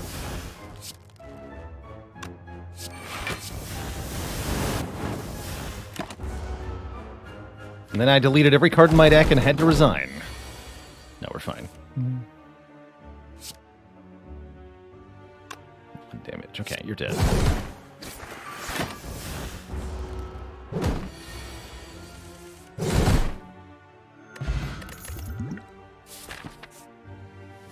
Yes, Tarma.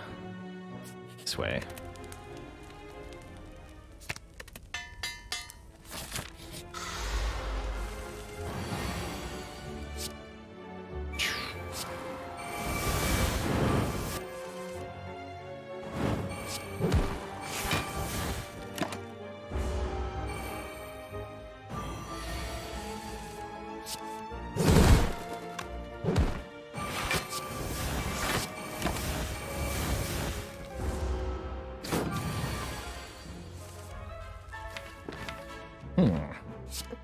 Noted.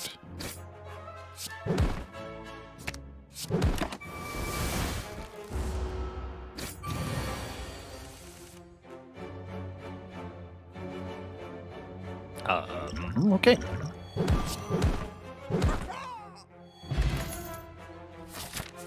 Wow. I seem to be falling behind this act. Brimstone might help. Alright, we just gotta go faster.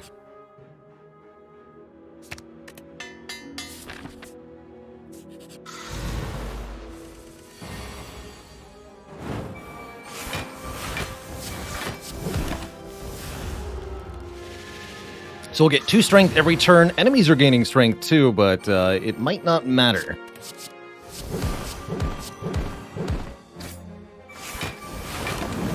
The enemies are dead. Second Carnage, sure. With the free upgrade, why not? We want to upgrade not much anymore. Oh my goodness. Okay.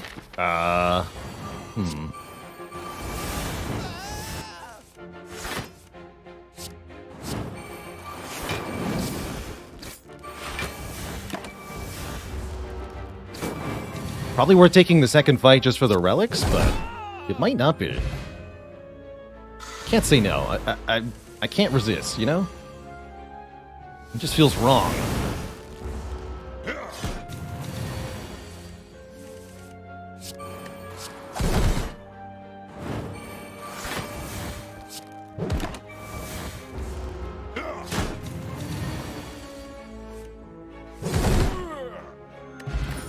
Orange Ashes, heck yeah.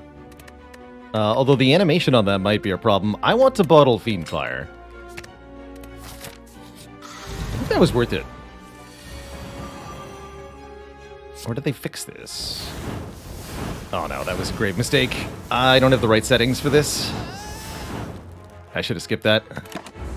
Alright, well, regrets were had. Regrets were had. Does not work the way I thought it was going to.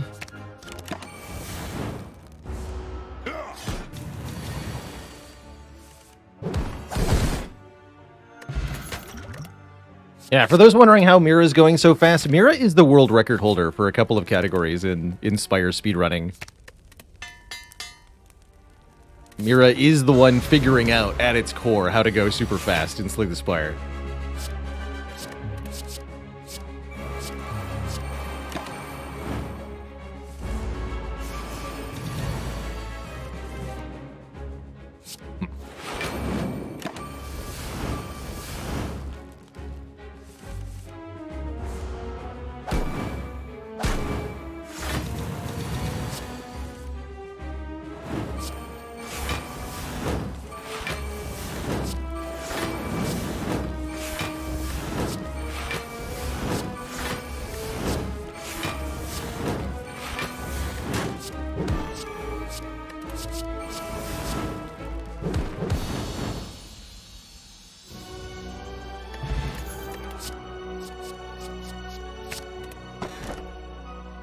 That's fine.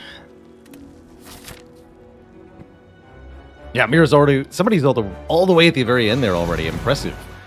Very impressive. Fiend fire the spiker. Do it.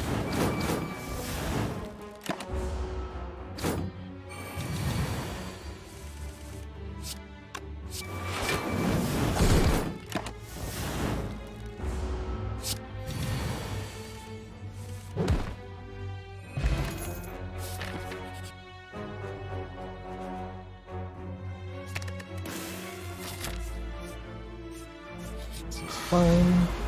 Mira's done at 10 minutes, 39 seconds. Holy moly. A good old double tap flex sword boomerang. That'll do it.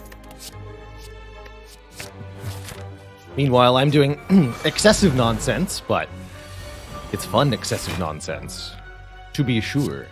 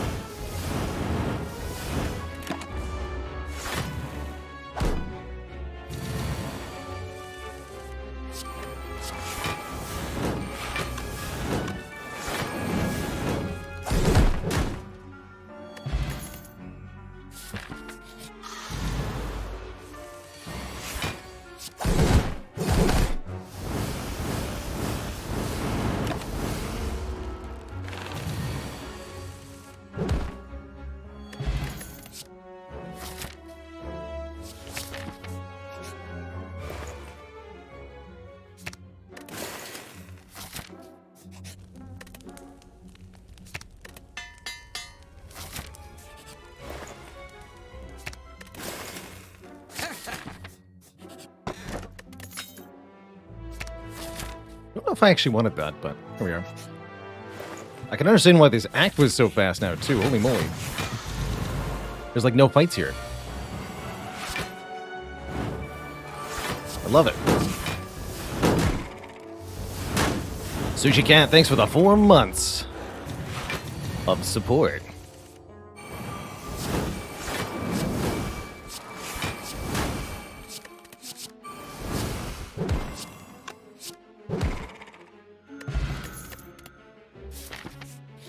Should have taken that heavy blade.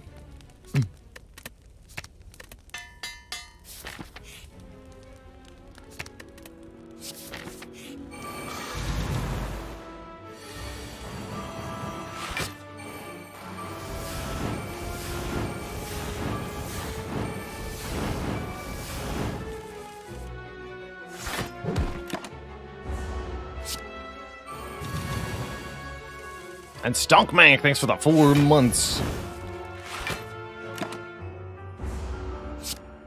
Stonks.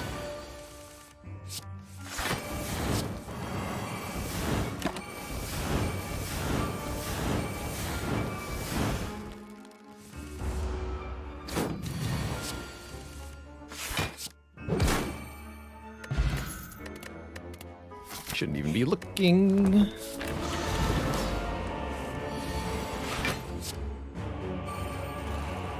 Dire.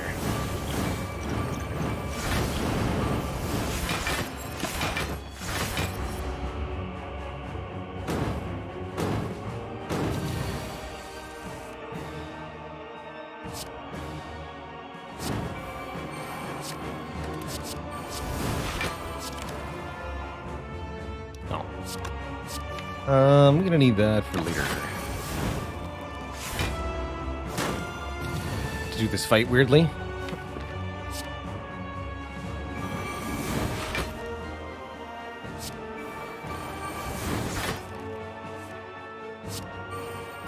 Good.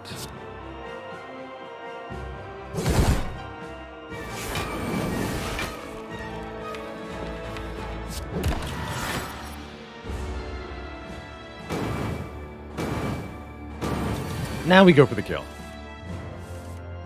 Next turn we go for the kill. No vulnerable though, that's fine.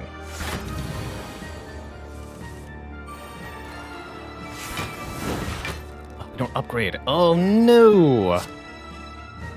Oh well.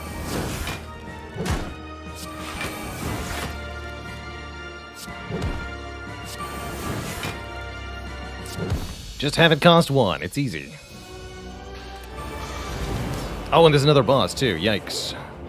Alright, don't lose the armaments. Very important.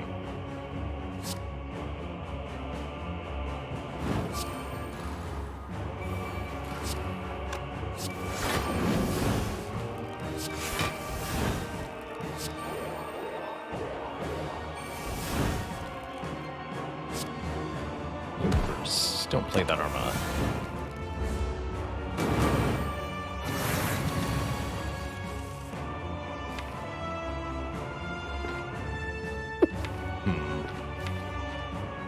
Expensive.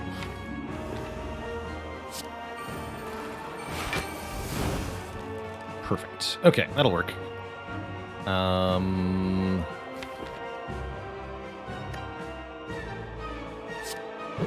Put this on top. Dual wield this. There we go.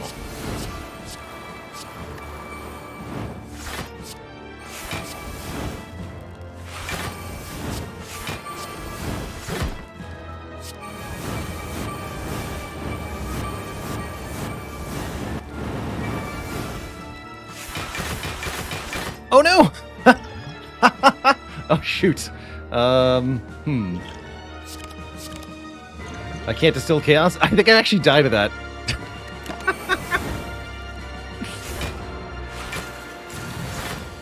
Ah!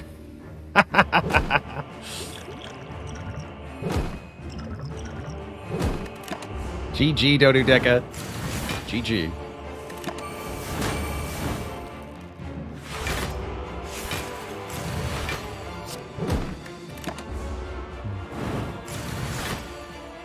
Taken down by the shapes. Speed kills.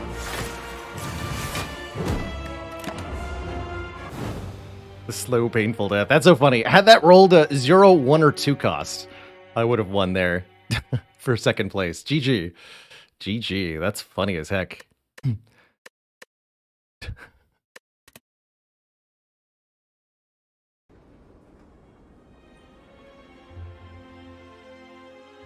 I also could have just waited one more turn and had a guaranteed kill, but no, I had to play that Fiendfire.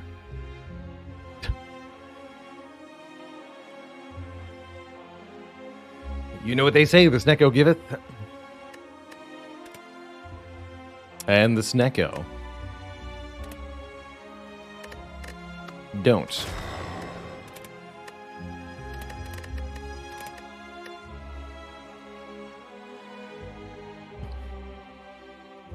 Will Snecko costs be the same because of the same seed? I think only if you have the same deck, which is really never going to be true.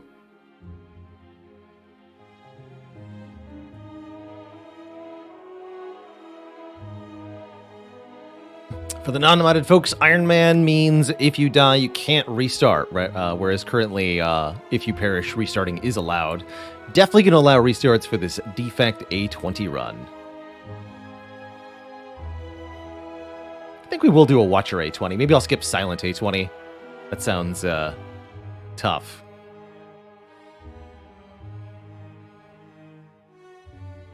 Speaking of speed kills, just took 2 chests while you have Cursed Key. It took me a while to stop doing that when trying to go fast.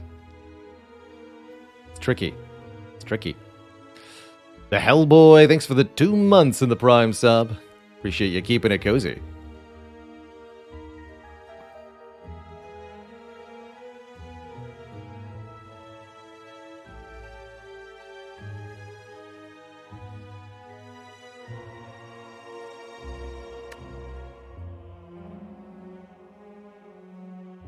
And the yellow check mark is signaling who's ready and who's not.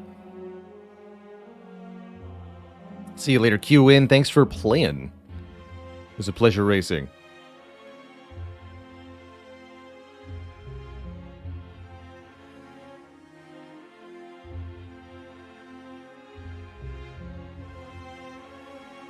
It's not a defect day 20 race without Oobla here. That's right.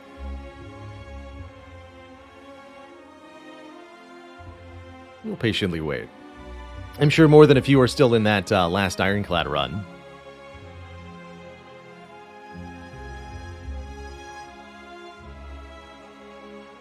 Glitches are allowed. Yes, you may use any glitch that allows you to go faster.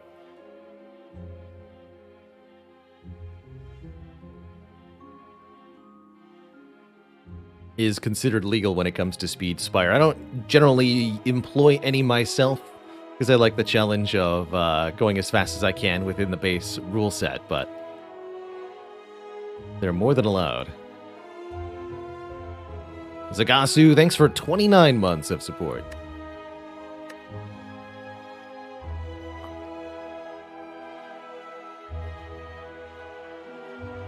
Hello and welcome to Wenham. The Spire with Friends mod is what you need to get started. Follow that link there in Twitch chat.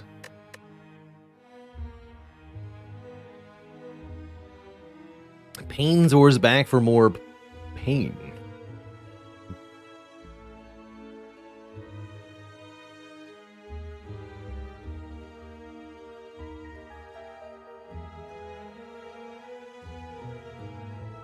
Two different types of skill and thinking. Yeah, and that's kind of why I avoid the glitching too. Is it takes me outside the rule set and thinking style that I'm familiar with, that I want to practice, and into something like now I'm really strongly evaluating smoke bombs because of glitches I can do, or certain relics are balanced differently just because of a glitch like the calling bell. No downside calling bell, easy peasy every time.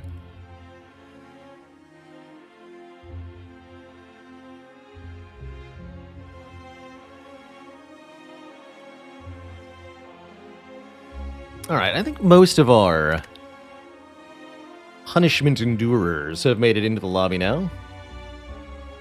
Give it maybe 1 or 2 more minutes before we embark on the punishment that is Ascension 20 Defect.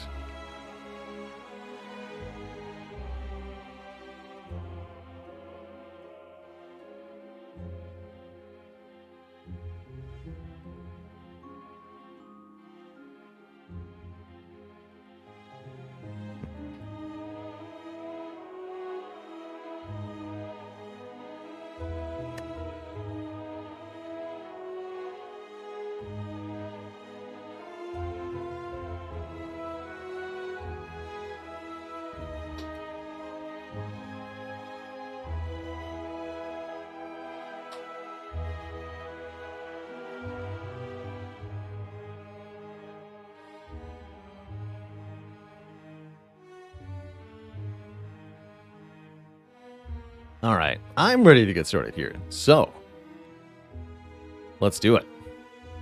Good luck, have fun, my robotic compatriots. May the speediest defect be victorious.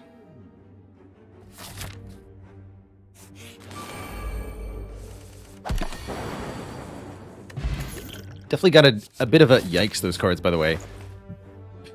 Bit of a disadvantage. What on earth? That's another shop, okay.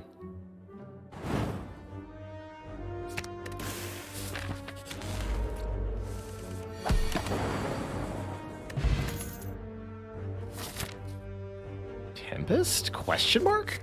Sure. Discharge, yes.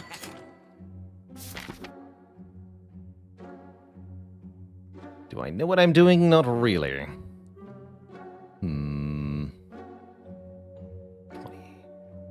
I am going to go this crazy way.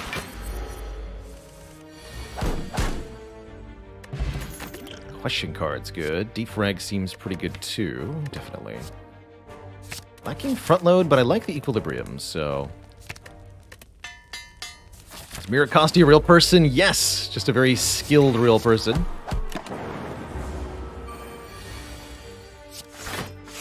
They have the skills of the ages.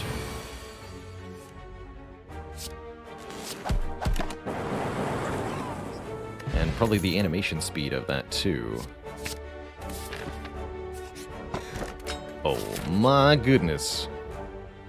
I like where this is headed.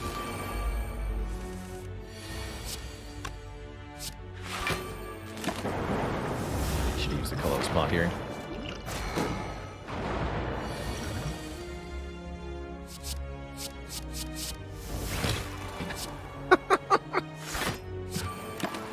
That was not helpful.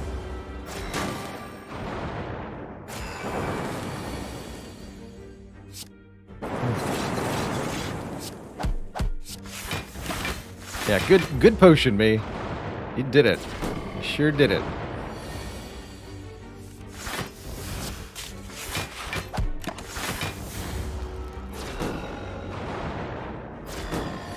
And now I'm stuck in a really slow fight, too. Shoot.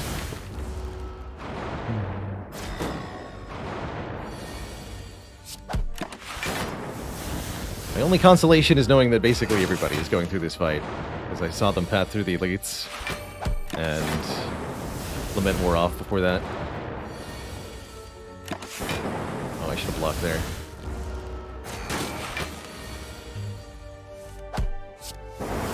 Alright, we're through. We're through. We get a Juzu bracelet and a cold snap. I'm in. Alright, let's go.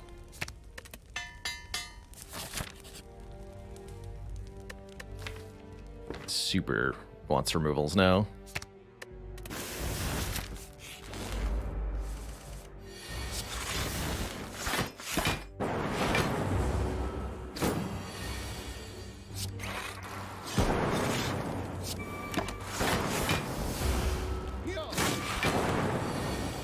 Mira seems to be through.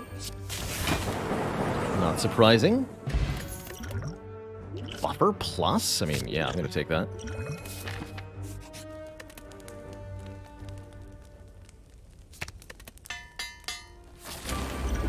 I'm gonna use the Cultist Potion because the Guardian fight will take an inordinate amount of time otherwise. Also, I might die next turn. We'll see.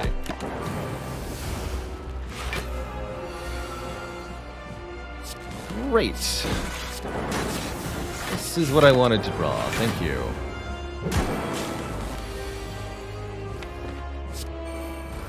Really, really love that.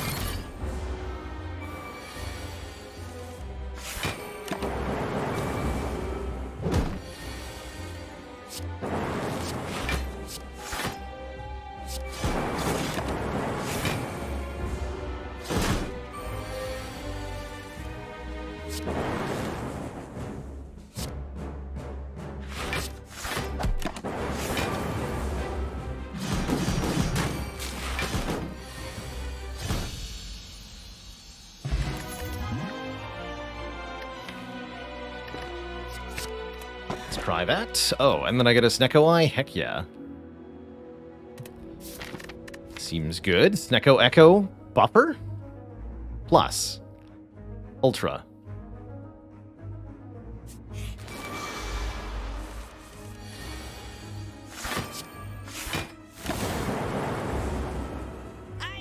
Give me your gold. Give me your face.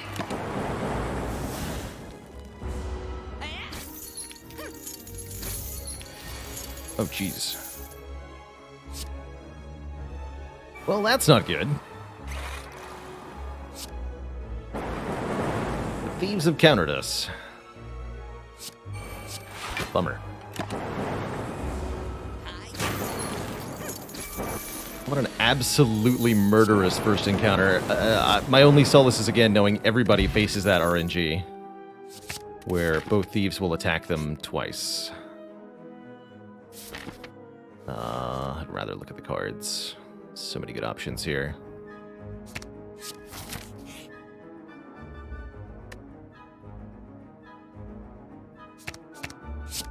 Storm Plus.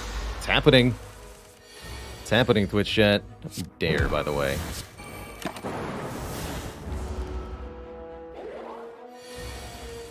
Don't you dare.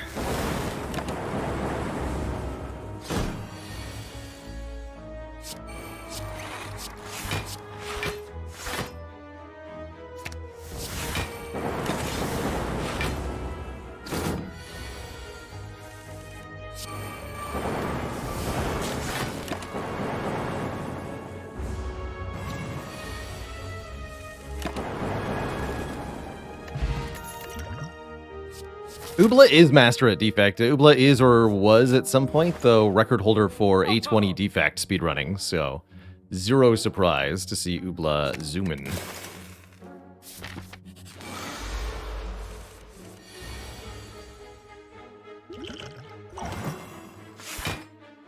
Shoot.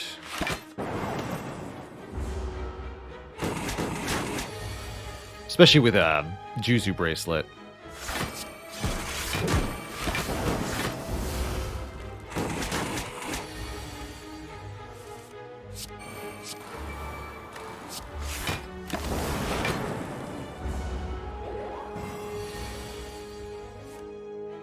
Stop costing so much.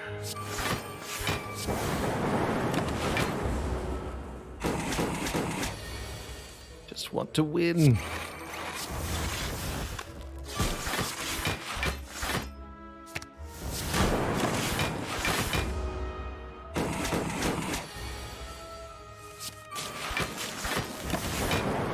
Ugh, slow, very slow.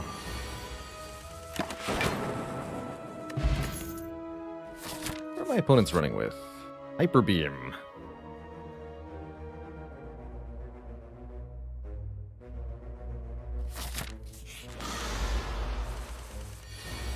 And positive life totals.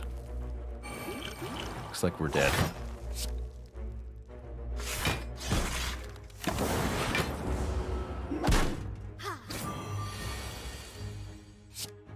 Could have been dead. Still might be.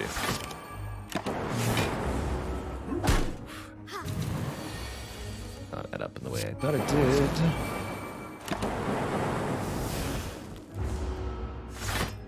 So scared.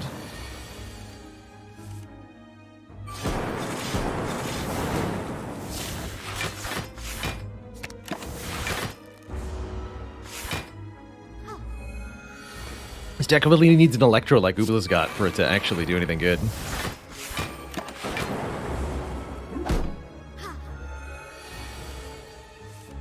I can block a lot, but I can't kill anything.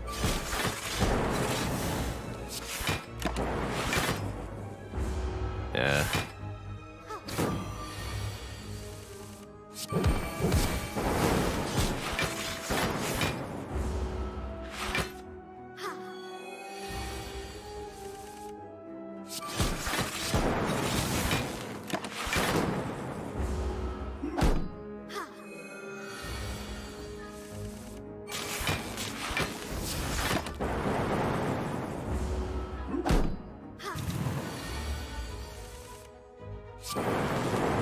There we go. Good lord. I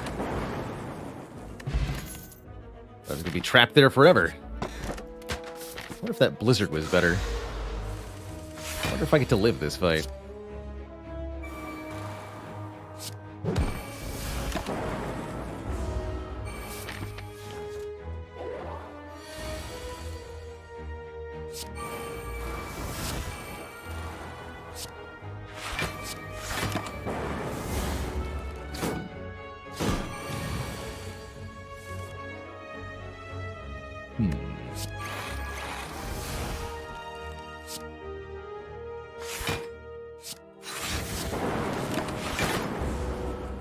Two buffers. Okay, this needs to stop now.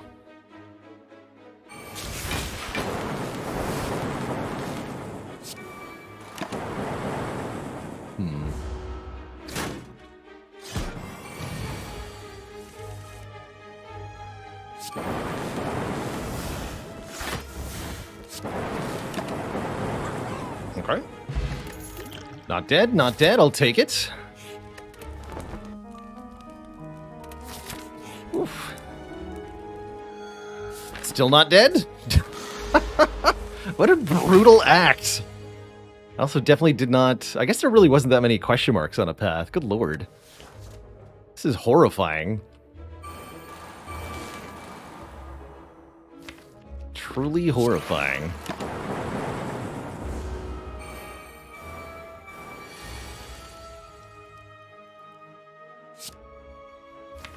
I'm pretty hosed here.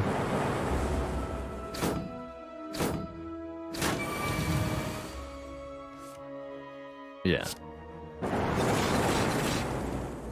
I do live one more turn doing this. Only one more turn.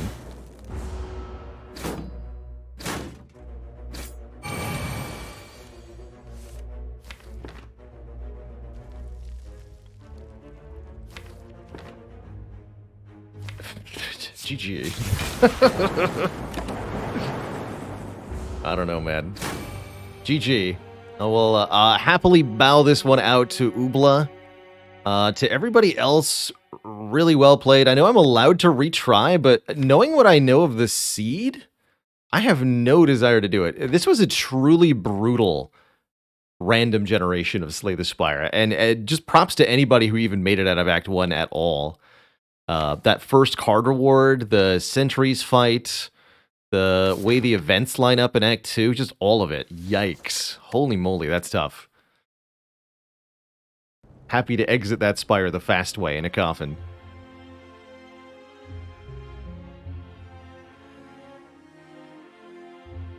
That was a very mean seed of Slay the Spire.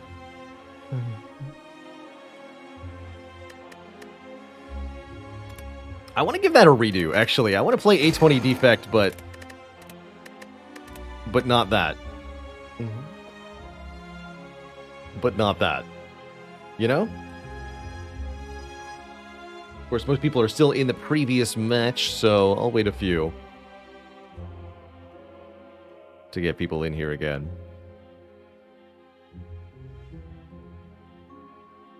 Claw Defect.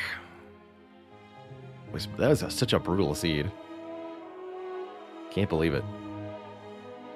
Like, Recursion and 2 other useless cards on floor 1. I don't even remember what they were.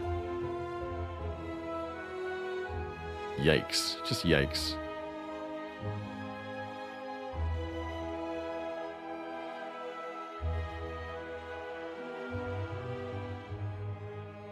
Simply yikes.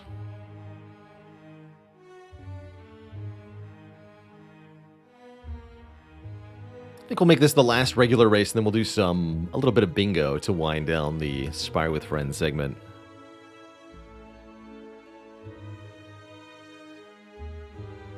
Seems like a good opportunity to take another quick break here while the lobby refills, so I'll be back in a few minutes Twitch chat before we start anew. BRB.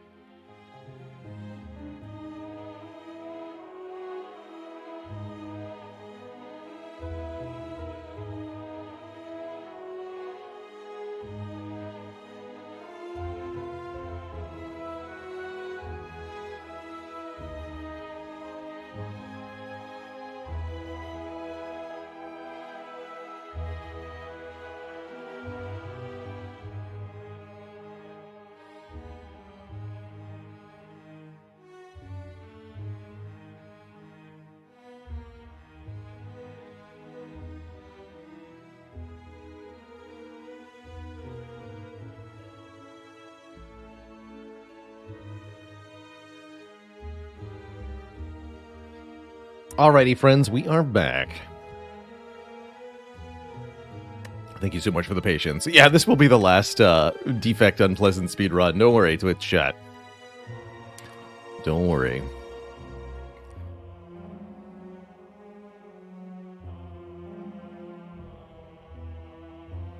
New YouTube video tomorrow. Currently on a 4-video-a-week schedule. Can I put you on the channel cuties list? Have you done the redemption? I see you've been here a heck of a long time.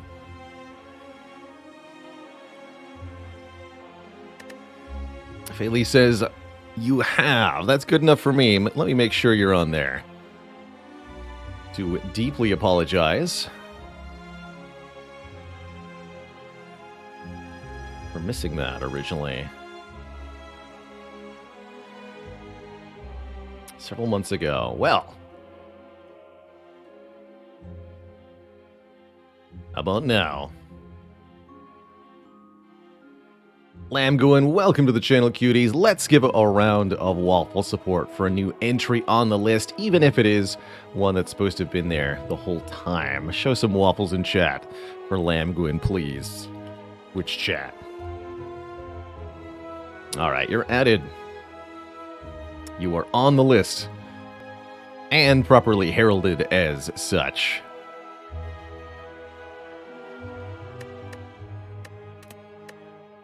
All right, and what better way to kick off a race? I see our 15 brave combatants are here, Ubla and Mira as well. Best of luck, everybody. May your hyper beams be plentiful.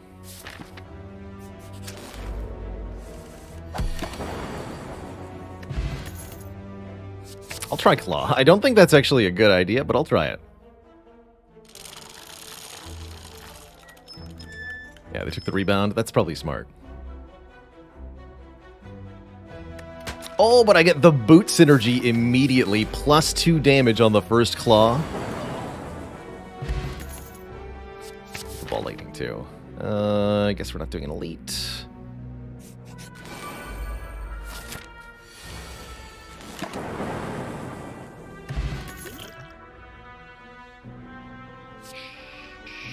Sure. I should go a little slower so that I can actually win here.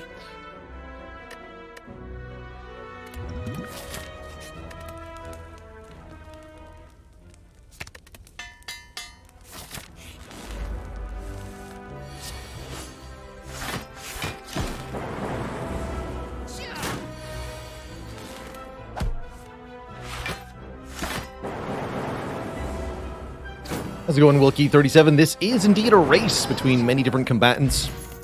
A race to see who can win first on Ascension 20 defect, no less, which is definitely easier said than done.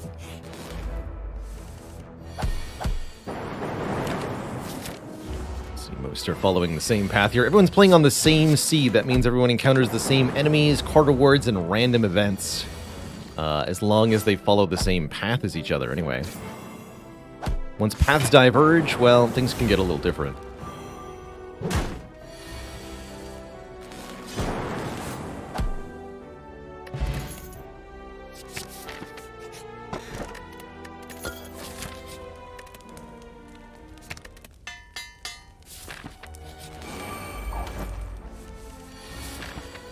Fighting Slime Boss.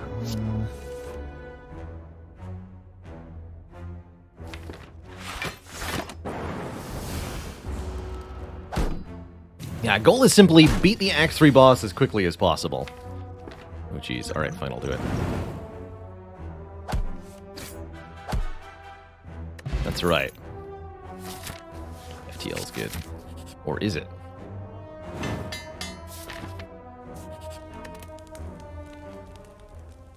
Or is it?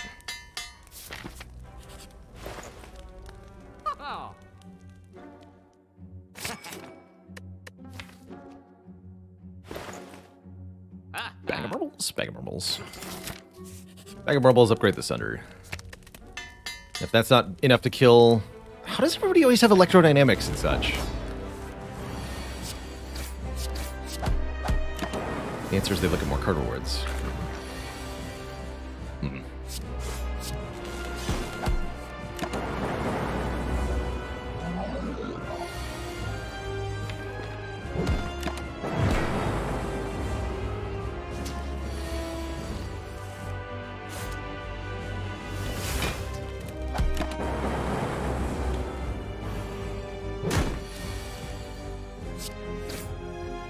Perfect.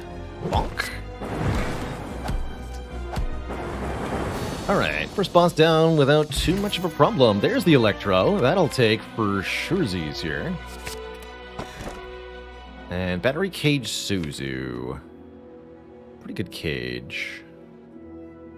Pretty good battery, too, though. Got the skim and the compiled over, so I'll take battery. Okay, that looks like a good path. I agree. Person before me. That is the right way to go.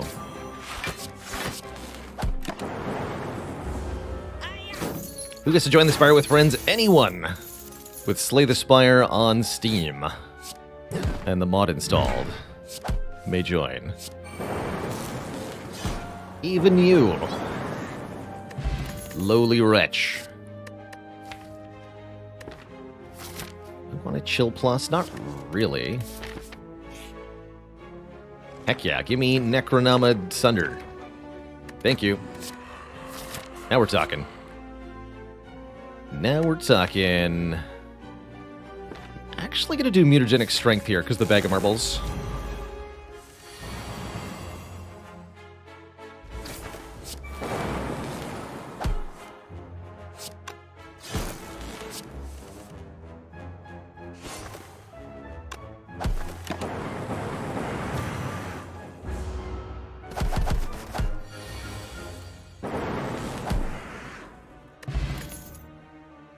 Makes barrage pretty good.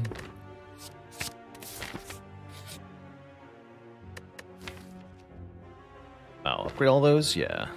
Got too many of them currently. Probably should have gone for the remove or something, but here we are. Spooky set of floors.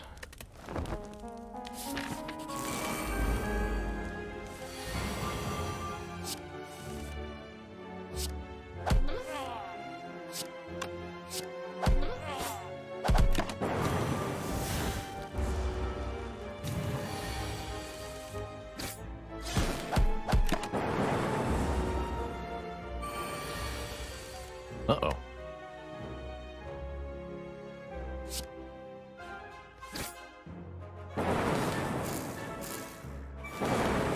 And a bonk. The double. Bonk.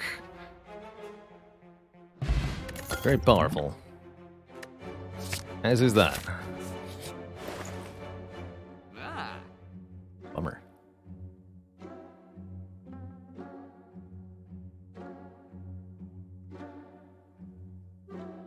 I almost want to remove it. Yeah. The claw.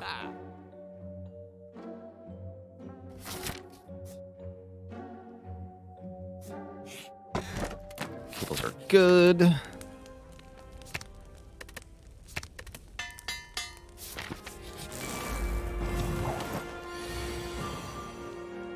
Bonk.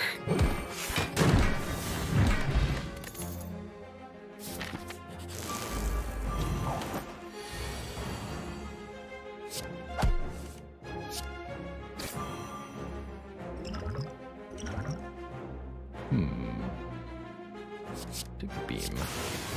The other beam.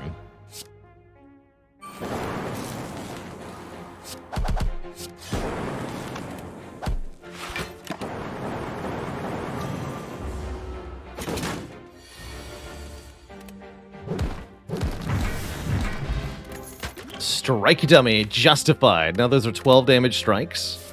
This deck would actually love a Thunder Strike. Unironically. Like, really love a Thunder Strike.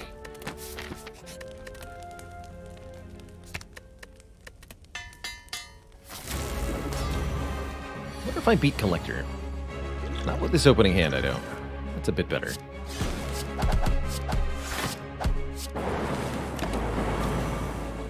missed a bit of damage there.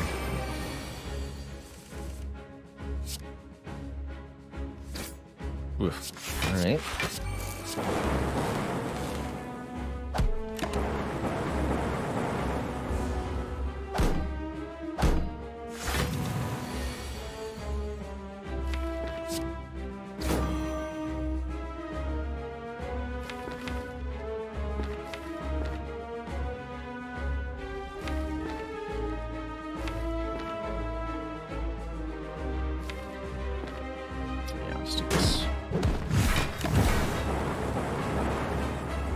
Really love that choice, but it feels right.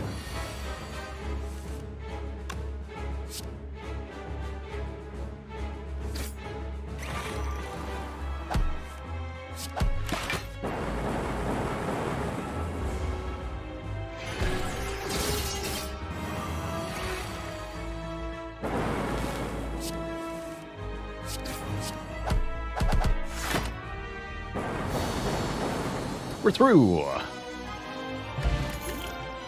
That's not a Thunder Strike.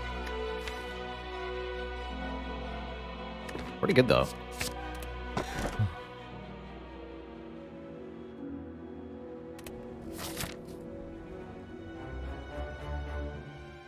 That's pretty good. All right, Ubla's a little bit ahead. Actually, not as far as I'd feared.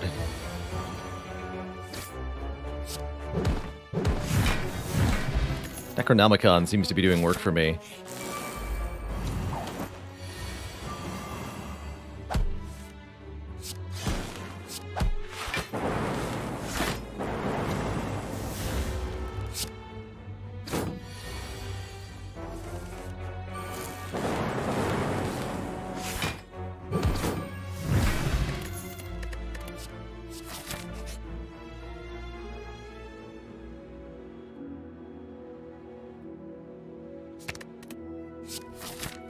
Definitely better.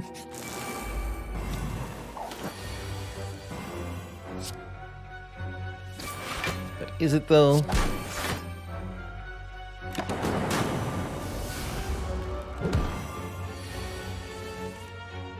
You're in such trouble here.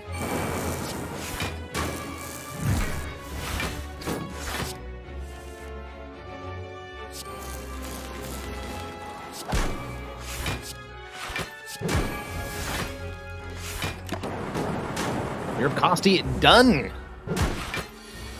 with just biased Echo Form, Electro, Storm, and some other stuff. All you have to do is beat the Act 3 bosses, don't forget. That's not always that difficult.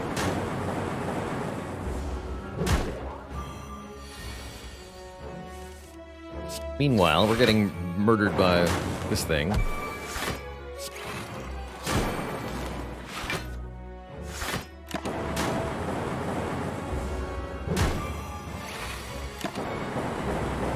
Sepatown, thanks for 20 months of support.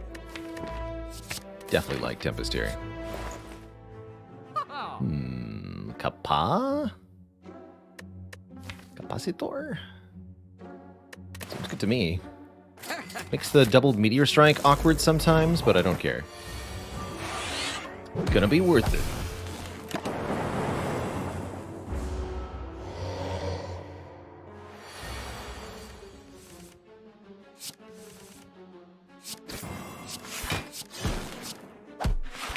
Boot power. Ubla's done with 11 minutes and 30 seconds, too. Did find the Thunder Strike. Very impressive, Ubla.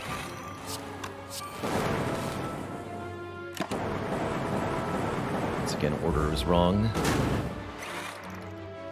Could have died this turn. Would have been fun. Wow, that boot power, though.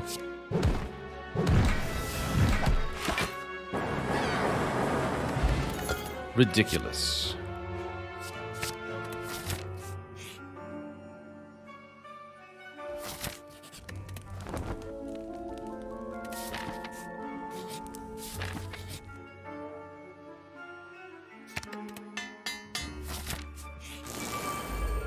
Elites are not to be trusted.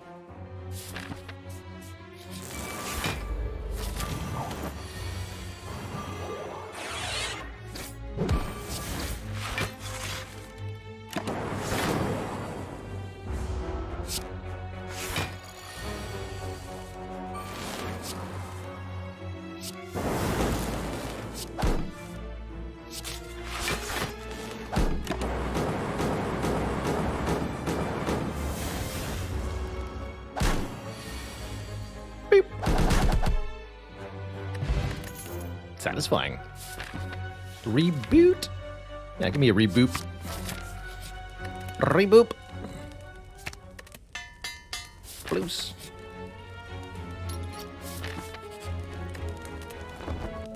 Alright, 2 bosses. Don't forget, 2 bosses, not just 1. But 2.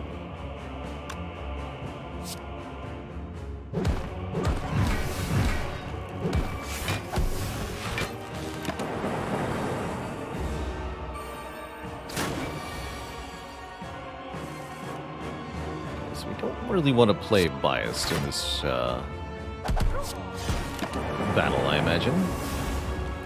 No need for keys, that's right. This is not a run to the heart, just to the end of Act 3 for these races.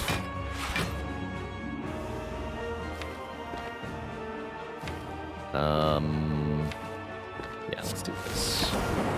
Want to be able to double Meteor Strike next turn. So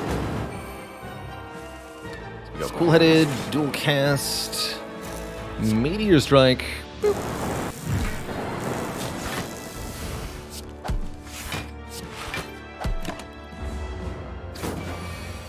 Now I have all the energy in the world. What am I going to do with it? I don't know. What does anyone do with wealth, power, success, handsomeness?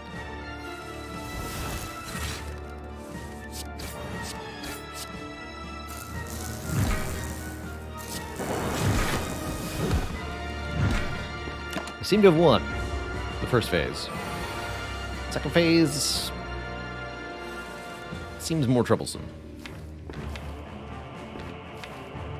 Looks like I may want to Liquid Memories the skim here to make this less unpleasant for myself.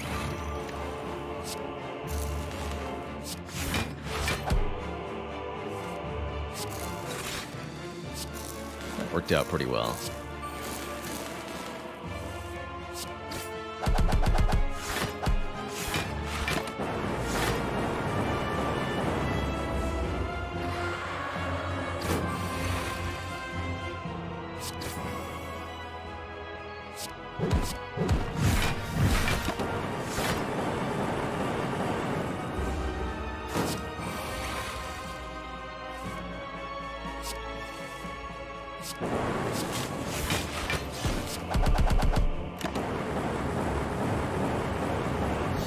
Nice. Perfect lethal there. Alright, can we beat the next one? Donun Deca shouldn't be too bad thanks to the power of the electrodynamics, although this is a pretty uninspiring turn 1 here. Ow. We at least get to Core Surge Bias without any interference whatsoever.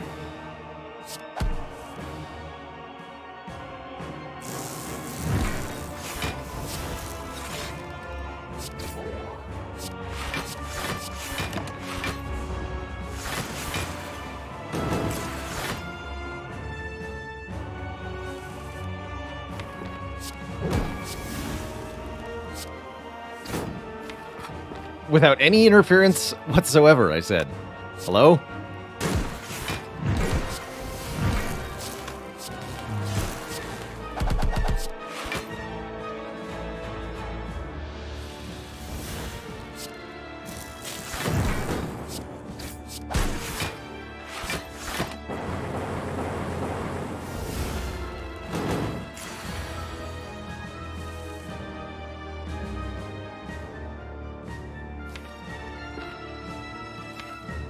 I'm gonna want the energy next turn, so don't play the Tempest.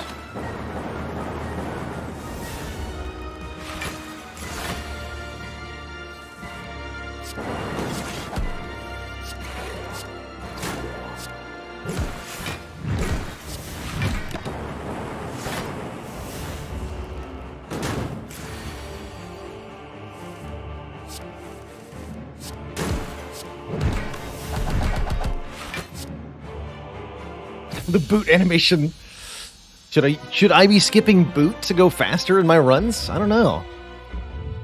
Sure was a time loss. 1941 was a tough year, but it's a good run. GG, everybody. There we go. Just a mere 8 minutes behind the top 2, but third place ain't so bad, as they say. A finish is a finish, and I got what I wanted there. which was a successful run. GG. Yeah, if it weren't for Boot, we wouldn't have even beaten Nemesis, so I'll take it.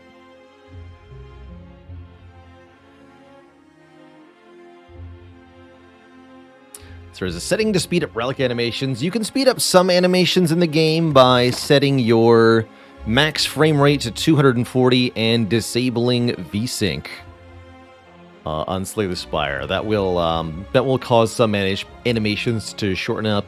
Although note, if you cause too many animations to play too quickly, you will create sound glitches in the game.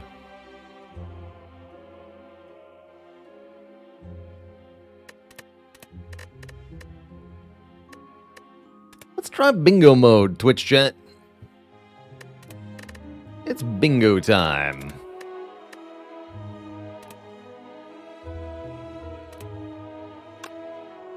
So in bingo mode, every player has a bingo card with 25 in-game goals written on them. These will be things like get 3 of the same potion, or have 300 gold, or get the red key, or beat a boss without taking damage, stuff like that. And the goal is to be the first player to make a bingo, a consecutive row or column of 5 goals achieved in the game. Every player has the same bingo board, unless you have the unique boards option set, and we've never tried that. I think it works a lot better with everybody having the same board. Do not go for the row that says Kill Transient, recommends Plasma Wolf. I can second that. That's pretty hard to do on demand.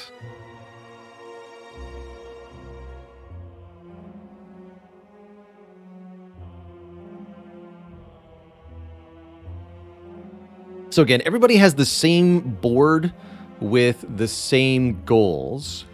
However, everybody's playing on different seeds of Slay the Spire. Unlike the speedrun mode, we're not racing up the same spire with the same relics and enemies. Instead, we can start and restart as many runs with as many different characters as we want, each on different seeds, trying to find the required random circumstances to achieve the goal.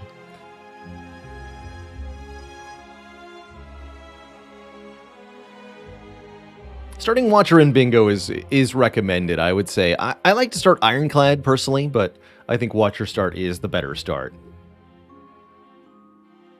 I'm going to be doing this first bingo run on Ascension 1. Maybe we'll do a Blackout bingo after or something. Let's see, who's in here? Sunade, Mir of Costa, Ubla. As before, anyone can join if you've got the Spire with Friends mod, ! Multiplayer. There's a link to it. You'll have to click on Bingo from the main menu to see my lobby, but anybody may join.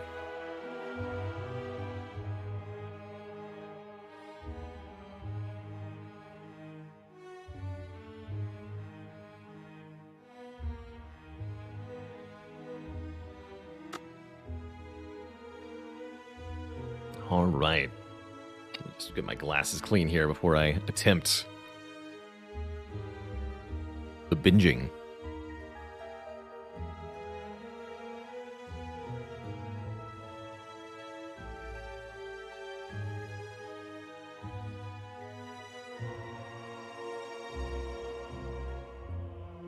Good luck. Have fun, everybody. Let's embark. Hello, choose. So if you look at the map, decide, A, you don't want to... Well, hold on. First of all, let's look at the goals here. So everybody has the same card. You can't necessarily mouse over your own name because the player list doesn't show everybody, but since everybody has the same card, you can see all the goals here. Usually you want to strategize for a little bit, try to figure out which set of goals is the fastest to do. And I see a very, very quick one on the far right here. Let's see if I can do that real quick. Combat without playing skills, without playing attacks. Stay right, take no events. So we want a... We want to change character to the defect here. And we want to find a map using the reset button here, where staying right takes no events. I don't know how many resets that's going to take.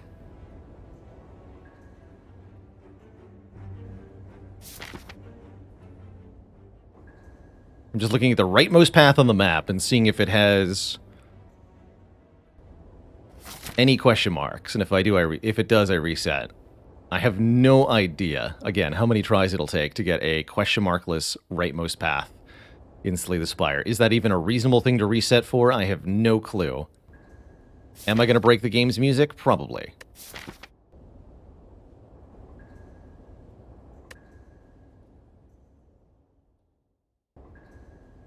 Somebody will have finished by the time I've found a map that's even workable here.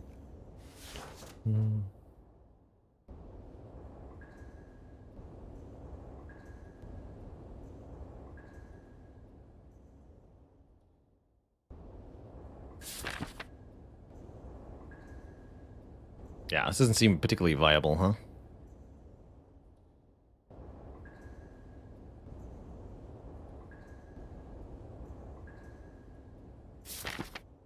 Give it a couple more.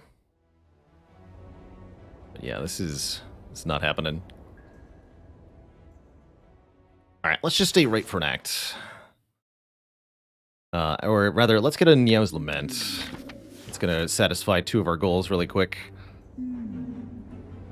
Should have been looking for that the whole time. Come on.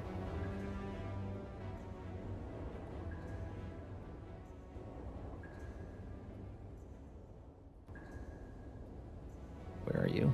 Hello? Enemies in your first combats have 1 health. There it is. Yeah, Ooble's already done, basically. Meanwhile, I spent too much time resetting trying to get an ideal map, but it didn't work out. Oh well. Oh well. That's bingo mode for you.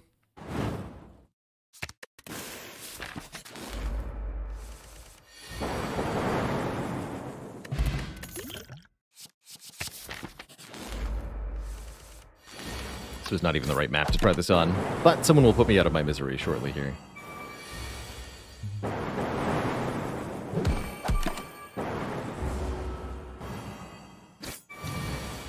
Yeah, where's the square for resetting 100 times?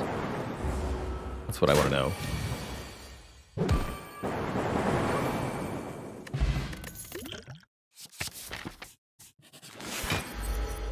That's what I want to know.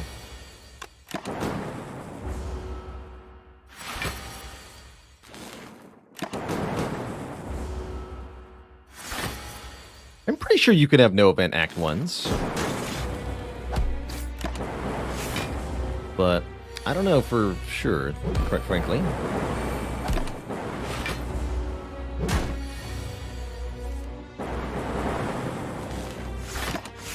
But it does seem like it'd be very unlikely to find it on specifically the one map path, you know? Oh well.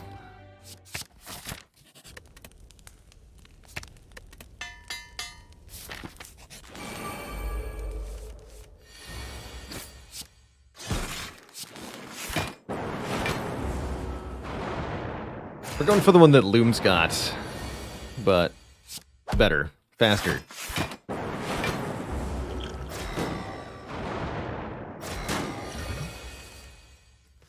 Save the seed to do it on.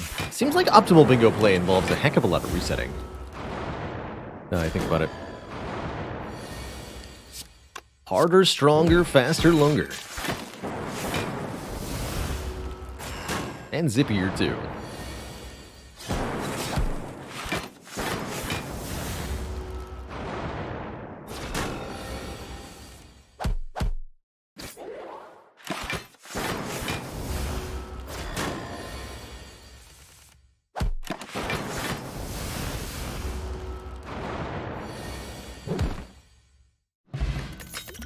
For truly optimal play, you must never even look at the game.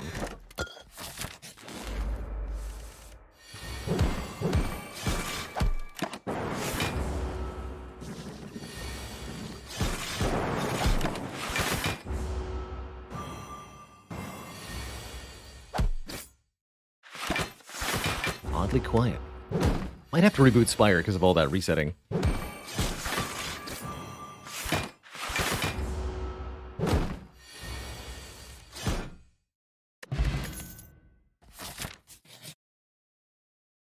Heal me. I don't have any uncommons? Oh no. Well, don't heal me then.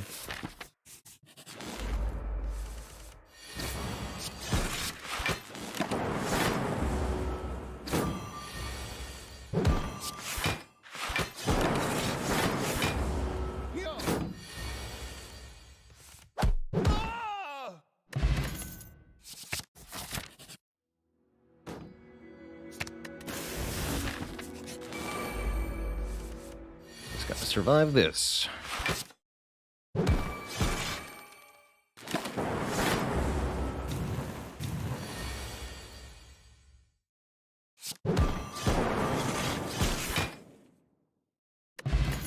Good.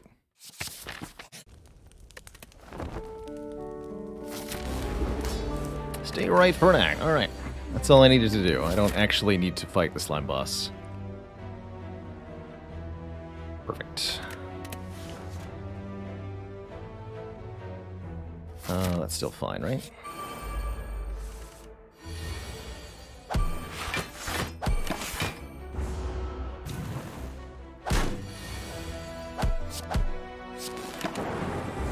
And then we just need to remove all our strikes, specifically. Got it.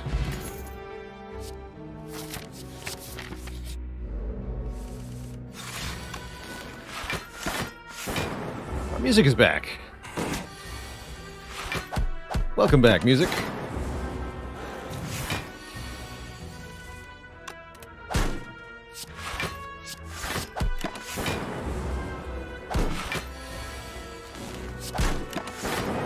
And to be clear, I don't need to remove all my strikes on this run. I just need to take no offense this act, and then... Oh, remove all our strikes. But Oobla gets the bingo! Well, let's see, there it is. Cross the middle. Removed a rare card, took no offense. Got the green key, rest at full health. Oh yeah, that was easier. I didn't even see that, that line. Well spotted and well done. GG. GG. I also wasted time resetting for something that wasn't going to happen. Actually really curious what the odds are on a random map gen that the required conditions were met. Anyway, let's do another bingo. Let's make it easy this time. There's 5 difficulty levels. Each determines what kind of goals may appear on your bingo card. You're once again playing Ascension 1.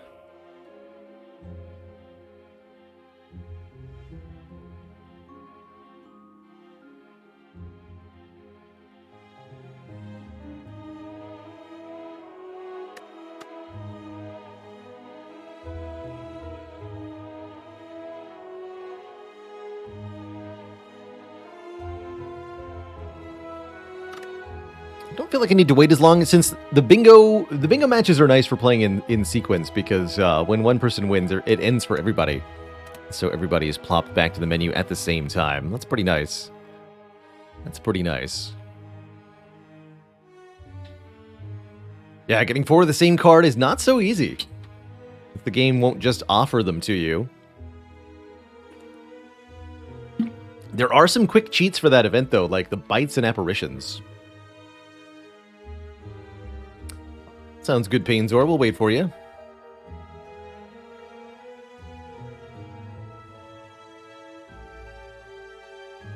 We'll do it.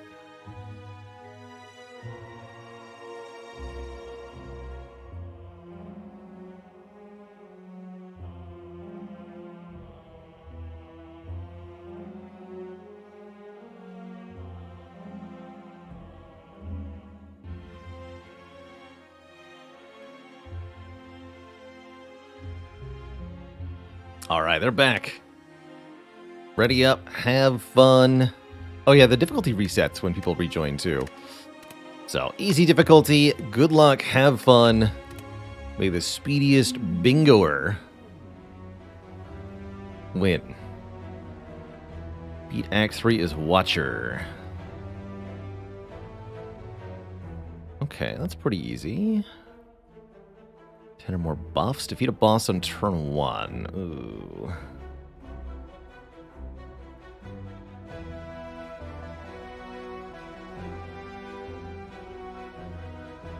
Okay.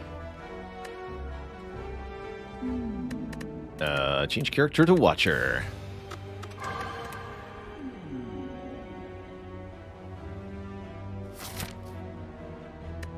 Wait, what does that card say? Buy all 3 potions. Okay. 25 relics still broken. We've seen it be completed before. It may require a different amount of relics than you'd expect, though.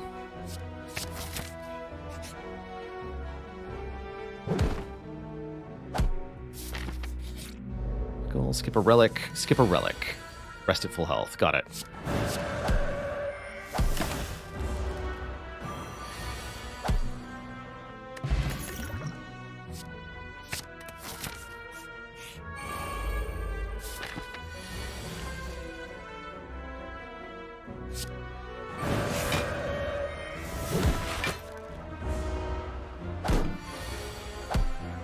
Bossburn, thanks for 29 months of support. This way.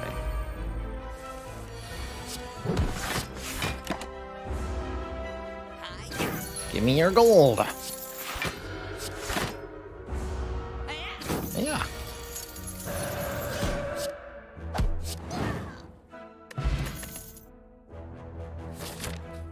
Conclude will probably... Nah, I don't care about Conclude. Conclude can hack it. Sure, let's do it now.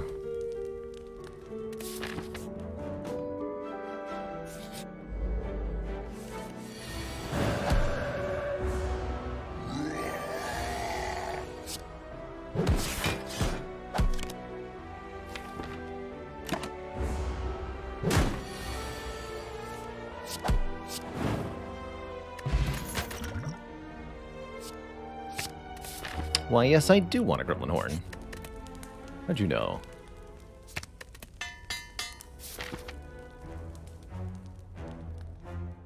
Don't have to get the key or anything, right?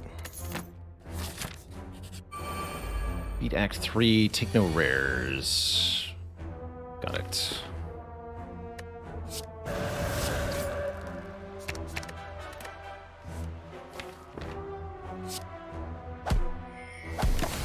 Oh no! That's fine.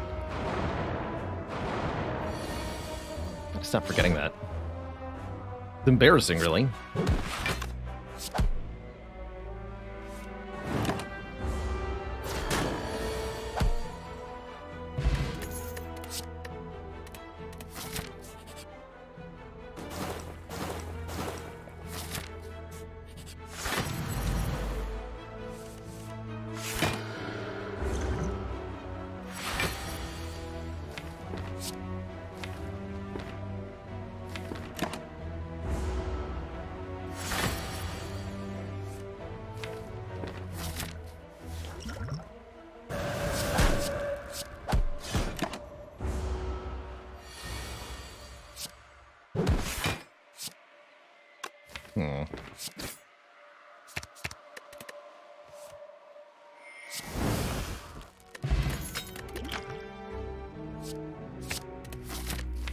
Take no rares. Just gotta remember, don't take rares. Don't take scroll. Don't take that. Don't take any of that.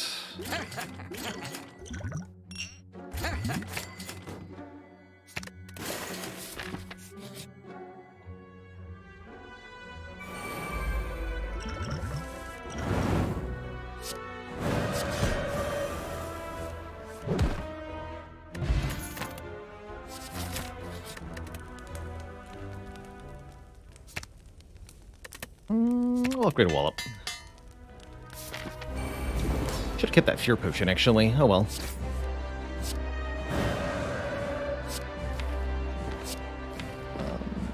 Actually...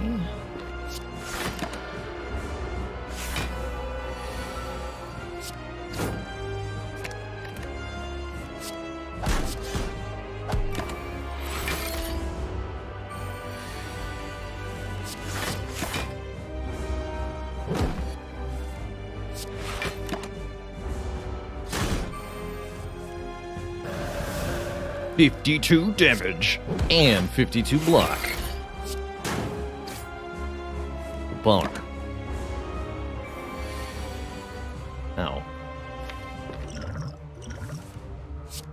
Seems a bit better.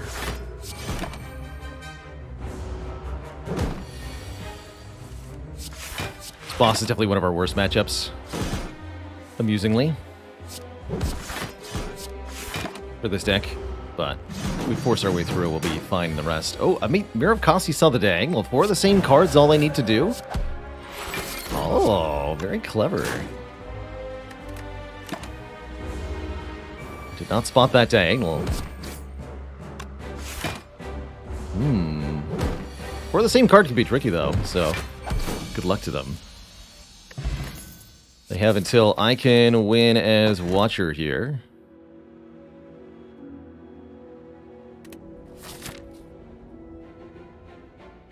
That's quite a bit of time, quite frankly.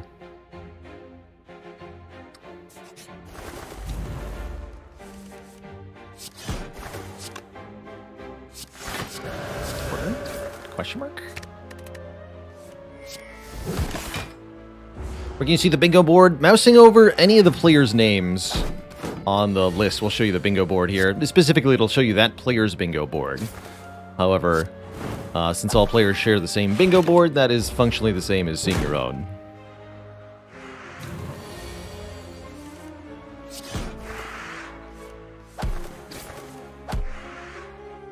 So glad I have Gremlin Horn. Maybe you wanted Bowling Bash there.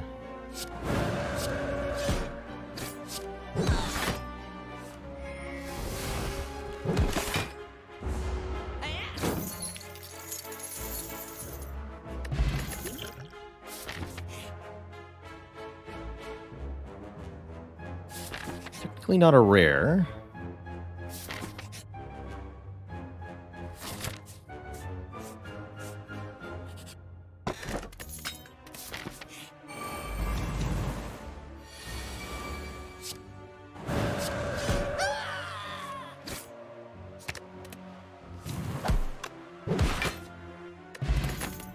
Holy crap. Not much time left for anybody else to do much of anything here. It's zooming time.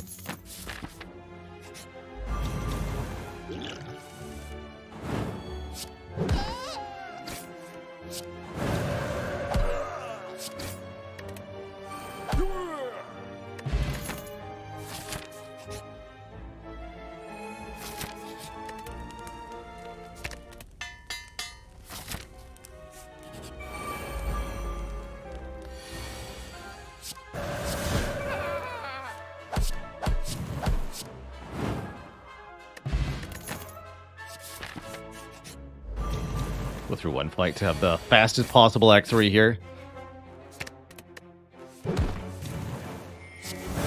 That's maybe not a good idea. Well, yes it was, okay. Attack potions.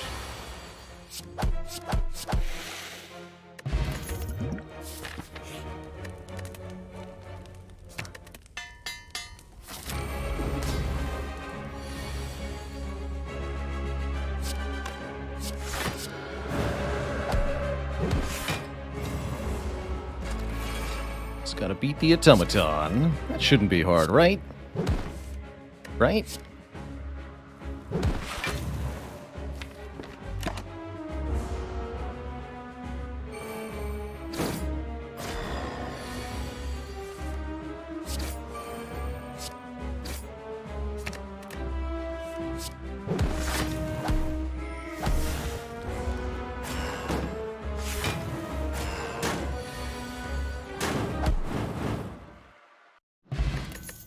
Oh, man.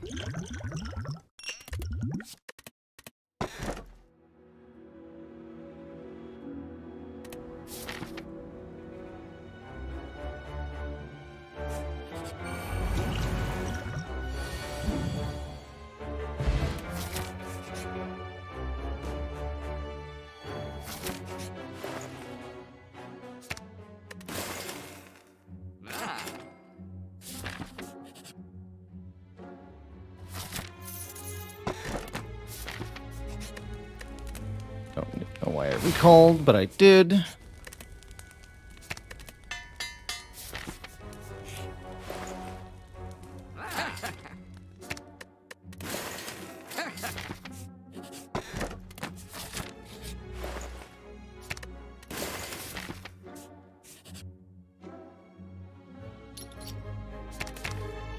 Oops.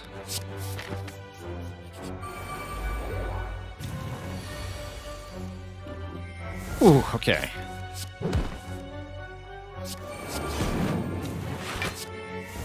The zoomies, yeah. So, hence Mirror of Tosti does not have long to find the 4 copies of one card. Or else.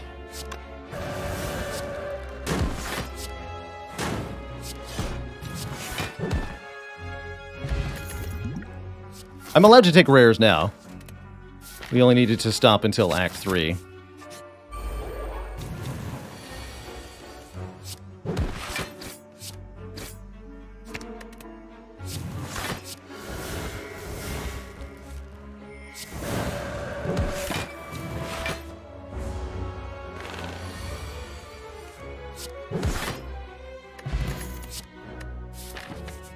Go, go, go. No. Go. Upgrade. Upgrade this. Go. No! GG to Loom. All I had to do was beat the boss. Just beat Donu and Deka. That would have taken me maybe 30 seconds to a minute. Very close match. GG. GG.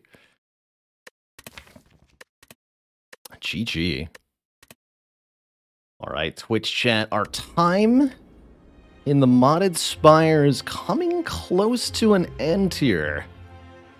I do want to check out a little bit of Luck Be A Landlord towards the end of the stream. That said, I think things need to go out with a bang. So, I'm going to do one more bingo. Ascension 1, quick difficulty, blackout. All goals on the whole thing.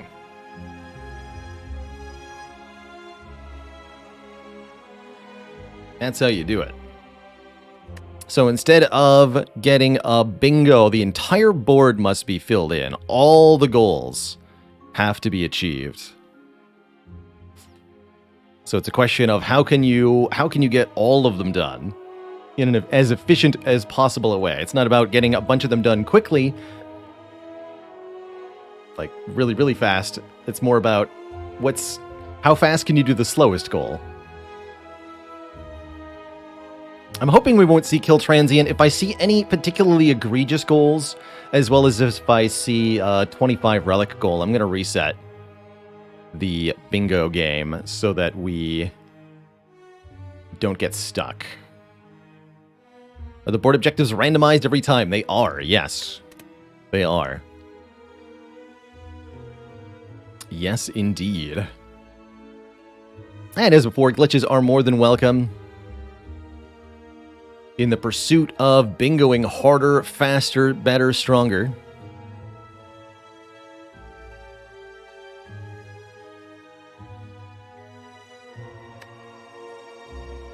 Custom lets me select custom mode modifiers, like diverse and one hit point mode and such.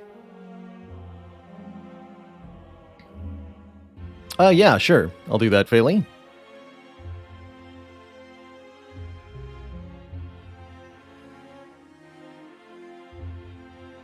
Can do.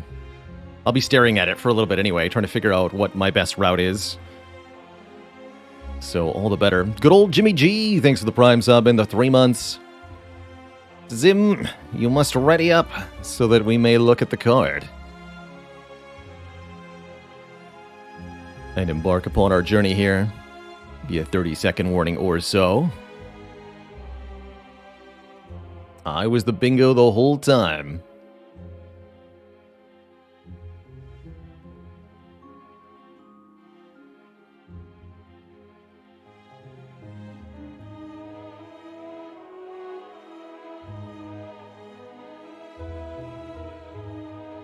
Final call. Last boarding call.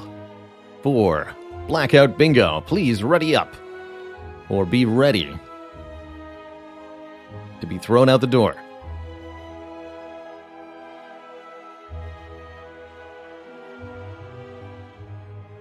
They heard my threat. Good. Glad I made myself clear. Best of luck, everybody. Good luck. Have fun. Let's see what the goals are here. Oh, there is kill transient and 25 or more relics. Hold on. I think I'm going to reset that. Doing both of those seems pretty tricky.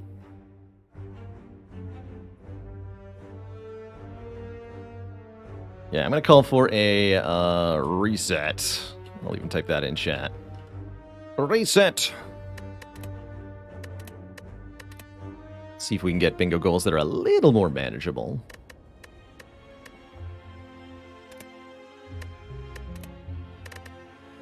Remember, you don't have to do everything on the same run.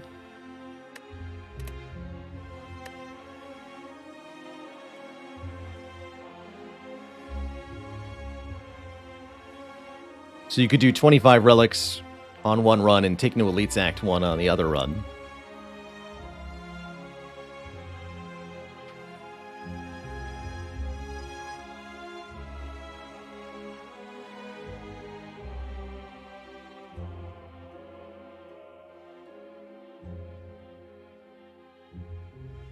Seemed to be down a few folks from before. I'll give them a moment to show back up.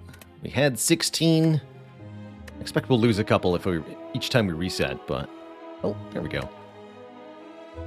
They're back. They're back.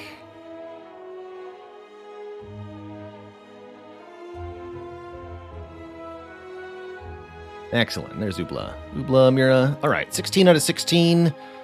Good luck. Have fun.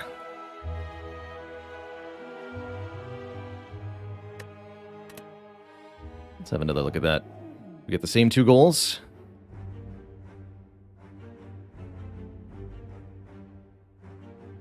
Take no events, skip a relic. Take no rares. This looks perfect. I don't see either of those goals. No killing transient. No 25 relics. Everything else... Oh, no, yeah, play 25 cards in one turn, but not 25 relics. So all of these have to be done. 50 more strength. Defeat a boss without taking damage. Beat Act 3 as Watcher. Have 4 of the same card. Remove all strikes. Remove a rare. Okay, let's start with the Watcher run. Since we have to do Watcher. One of them is remove all your strikes. I'm not going to do that on this character. That's from 2 defends. Signature move Bowling Bash. I like it. Maybe I will get rid of all my...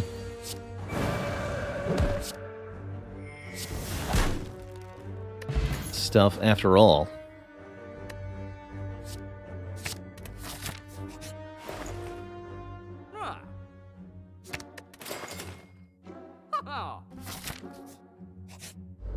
So what are some of the goals? Beat Act 3, 99 or more block, take no events in an act. Can't do that here. Okay, that's fine.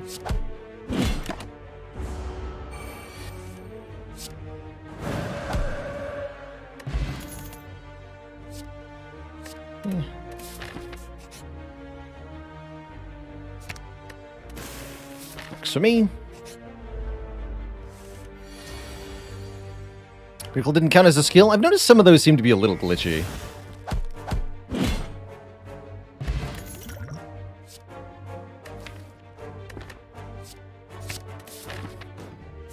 First 4 cards are attacks. I didn't even know that was a thing. I was just playing the Watcher. I'm sorry, game. I'm not even gonna upgrade Eruption, am I? No, I'm not. I'm gonna remove it.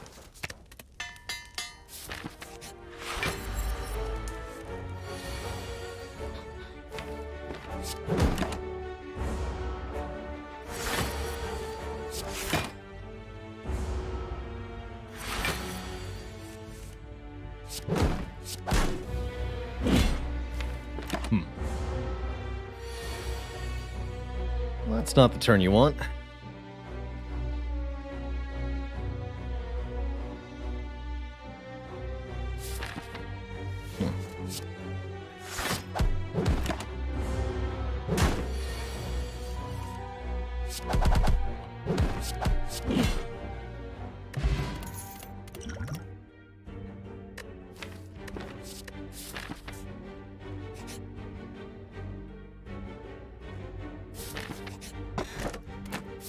Just preserve insect. Okay, this way then. Guess I do need to upgrade the eruption then. Okay, that's fine.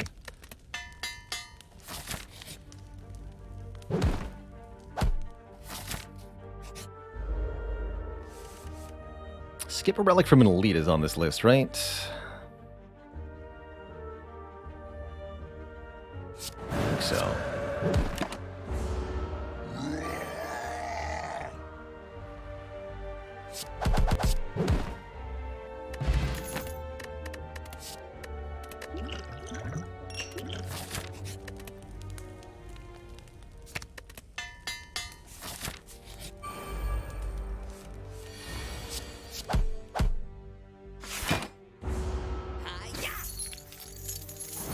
Remember, in Blackout mode, it's not necessarily about who gets a whole lot of goals quickly, but that final goal at the end. How tricky is that to achieve?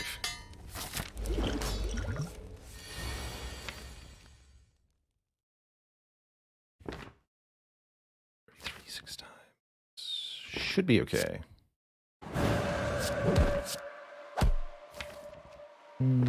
Should be okay. Good. Is okay.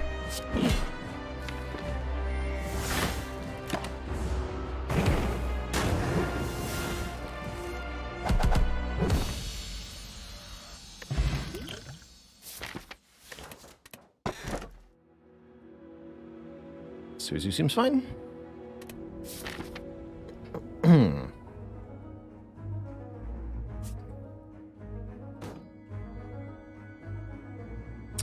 Stay right in an act, and no events in an act or a thing, right? Stay left, stay right, take no events. Any way to do any of those? There is a no events path. Okay, let's do that so I don't have to look at map generation. This will be a slow act, but it should be worth it.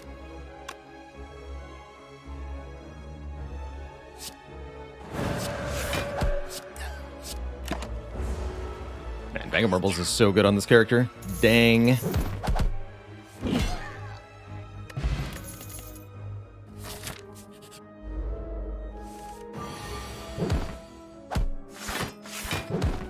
That's the other tricky thing, right? For the same card? That could be difficult.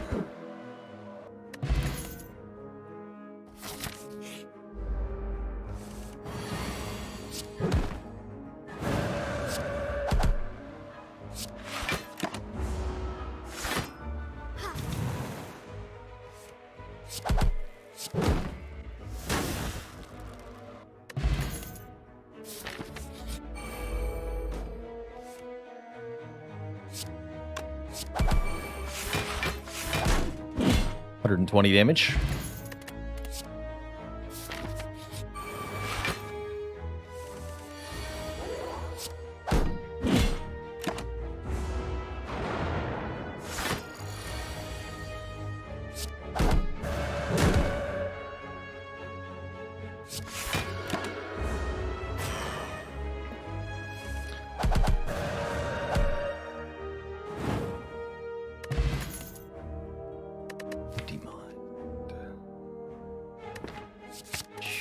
Free upgrade, how could I say no, right?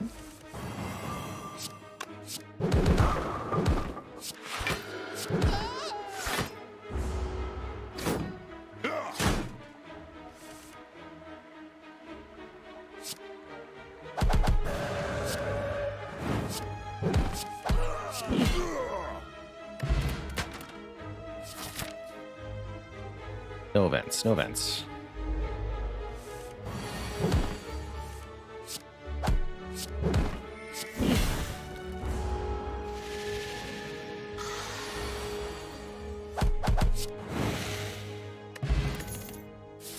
Double signature move. That's what I can get 4 copies of. 4 signature moves, Twitch chat. There's the play.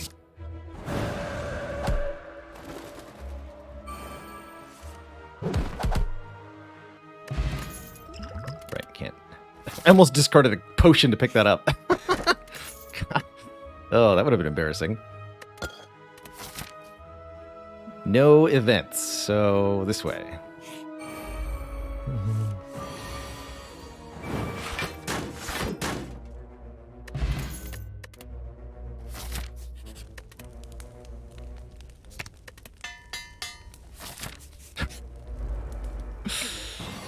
Shout out to that time I just discarded a Gambler's Brew instead of drinking it, because the Gambler's Brew is for discarding cards, so click the discard button to discard your cards, is what my brain saw. That's not how it worked, though.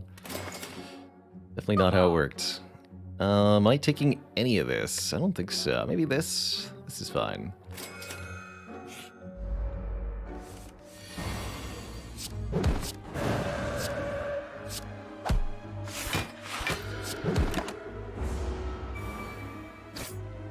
You can choose the Ascension level for the bingo mode. Burned. Totally customizable.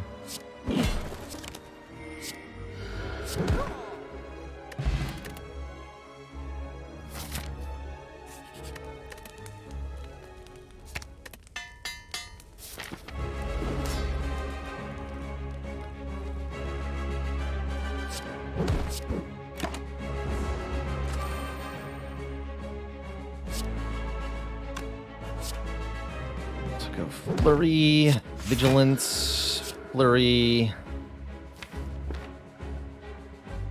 Guess we empty mine now? Sure. Tantrum, Halt, Bowling Bash, Bonk.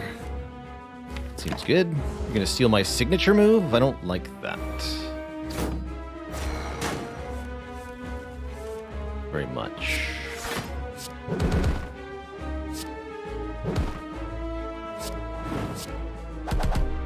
Whatever, I guess. Seems like a whatever. Bowling Bash alone beats this fight with Watcher. Pretty crazy to me. That's all you need. Bowling Bash and Bronze Automaton dies. Can I take a scroll now? I don't have any reason not to take a scroll, do I? Have a full hand is even a goal, right? So is remove a rare card. Okay. And this is also pretty good. So, do either the far left or the far right have no elites? No. Okay, we'll just pick one of them then. This one looks good.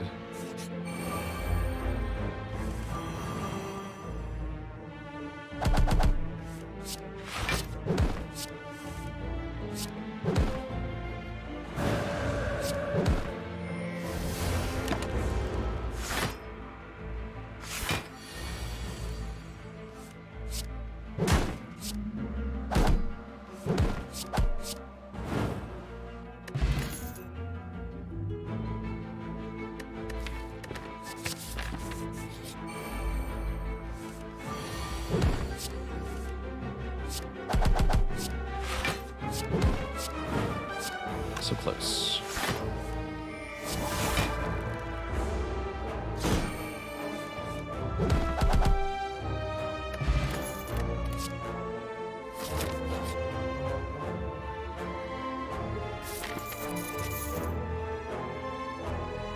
I don't have any reason to want to fight these, right? Skip relic from elite is the thing. Get the green key, get the blue key. Beat Act 3, remove a rare.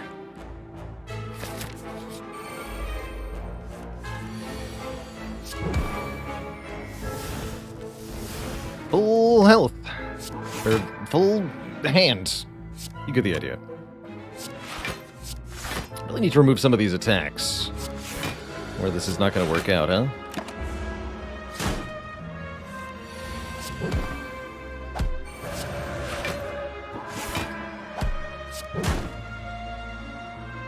Actually.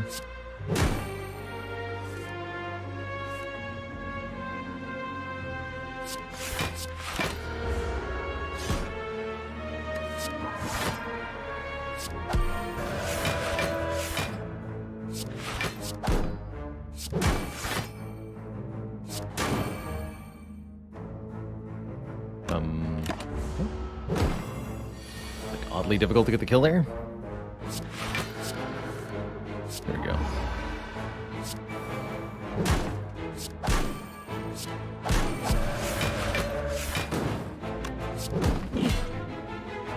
Chunky. Chunky enemy.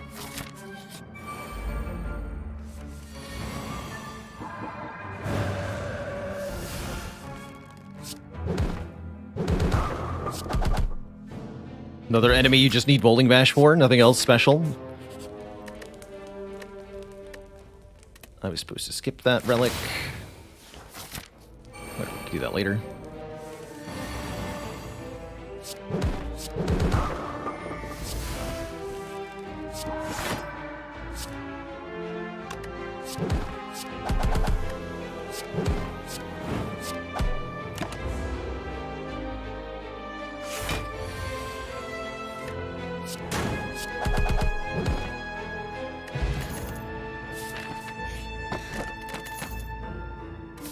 Line 2.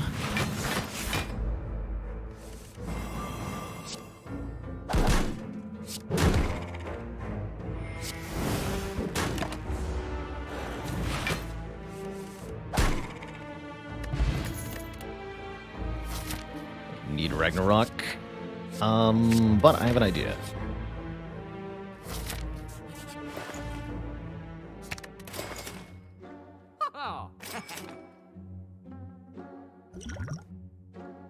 That's all I get to do. That's pretty sad.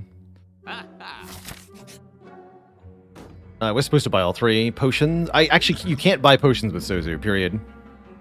Oh, all 3 relics? Is that a goal?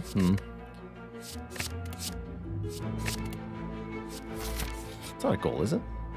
Buy all 3 relics. It is a goal.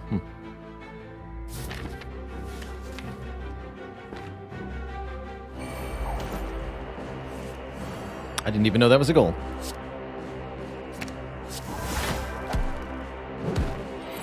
Bonk. Guardian seems to be lacking health for some reason.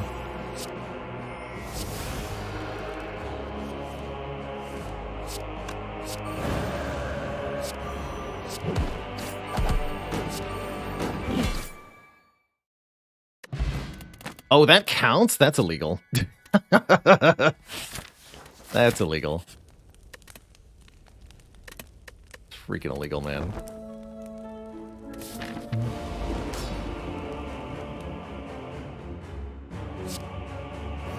What counted? Perfecting the Mind Bloom boss counts as perfecting a boss.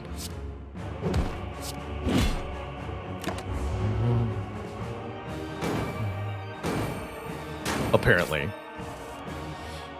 Like, okay, buddy.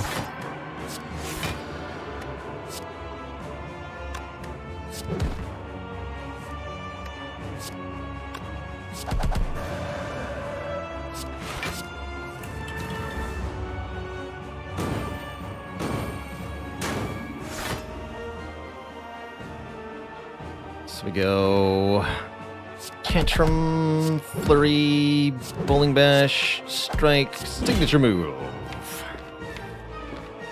Easy breezy.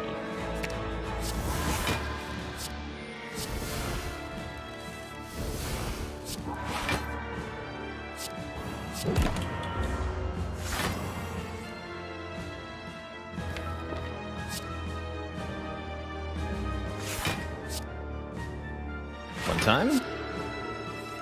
Dang it.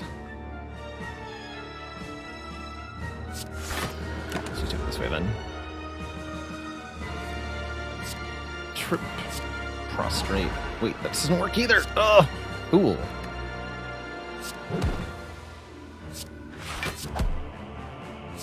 That's fine.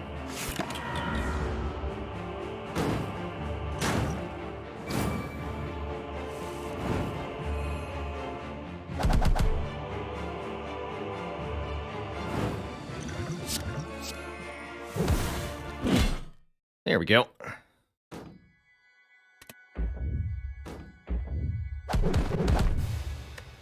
All right, now we want to play Clad? Question mark? Let's have another look-see here. We need 50 strength. 99 or more block. 25 cards in one turn. A few other things. Rest at full health, fight no elites, get the blue key. Never removed all our strikes in that Watcher run. All right, 50 or more strength is going to be one of the goals here.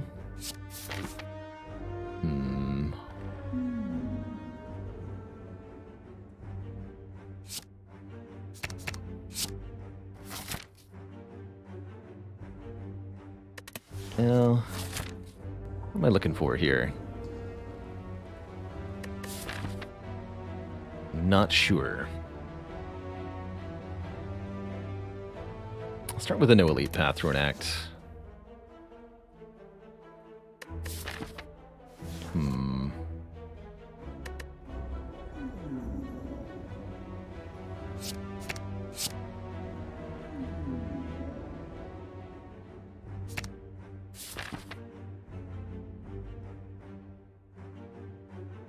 That'll do.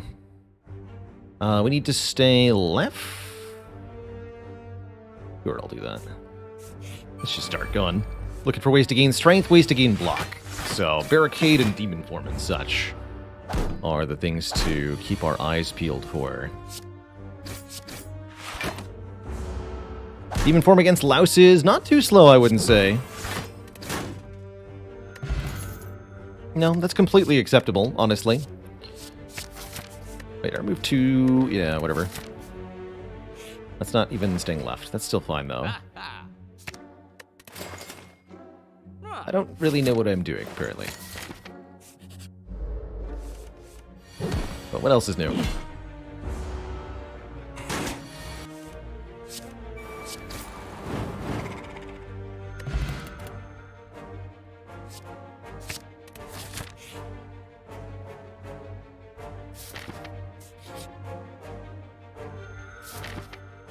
Yeah, let's skip a relic from an elite. Let's start with you then.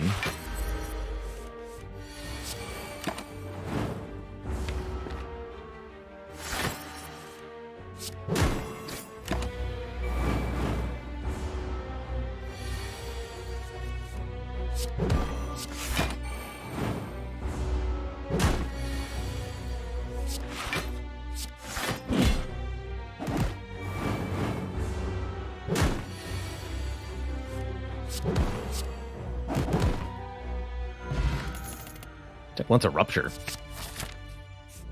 Wait, I took it. Let's try that again.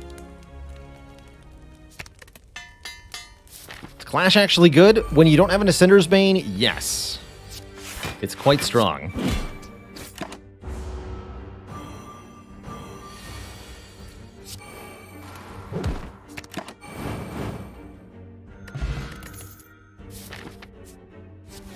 This is why I never get anywhere. Bag of marbles, Akabeko. Okay.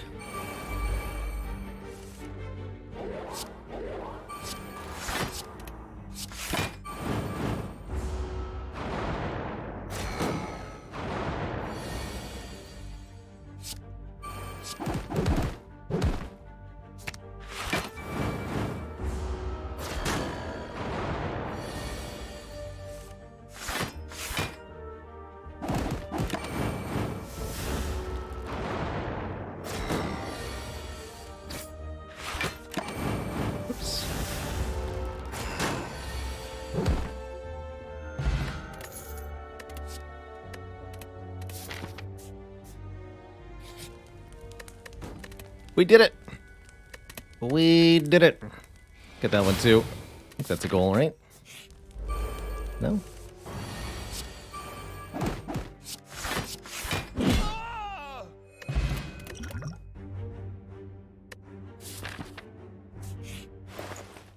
Doesn't seem much in the way of stuff doing here. Okay, that's another goal.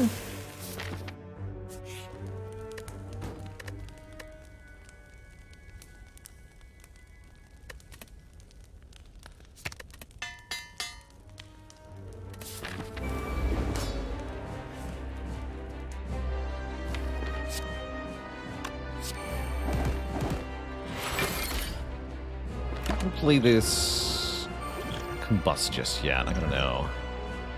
Okay, that works.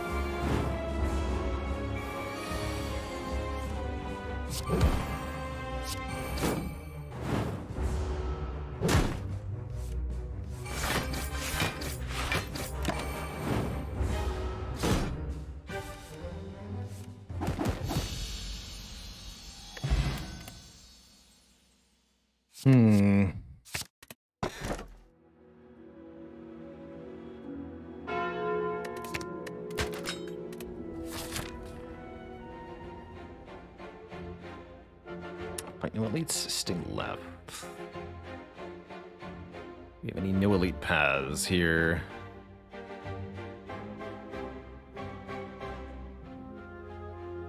Or of the same card is the other thing to keep an eye out for. We are not doing that. Alright, let's reset this. Did not get anywhere. Okay. Technically that's enough to get 99 or more block if we get the right early opponent here.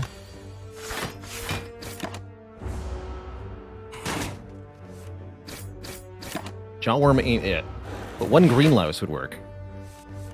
Would never do this for 999 block, but this will work for 99.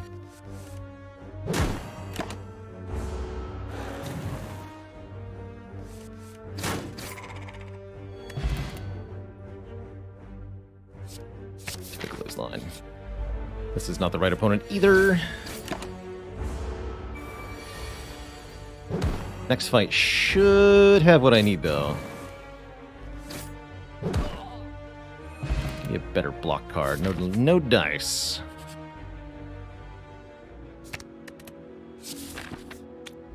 There we go. This is what I need.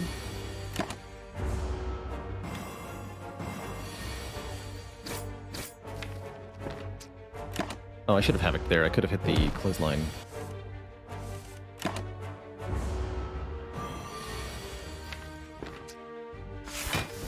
Oops, that wasn't smart either. Don't know why I thought I could do that. Let's play this. Okay, there we go.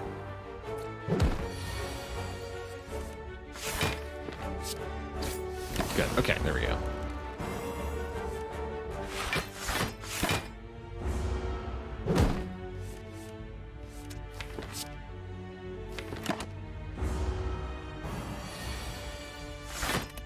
Don't do that.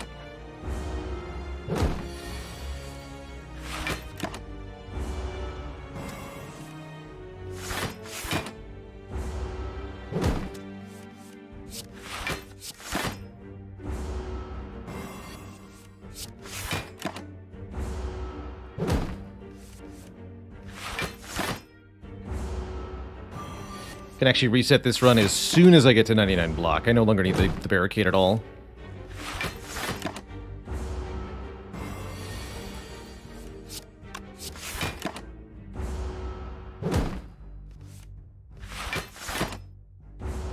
Definitely should have bought all the relics in that shop a while back. But Chet was right.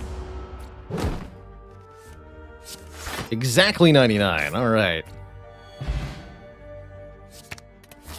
All right, so I just reset now. The blue key fight no elites is not happening. Wait. Yes, it is. Aha.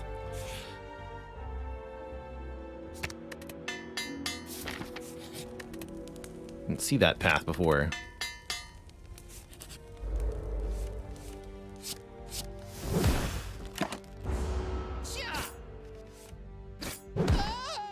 Crucially, we don't need to beat Hexaghost.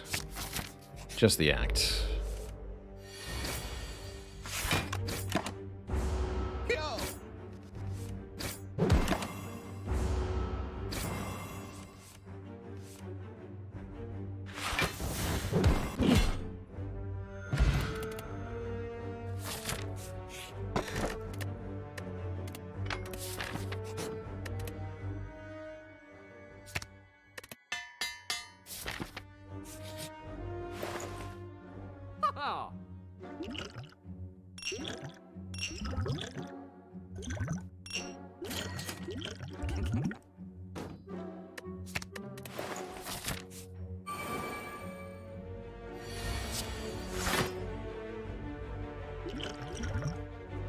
Ah! Yosh, thanks for the 14 months. Happy New Year to you too. I had a wonderful time away from the stream.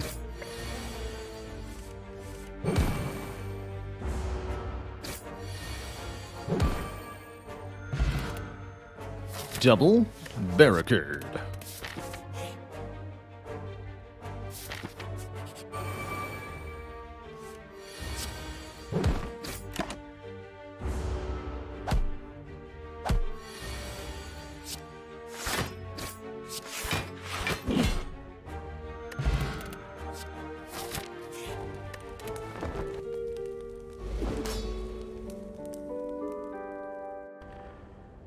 Alright, now we'd like to find demon form or something similar to start. That could actually be tricky to get initially.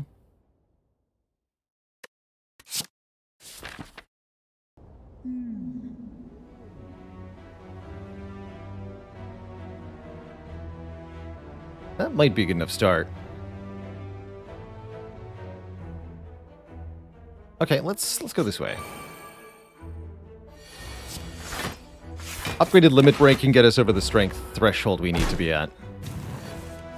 Also keep an eye out for anything that might let me get many of the same card. Still the goal we need to get. For the same card, not that easy. Headbutt's great here.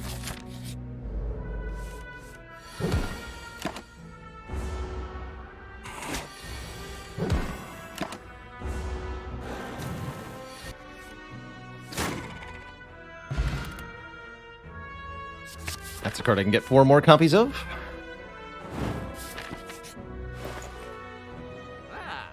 That's a way to get strength started. Well, I don't love it. They do work together, technically.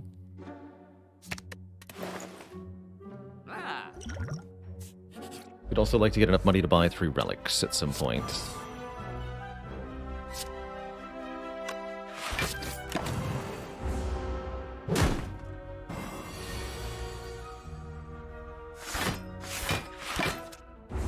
Everybody has the same bingo card. You can look at mine by mousing over my name if you're in-game. If you're watching in stream, the only way is for me to bring it up like so. But here's the current bingo card. No.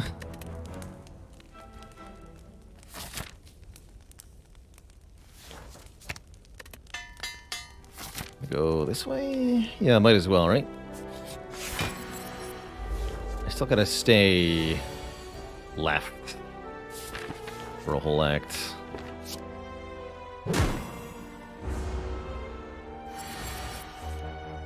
Classic.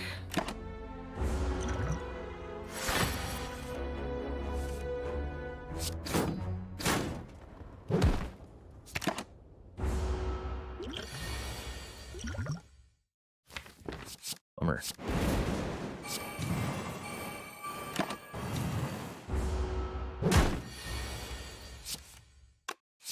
Maybe not that much of a bummer. Rage definitely blocked a lot. Good skill potion. Good skill potion.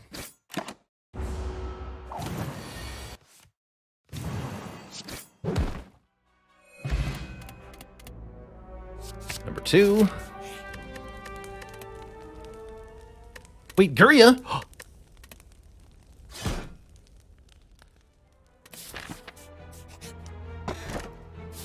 And Shuriken.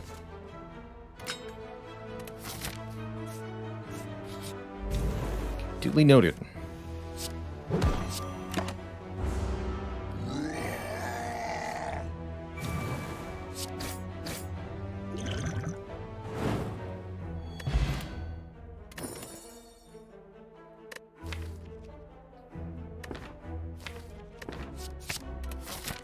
Alright, we'll try that. How much strength do we need? 50. 50 strong.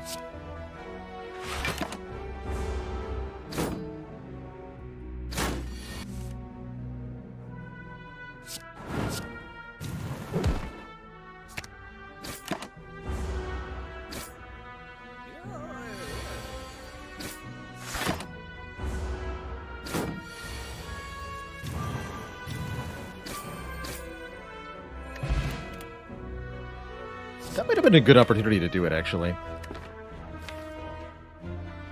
Take an Arma. No. Alright, here we're going to upgrade the limit break. And then we'll lift at the next one, too.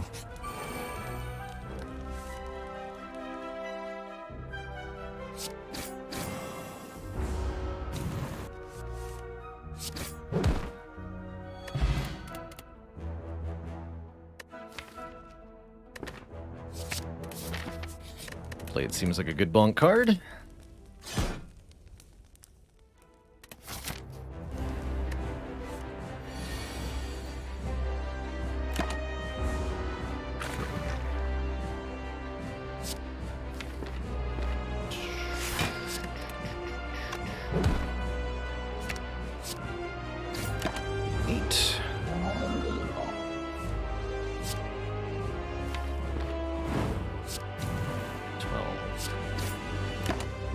think we can go to 50 here, probably.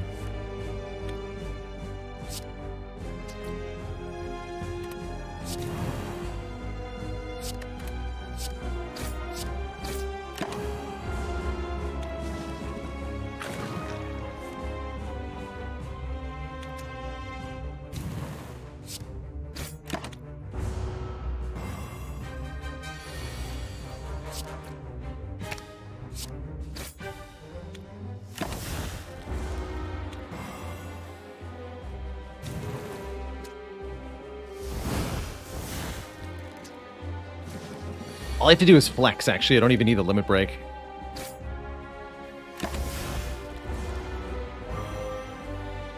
Flex. Bonk. Double limit break. All right. This looks like a... no, we don't want Busted Crown. All right, let's just shrink the deck.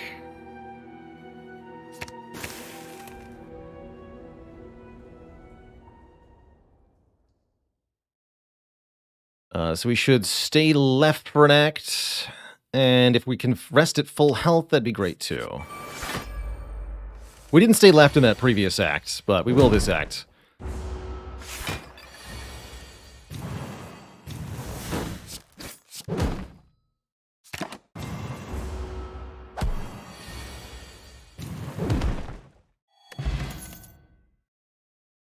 I'm not going to try to get 4 flexes, that seems ridiculous.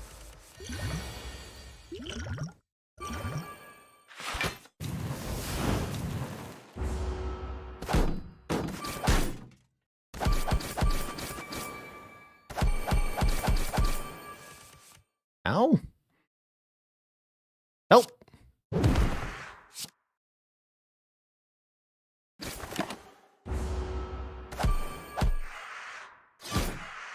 Ooh, didn't notice that one was not attacking for multi. Brutal.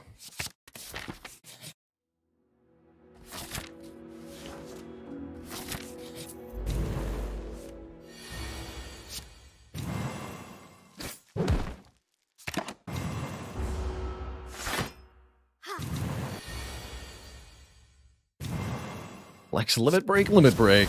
The strongening.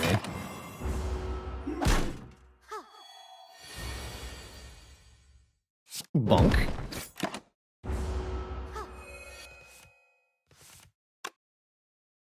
Wow, I can't kill her. Decker really wants some more energy. Or a sword boomerang plus. Or our second heavy blade.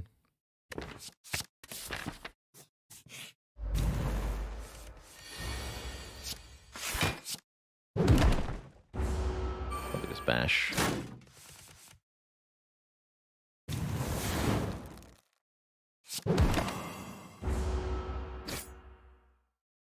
Resting at full health doesn't seem like it's going to happen, that's for sure.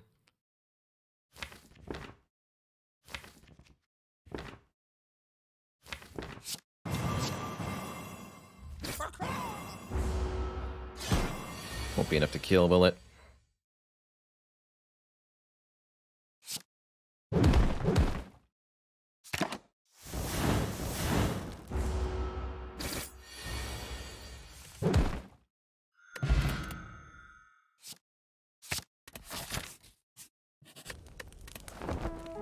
Really would have liked to lift our third time there. Hopefully do that at the next Spire.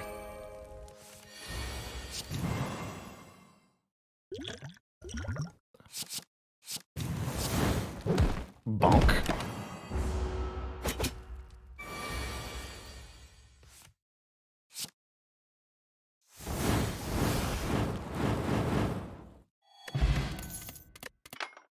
Bit better. Got the green key. Lift. Still looking for 4 or more of the same card, or enough money to buy all 3 relics in a shop from this run. Don't forget to stay left.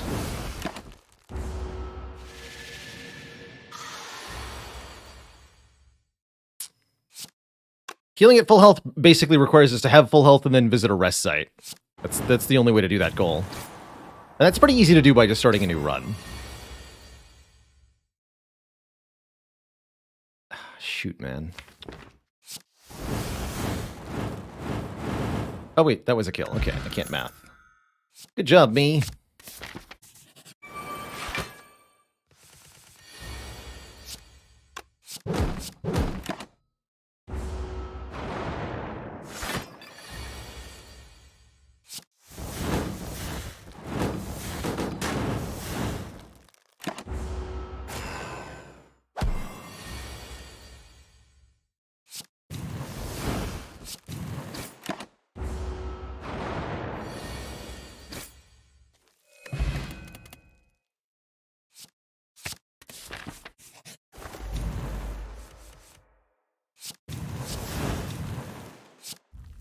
Ouch.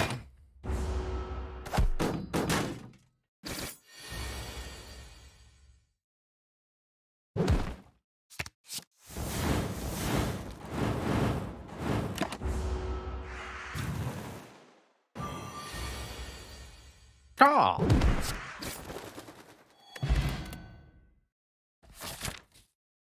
Do I need Whirlwind to beat Collector? Hopefully not.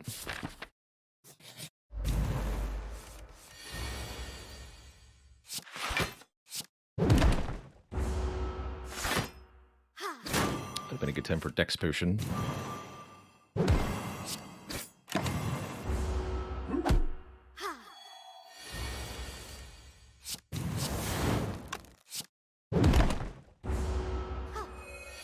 Is 2 away. Very impressive. Just needs to get 99 or more block and 50 strength. Goals we've already achieved. Not exactly easy goals either.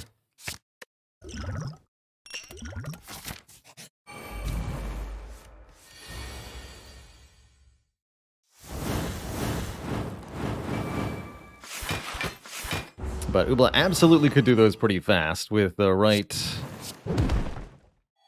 draws and such. Dang.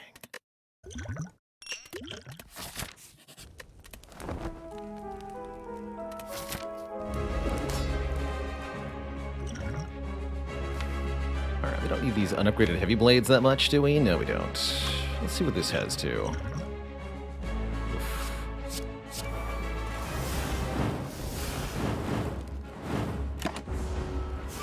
Oh, now just needs strength. Oh, that's not too hard. Good luck. Good luck to her.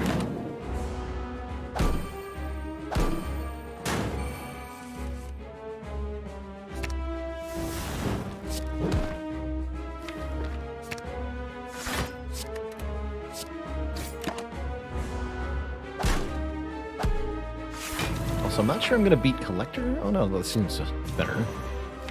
Still no limit break, though, huh?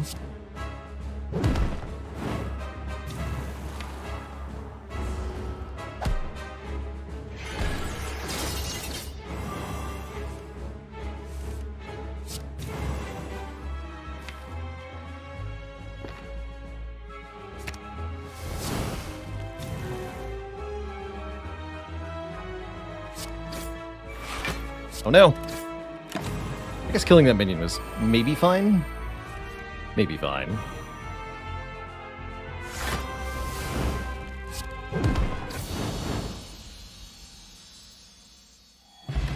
Spooky. More energy, please. Okay, we're at full health. 25 or more cards in one turn. That's actually going to be pretty tricky. I don't know how to do that. So we just need another card, and we need to go to a shop and buy all 3 relics. So let's just look at shops for the moment. We may not actually be able to afford all 3 relics unless they're particularly cheap, but we'll see. Even with shivs, 25 is pretty tough to do in one turn. You really got to get quite creative.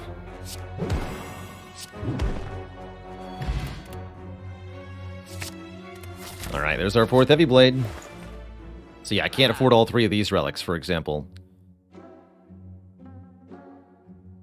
It's just dropkick. Well, it's just dropkick if you can remove your whole deck easily, but for those of us who can't, This is more money. I need more money.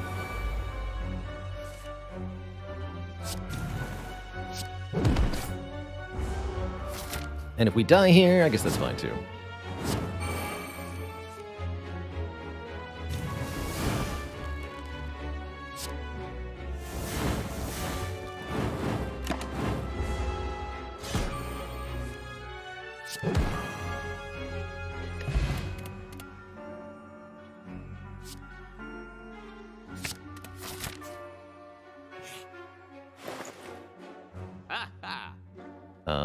Math. 241 plus 238 plus 154 equals 624. Yeah. Here we go.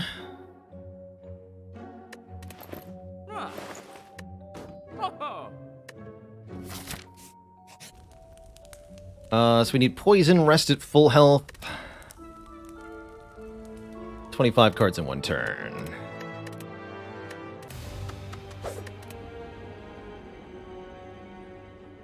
Choose.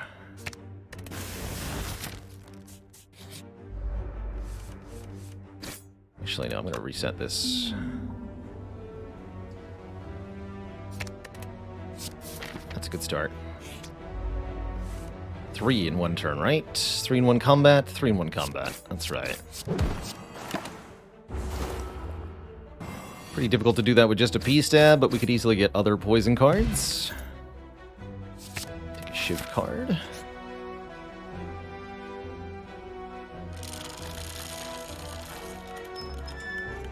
Yeah, Watcher is an alternate way to 25 cards in one turn, but there's not a way to get the poison done without being silent, so we start here no matter what.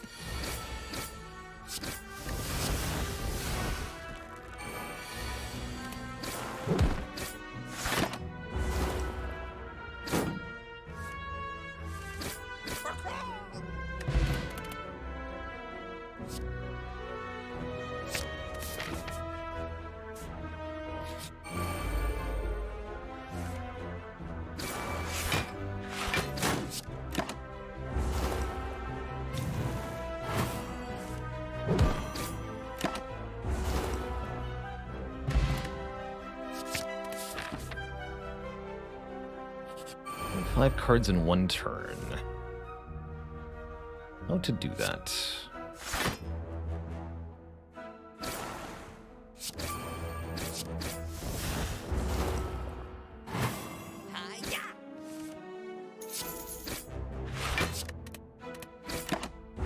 Should have killed the louse there. I don't even have money to lose. I don't know why I'm so protective of it. I do have money to lose. Yammering. He's yammering.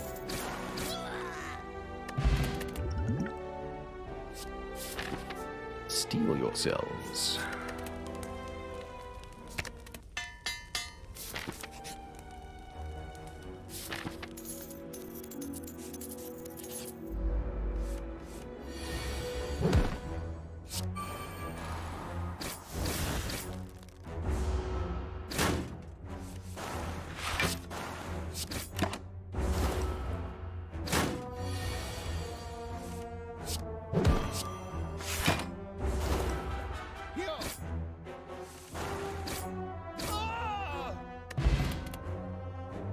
Yeah, it's not going to give me 3 enemies now, right?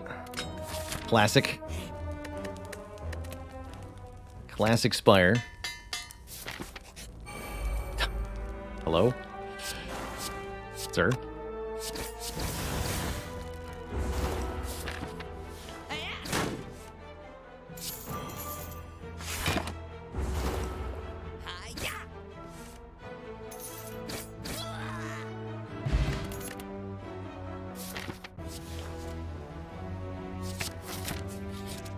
There we go.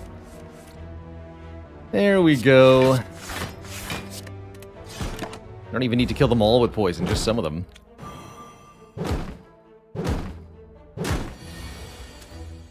Which is good, because I need a little bit of restitution here.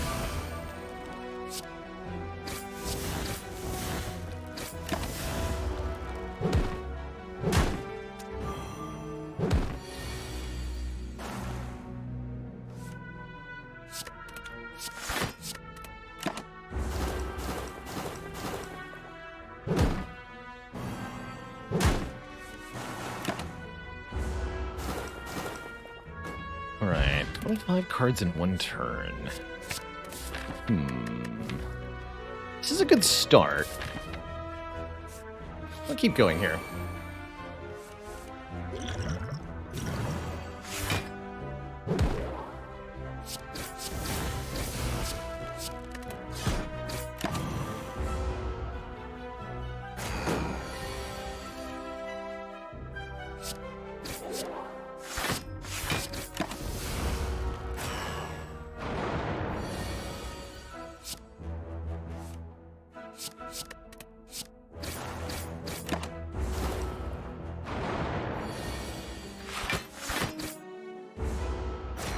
Merely assemble the dead branch. That's all.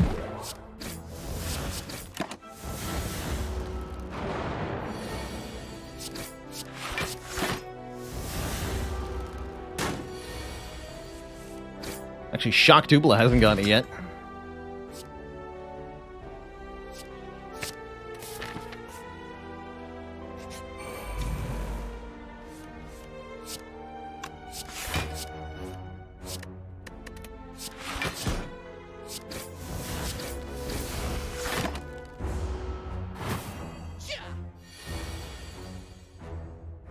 Who am I to stand in the way of progress?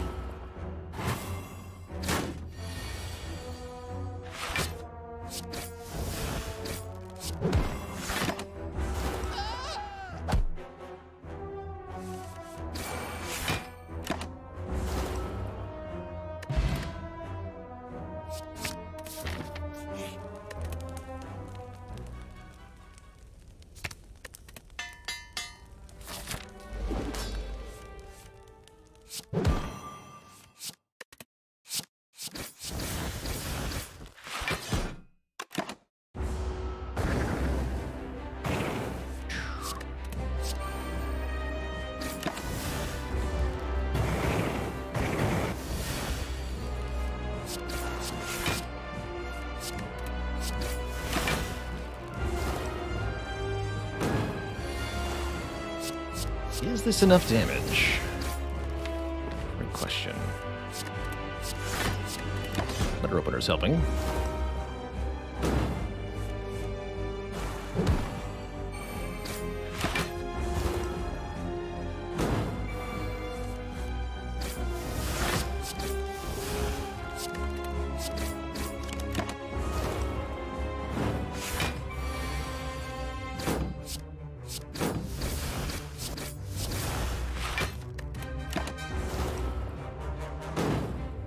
It might just be barely enough damage. Yeah, there we go.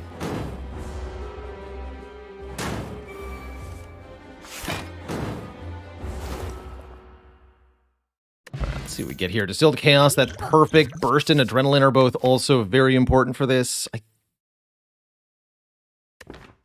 think I'm going to take the burst. And energy, coffee dripper.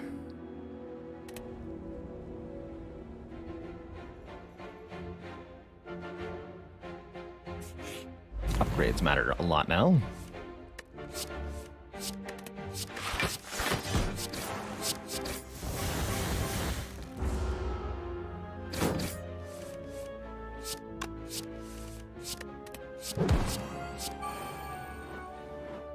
Now it's a matter of getting into the right fight with the right stuff. There might be a few more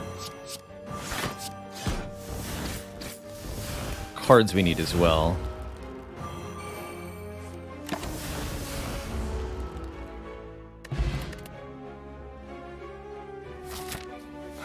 I'm taking an unupgraded cloak, am I? No. Flex. Flex is not a card, but...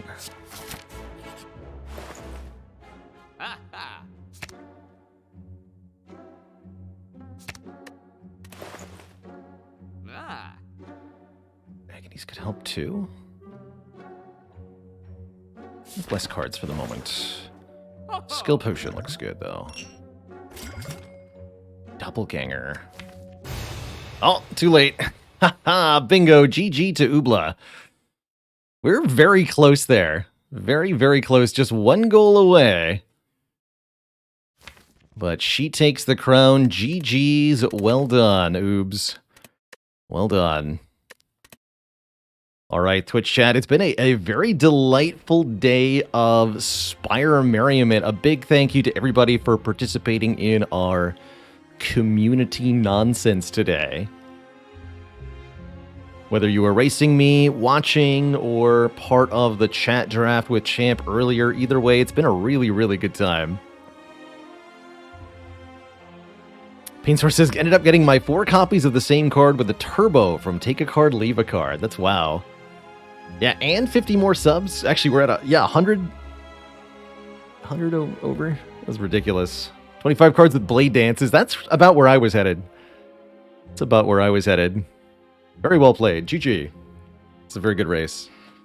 Anytime it's close like that, that's good. Z1979, thanks for the Prime sub. Welcome to the Cozy Sub Club.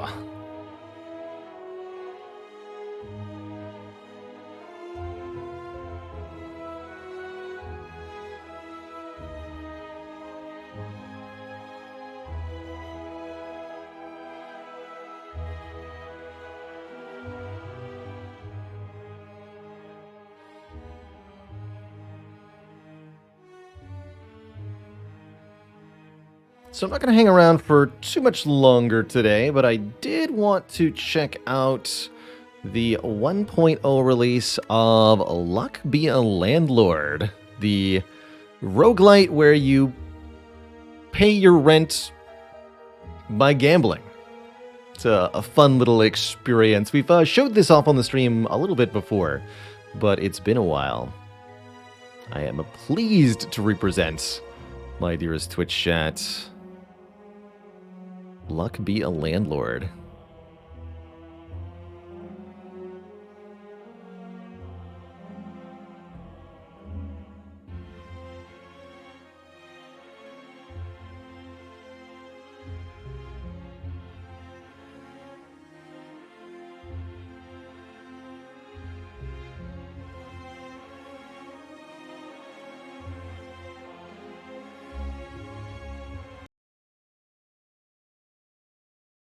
Now, finally out of early access. That's right, this is the 1.0 release of A Luck Be A Landlord.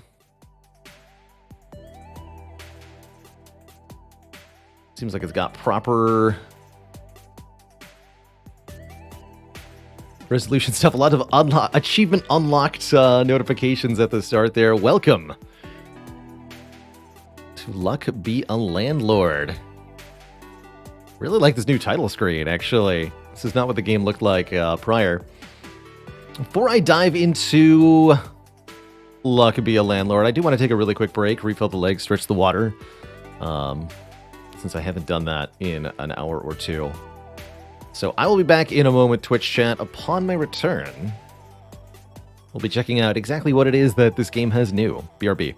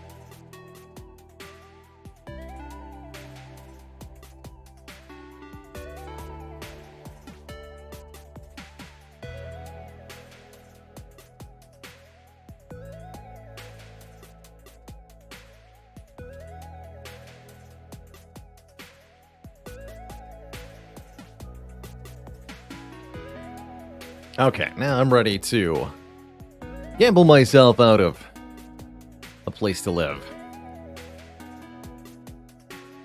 I don't know if they capped it at 15. I'm just going to do a no modifier run. There's apartment floors, kind of similar to Ascension levels, that stack additional penalties onto your run.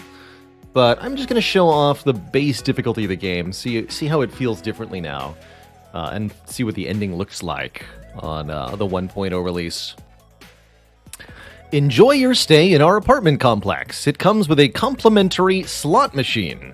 You can use it to get coins and pay your rent. Speaking of which, your rent is 25 coins and is due in 5 spins. Good luck, your landlord. Excellent. So, in Luck Be A Landlord, you have a complimentary slot machine in your apartment. It starts with 5 symbols on it, and after each spin, we'll be able to add new symbols. Symbols have a base value. You get that much money as long as they appear on the screen. And they may have additional effects and interactions. There's quite a bit of complicated interactions you can get. So, the only winning move is not to play. That's right. No rent if you don't spin. Whoop, I gotta tweak the animation speeds. So we got $5 from the first spin. We get to choose dwarf, snail, or owl. Dwarves destroy alcohol. Snails give a little bit slow and steady, 5 coins every 4 spins. Or the owl gives 1 coin every 3 spins. The owl's better than the snail. But I think I'd rather have a dwarf. That way we can pick up alcohol symbols and benefit from them. Let me just tweak the animation speeds to normal. Playing this off-stream a long time ago. Oh, good lord. No, that's the UI scaling. Hold on. I understand. I was looking at the wrong thing.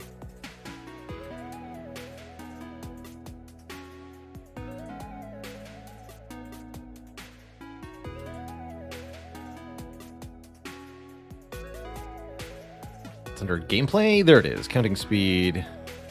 1x. Animation speed. 1x. 1x. There we go. Spin. I run the game at quite some resolution. It just decided to do that based on my specs. A lot of games seem to decide, they're like, I'm going to break myself because your system is big. Good for them. Could have had 2 owls. Let's add an owl. It's not much, but it's something. Don't really like the birds because I don't think they have that many good interactions. Each game of Luck Be A Landlord is a tough game of like, what can you pick up to give yourself potential combos without just kind of ruining yourself. You are allowed to skip symbols, but it's often not worth it. I'd like to not have the scroll bars here. How do I tweak that? I remember being able to just display the full description of each item normally. Let's see if I can fix that. Let's go double dwarf here. But if I graphics scale properly, what if we have our resolution here? 1920 by 1080. And then,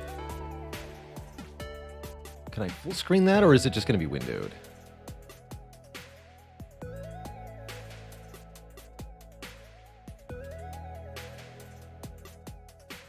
Perfect. Do I need further tweaking? We'll see. Yes. Dog gives bonuses when adjacent to humans. Candy gives money. Can be destroyed by certain other things. I guess we'll take a light bulb. Destroys itself after making other symbols give additional money 5 times. Dwarves can pet the doggo, that's true. No, we didn't even keep what I did. I understand. When I clicked full screen, it reset to the max res.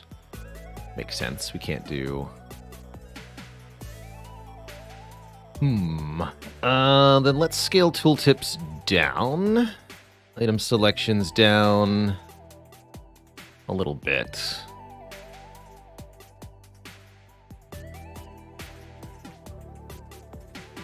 See if that helps. The rent is due, pay up. Pay out 25 bucks. Our rent is now 50 bucks due in 5 spins.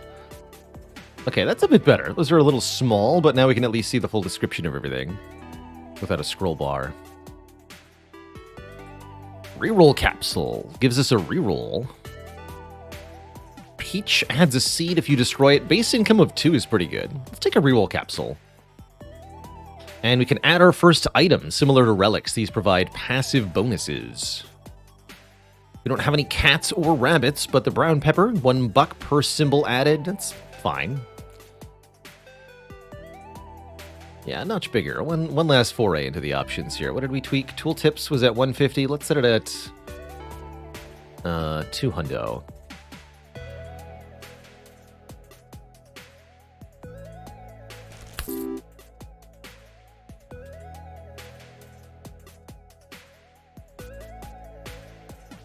Rain. Adjacent flowers give twice as much. You can also reroll this.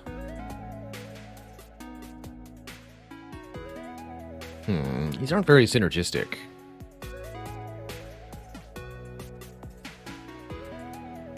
And we do have a cat. That's right. There is one default cat. Sure, I'll take rain. Hey, the synergy.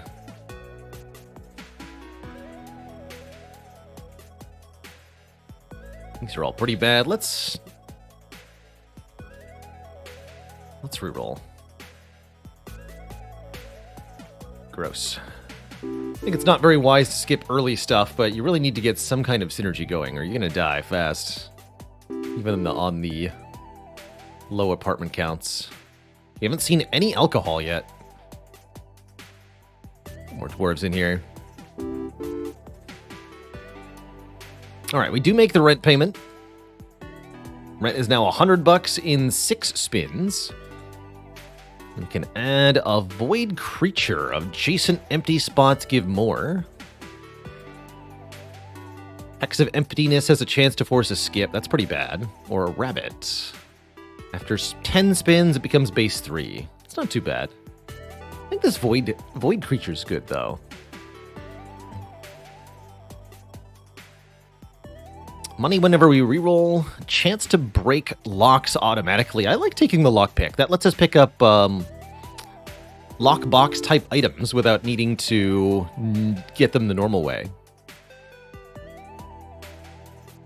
Gonna be honest, I'm half tempted to take Hex of Tedium here. Less chance to find uncommon, rare, and very rares is pretty bad, but the additional base 3 income it provides is very good, and we do need more money, or we're gonna fail the rent check, so I'm gonna take it.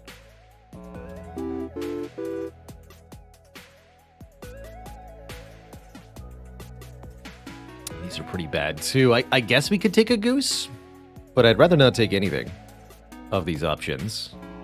Void creature makes having empty spots a little bit more viable. And there's a lockbox. Okay, that we can take. 15 bucks when it gets destroyed, which should happen automatically. We're going to be in a really tough spot if we can't find some liquor for these dwarves, though. They're going into withdrawal.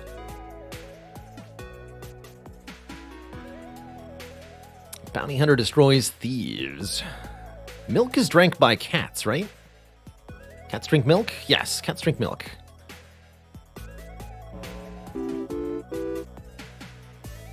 Unit types that, symbol types that destroy each other will usually only do so if they're directly adjacent, though. I don't want these. Our void creature has been destroyed, but we did make the rent again. 150 bucks in 6 spins. Hello, comrade. Your local mutual aid network has heard of your rent situation. To help with your trials, we are giving you 2 reroll tokens, 2 essence tokens, and 2 removal tokens to help defeat your landlord. Stay strong. So we can now remove a few things. We can reroll a couple of times.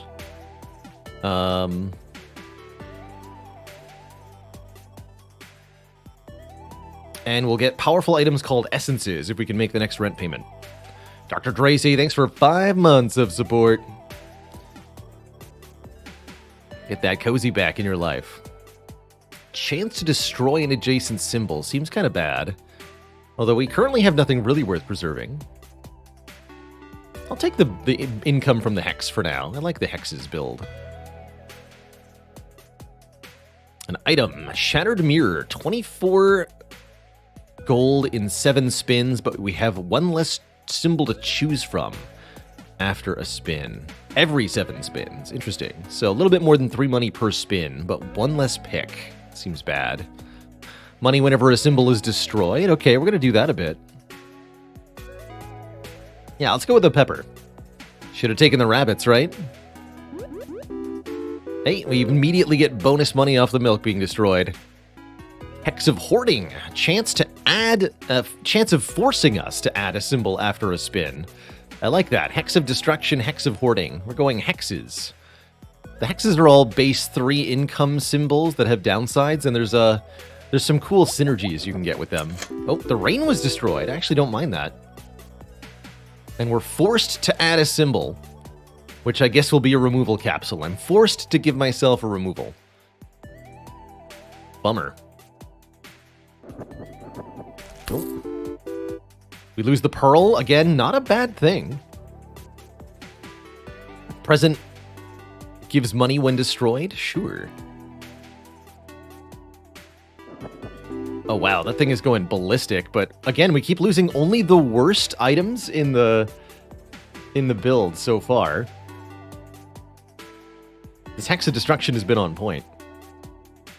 Take the milk again. So let's review. We've deleted the pearl. I want the coin of the flower to go still.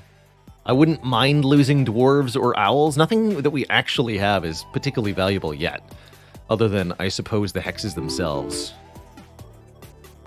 Can you use removals or rerolls at any time? Yes. More hoarding.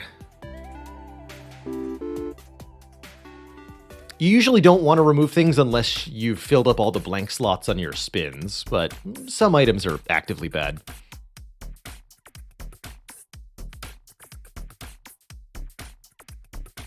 Landlord has us pay out 150. Rent is now 225 in 7 spins, but we get to choose essences for our essence tokens. Essences are these weird sort of like inverse items that have special conditions we have to meet. So the egg carton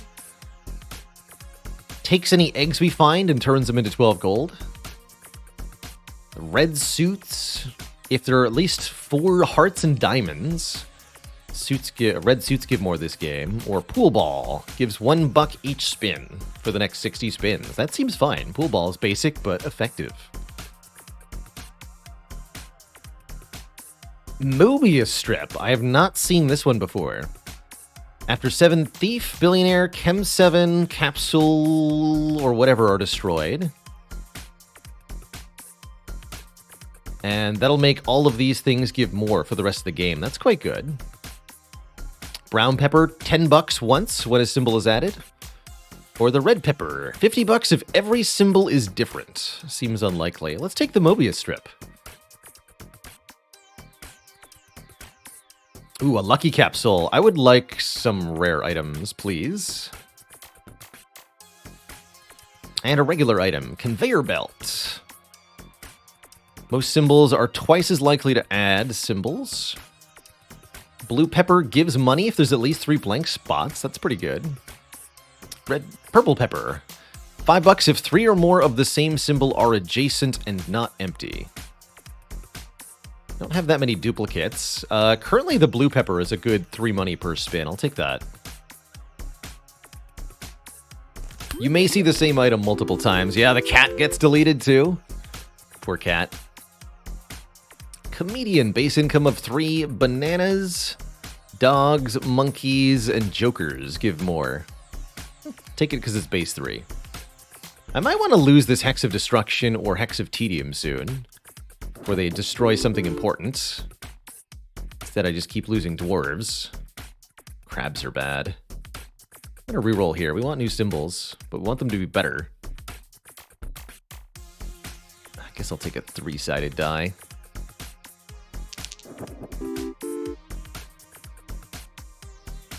And I'll happily take a goose at this point. The goose is loose. My die has, what's the term for when something stops existing? Disappeared. Give me a gem, sure.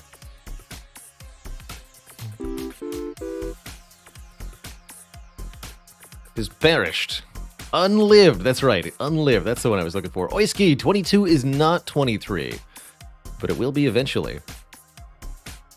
It's become extinct. Thief! You count for the thing, right? Thief takes money away each spin, but kind of stockpiles it. You get all the money back times 4 when you kill the thief.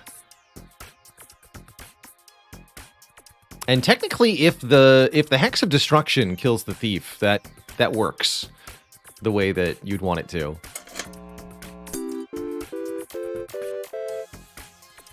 $50 on that spin. Very nice. Rent is 300. We get 2 more of each token type. Finally, some alcohol. Also, like rabbit fluff for our ability to get higher rarity stuff here. I could even swap the Hex of Tedium for the rabbit fluff and start finding better stuff. Let's do that. Ooh, tax evasion. If a symbol would take money, it takes 1 less. That means the thief won't be costing us anything. And we're going to remove you.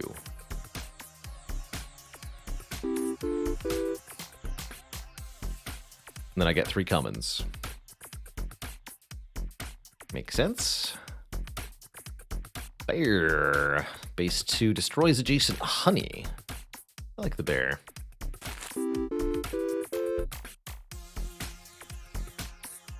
A lucky capsule. Another item that destroys itself. I think that counts for this too. No, just tedium and wealthy capsules. Because of the... It has to give money. Got it. The goose has been destroyed. Tomb has a chance to add spirits, which are short-lived, high-value symbols. And if it's destroyed, it gives even more spirits. Sure, I'll take a tomb.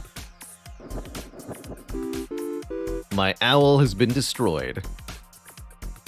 Double thief? Yeah. Are we going to make the next rent payment? Who knows?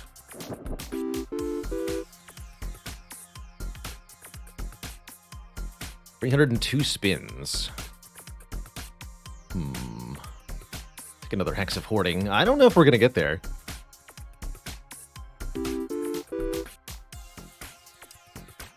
Doesn't look like we are. Oh, Banana Peel! Banana Peel, save me!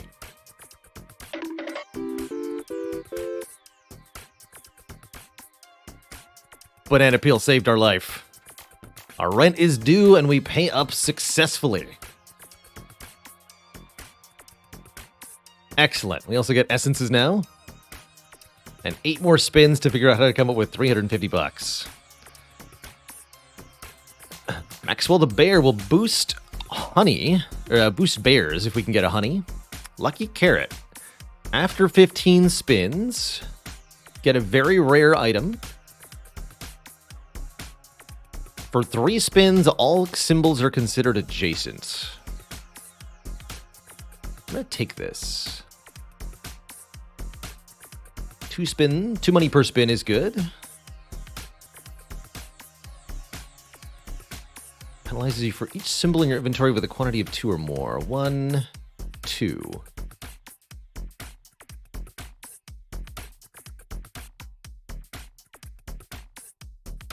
So this should be $24.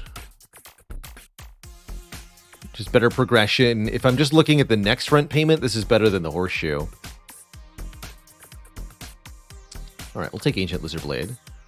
And another thief. Let's go.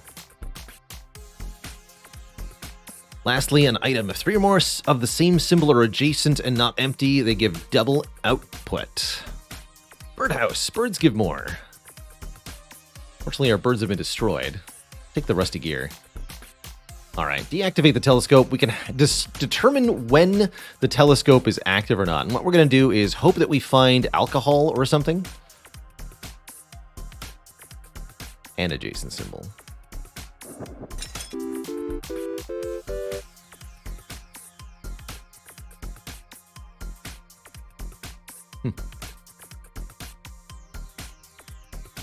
Could use the hooligan to destroy the tomb. Sure, hooligan, welcome.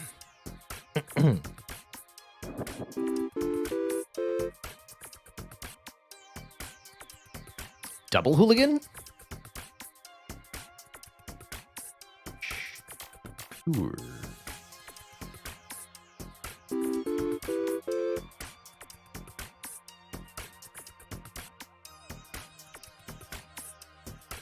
Could skip here, but we really need to find some good stuff. I'm going to reroll.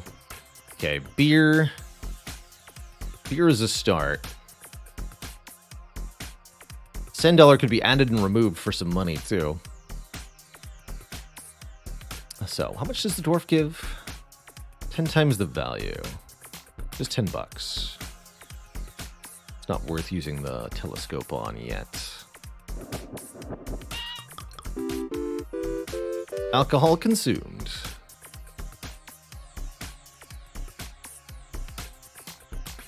Hex of Thievery is $3 with a 30% chance to lose 6. Curious what that comes out to on average. Good hex synergy interaction, though. I'll take it. We're pretty desperate here. One of our hexes just destroyed one of our other hexes. Got 3 spins to get 350. I think we're actually going to make it. I'll take a third dwarf. The comedian is dead. These I'll skip.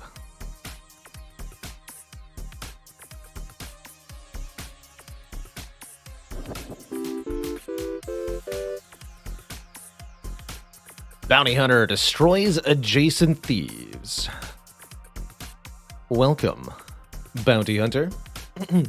Okay, let's remove a few things that we no longer want. I think we can lose now the Hex of Destruction.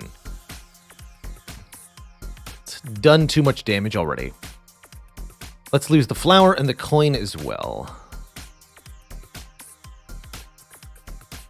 I could make everything adjacent here. I don't have any reason to.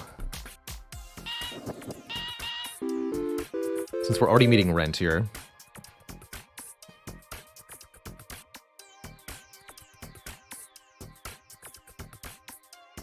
$4.25.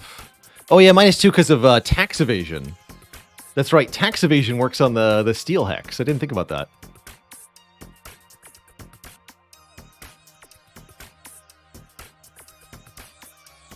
The moon. Owls, rabbits, and wolves give more. Or just get an item. Let's get an item. Cats make you more likely to find rare stuff, but our cat was deleted. Fruit give more. Do we have any fruit? No. Empty slots give more. We'll take Lucky Cat. If I find a cat, I'll take a cat. You're both going to jail. But thanks for the money. So Magpie is a lot better with tax evasion, for example. This is -1 per spin, gives 9 every 4 spins. So normally that's 5 every 4, 1.25 on average. Now it's 9 every 4, 2.25 on average. I'll take that.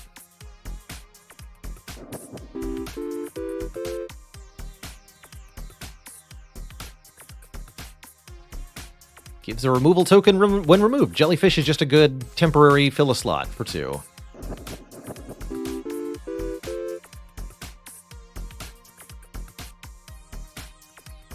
Same with Void Creature. 5 spins, we'll be okay.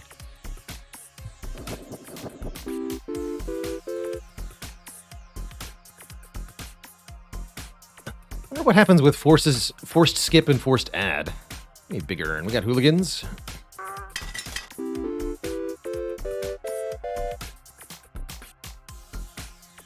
More urns.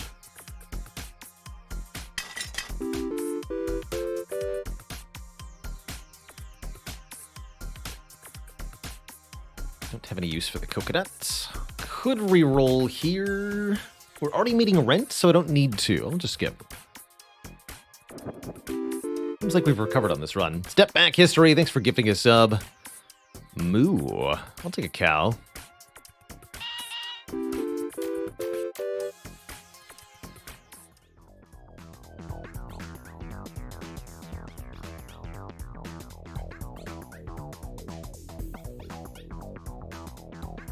Music in this game is such a jam sometimes. Bowling ball. $3 per spin. Hey. The tortoise and the hare. Very cute. 3 per spin, please.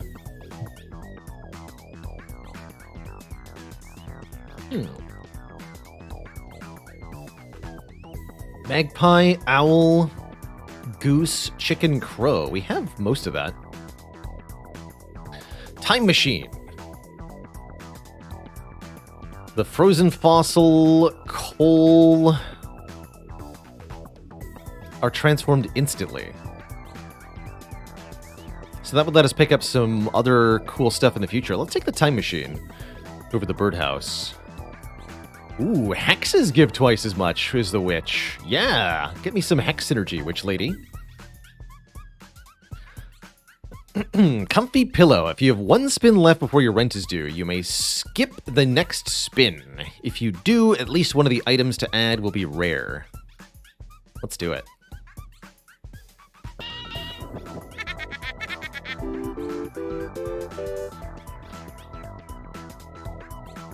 Don't want to take a present. I do have to add, so let's use a reroll here. Don't really want the Hex of Midas. Let's take a Void Creature.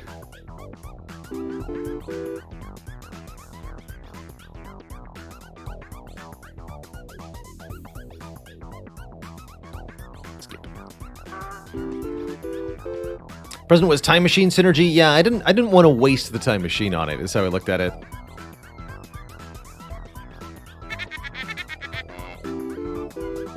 Milk. Oh, we need cats now. I didn't take the bird synergy thing, right?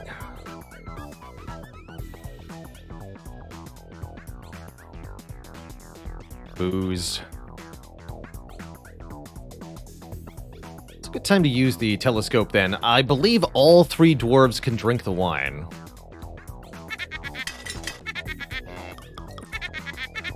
And so we'll get money on every dwarf for that wine. Yeah, 42 times 3.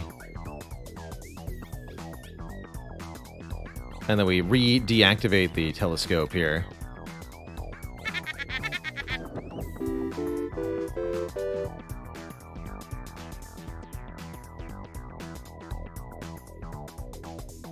Oh, and this only accelerates the Matryoshka doll too, right? That's not too bad. The Matryoshka.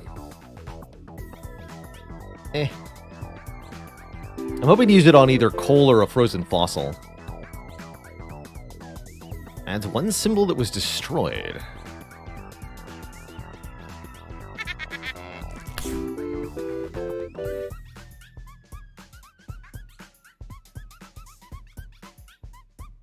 Skip.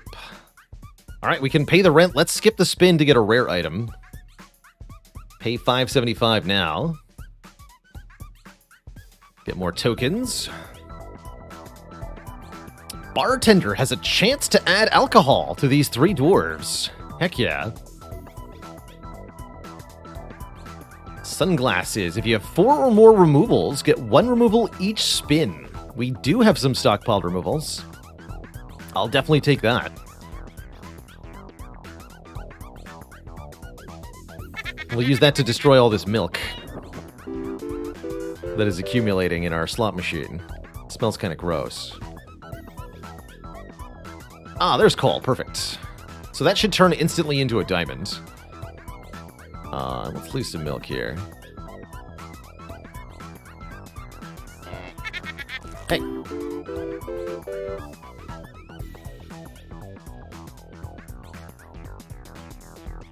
I'll skip these.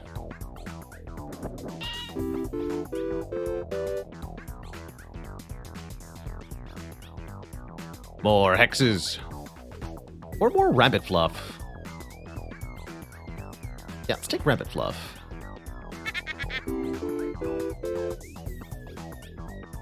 And there's the second coal. Time machine go. 2 diamonds makes both diamonds worth more.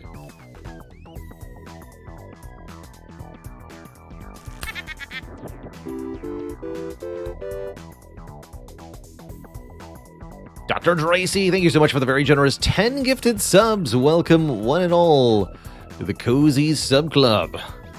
Beer.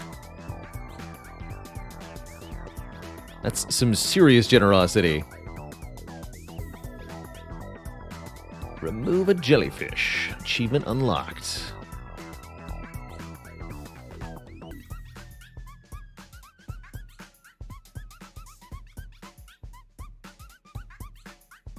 Let's give 2. I'll lose the sapphire then.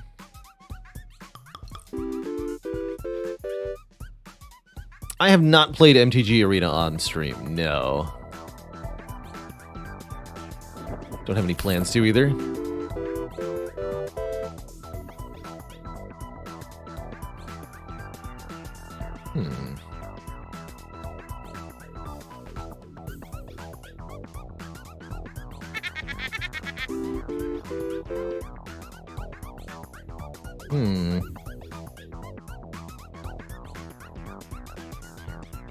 Don't skip, because that would make us lose. Alright, everybody's adjacent. I don't know if that helps me at all. Oh yeah, it does, because of the witch.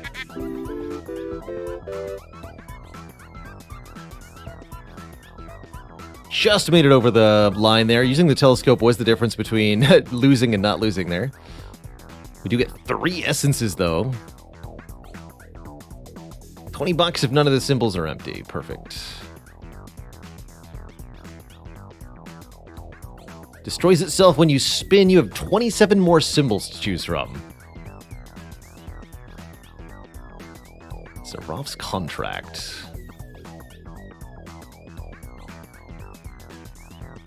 You need the Zarov's item for that to work, right? Well, it works if a thief is destroyed by a bounty hunter. Let's take the credit card. If you have $1 billion or more money, you are destroyed. We've seen that ending before.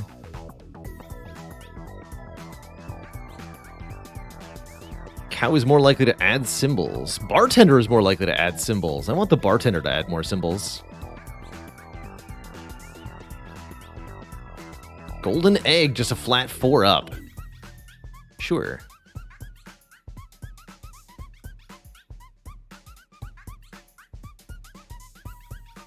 None of these are very good. I'll take the red pepper, I guess.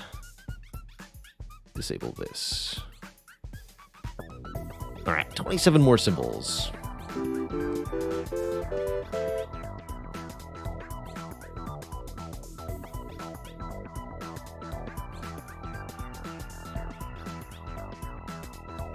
Yeah, I want the wine.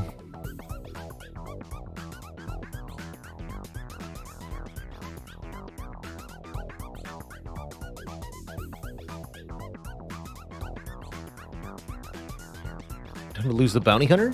Yeah. Could get rid of the cow. I suppose the cow's not helping anymore. Yeah, cow's no longer helping.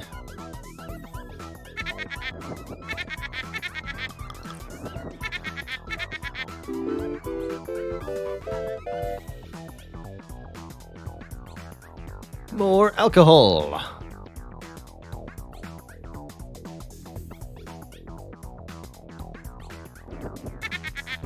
Actually, I maybe wanted to keep the cow until we use the conveyor belt, just to buff the bartender.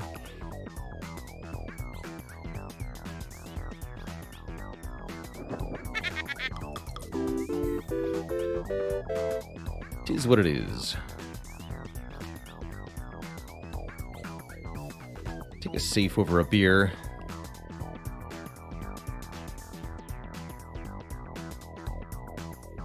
Do you ever get the bonus for, like...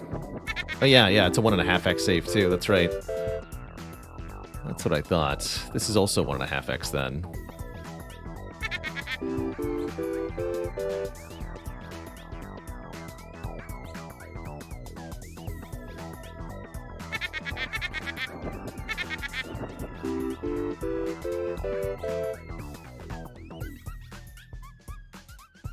Still have hooligans. Yeah, we do.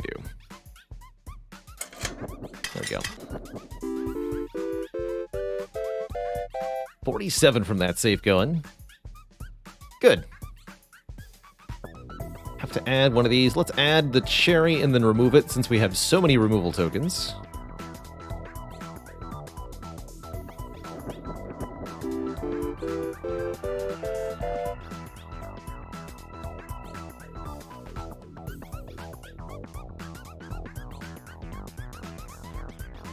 Could skip this spin. I don't think we should.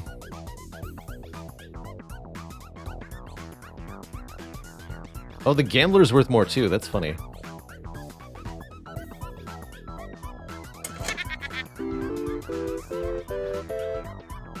Achievement for removing every symbol? Maybe. We can find out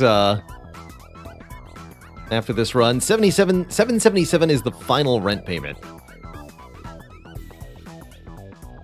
Or at least it used to be. King Midas. Adds a coin each spin. Adjacent coins are worth triple. I don't think so, buddy. Martini.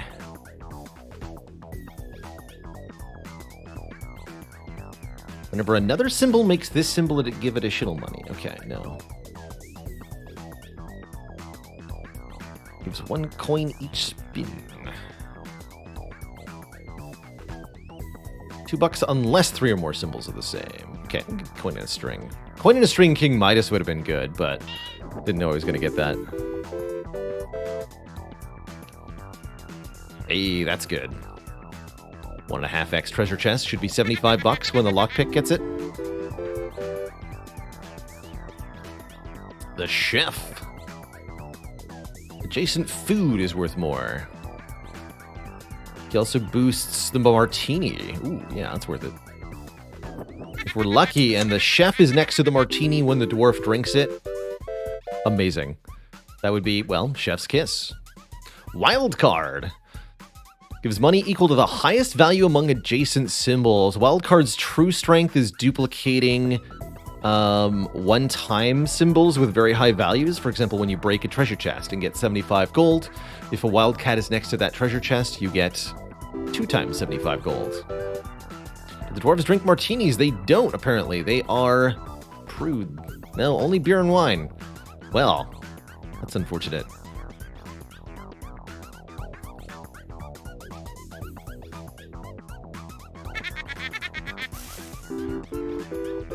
But the chef loves it, so.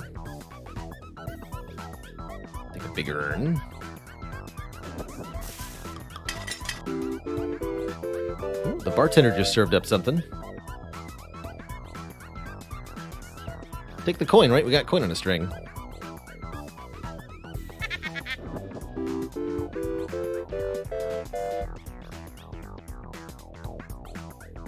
I'm gonna only barely make it, I think.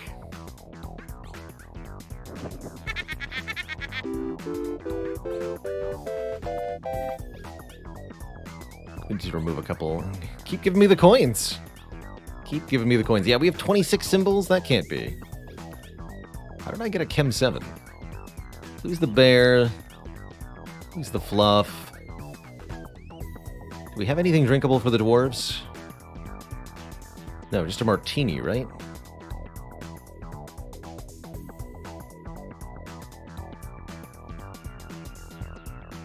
Who's all that then? Ooh, I have an empty slot. That wasn't meant to be.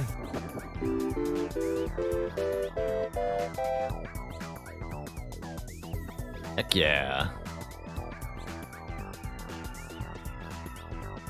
We got there. We can even skip the spin, so we'll get a post-game rare item. Well, actually, I don't even know this is the final rent payment. Maybe I shouldn't have skipped that. Thank you for your final rent payment. Our apartment complex is being converted to a condominium. I know you can't afford the necessary down payment, so you are being evicted. Thanks, your landlord. Comrade, it's time to end this. You know what is to be done. Do I?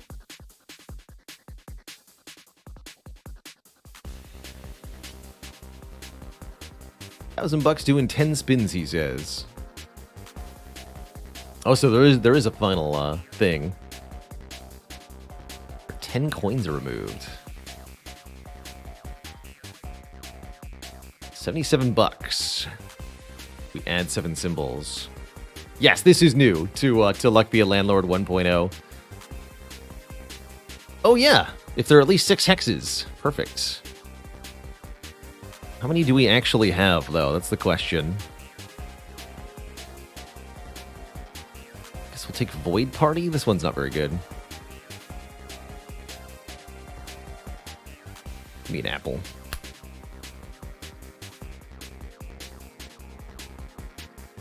Ooh, swapping device. You may swap the positions of 2 symbols once per spin. Or Undertaker. Spirits can't be destroyed. I do have a big urn. But swapping adjacency seems really powerful.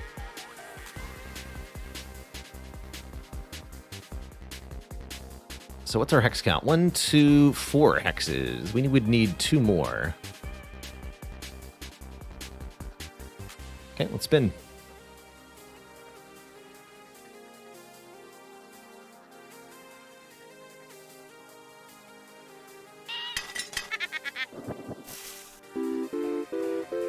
Which doesn't boost the magpie.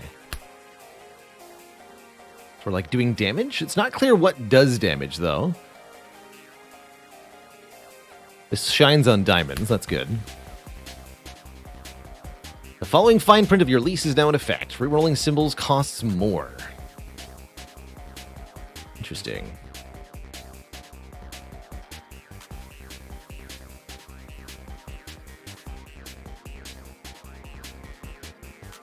Music is very boingy.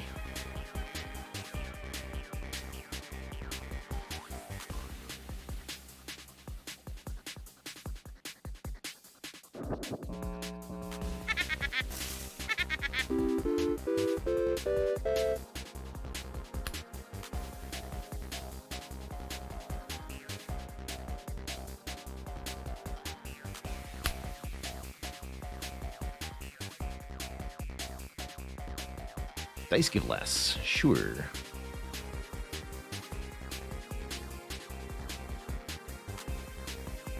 Light bulb didn't show. Oh, no, there it is.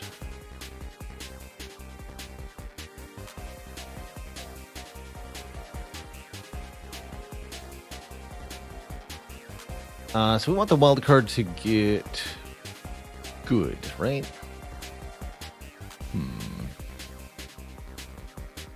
What is the correct swap here? Chef is boosting the martini already. Oh, I know. No, that won't work. I could swap the chef and the light bulb? No, because this won't be adjacent to it.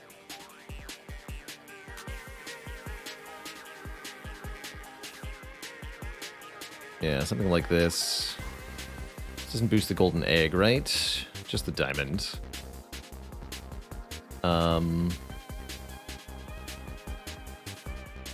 So I think I then swapped the witch and the bartender.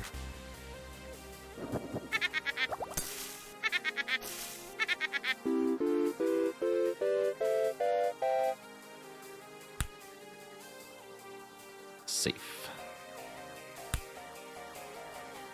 You have one less symbol to choose from after a spin.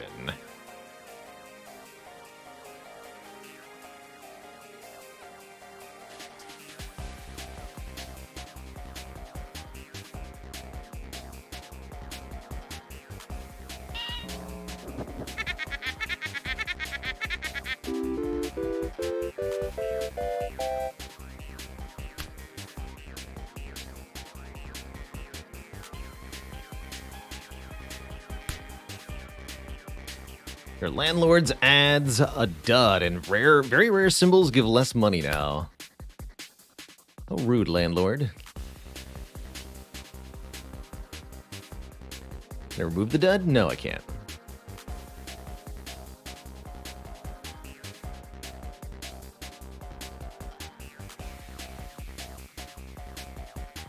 Boing.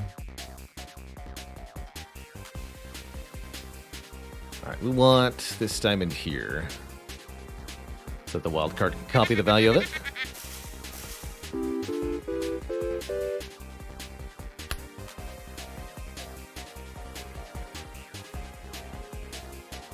Eggs can't be destroyed or removed. I wonder if those are random.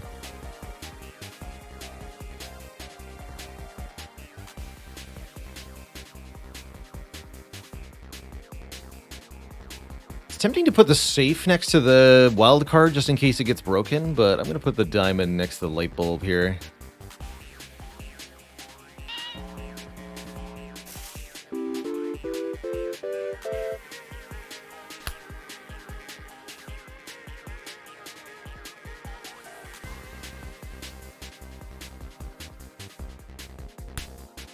Put the anchor in the corner if I want to. Seeds can't grow. How rude.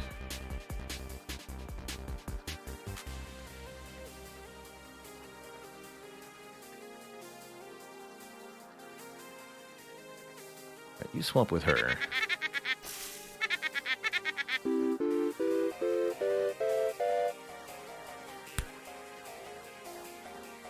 Lockbox.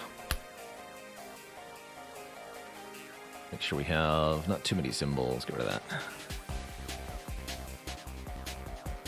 Okay, wild card goes near the boxes for sure.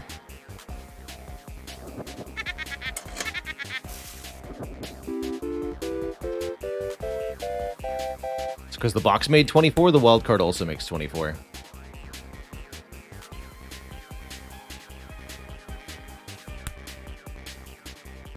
Dwarves give less.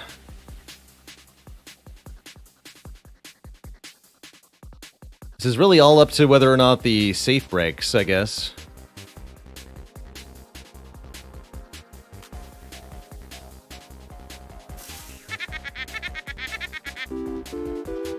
Did not.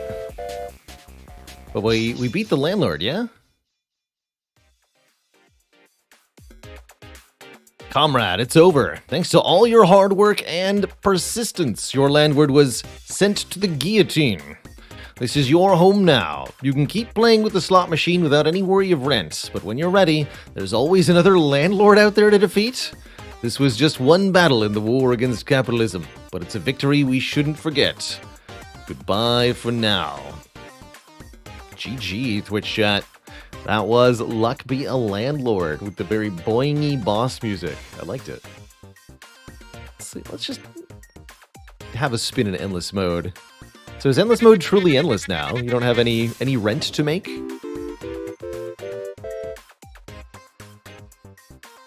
Yeah. You don't have to pay anything. You just make money if you want. But you don't have to.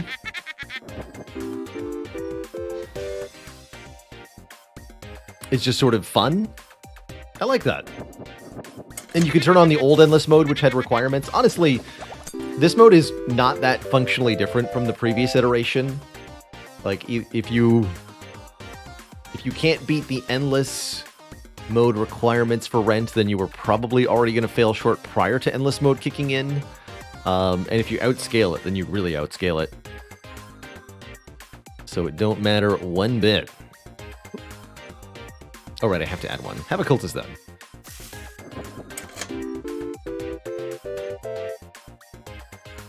Let's at least get rid of this X so that I can get rid of every symbol. Yeah, old endless was very easy to outscale, indeed. So having it just be guaranteed that you outscale it seems fine to me.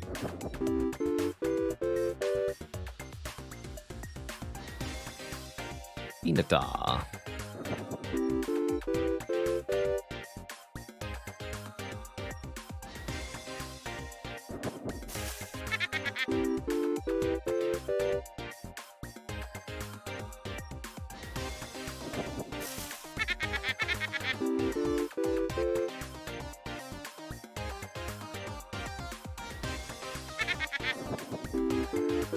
Well, that dud is not gonna... Hold on. Yeah. Skip the spin.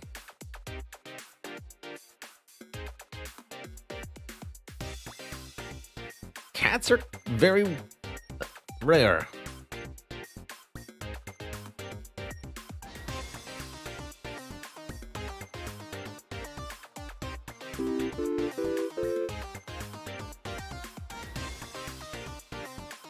I just want to know if we get an achievement when this X is gone.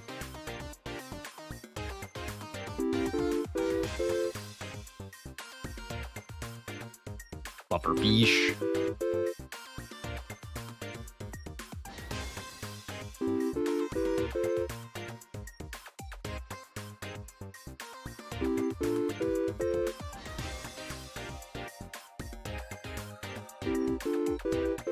Oh, the piggy bank is taking too. I was like, what's taking stuff?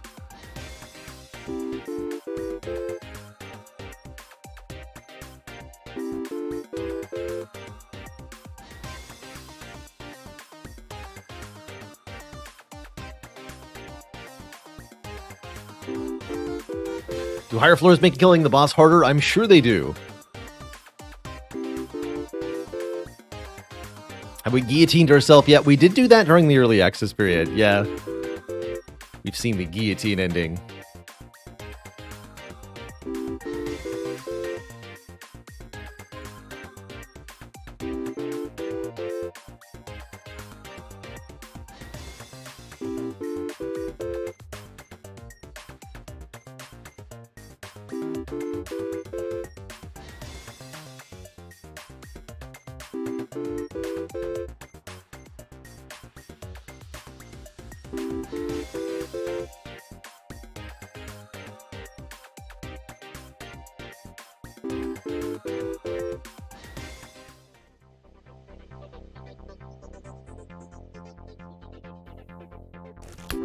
There it goes.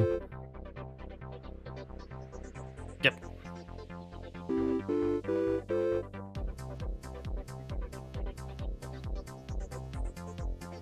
Doesn't appear to be any achievement for removing everything, no. Alright.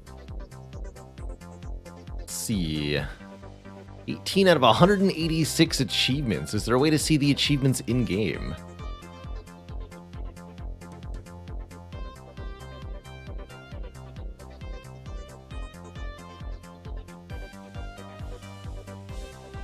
There's the back button.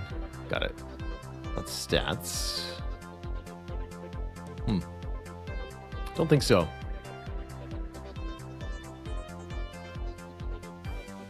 It could be that Endless turns it off. That's also possible. That's also possible. Either way, well, that's Luck Be A Landlord 1.0. I don't know that I'll be making any regular revisits to this, but it's kind of a delight to see how this has evolved a little bit over the course of its lifetime. Very cute little title, a fun diversion for sure. That is going to be it for me today, Twitch chat. A very lovely stream of Spire with the community. Tomorrow, we're going to be continuing our Disco Elysium playthrough, figuring out further what kind of cop we are. I'm hoping it's Superstar. And maybe some other variety tomorrow as well. I'm not 100% sure. But definitely Disco Elysium will be making an appearance tomorrow. And then our regular Spire Mastery Challenge content will return next Tuesday, is the plan. Either way, thank you so much for watching, everybody. It's been a delight to have so many folks hanging out with me today. I hope you all have a wonderful, wonderful evening. Till I see you all next time, stay cozy, my friends. Be kind to one another. And have a good one. Toodaloo, everybody. And good night.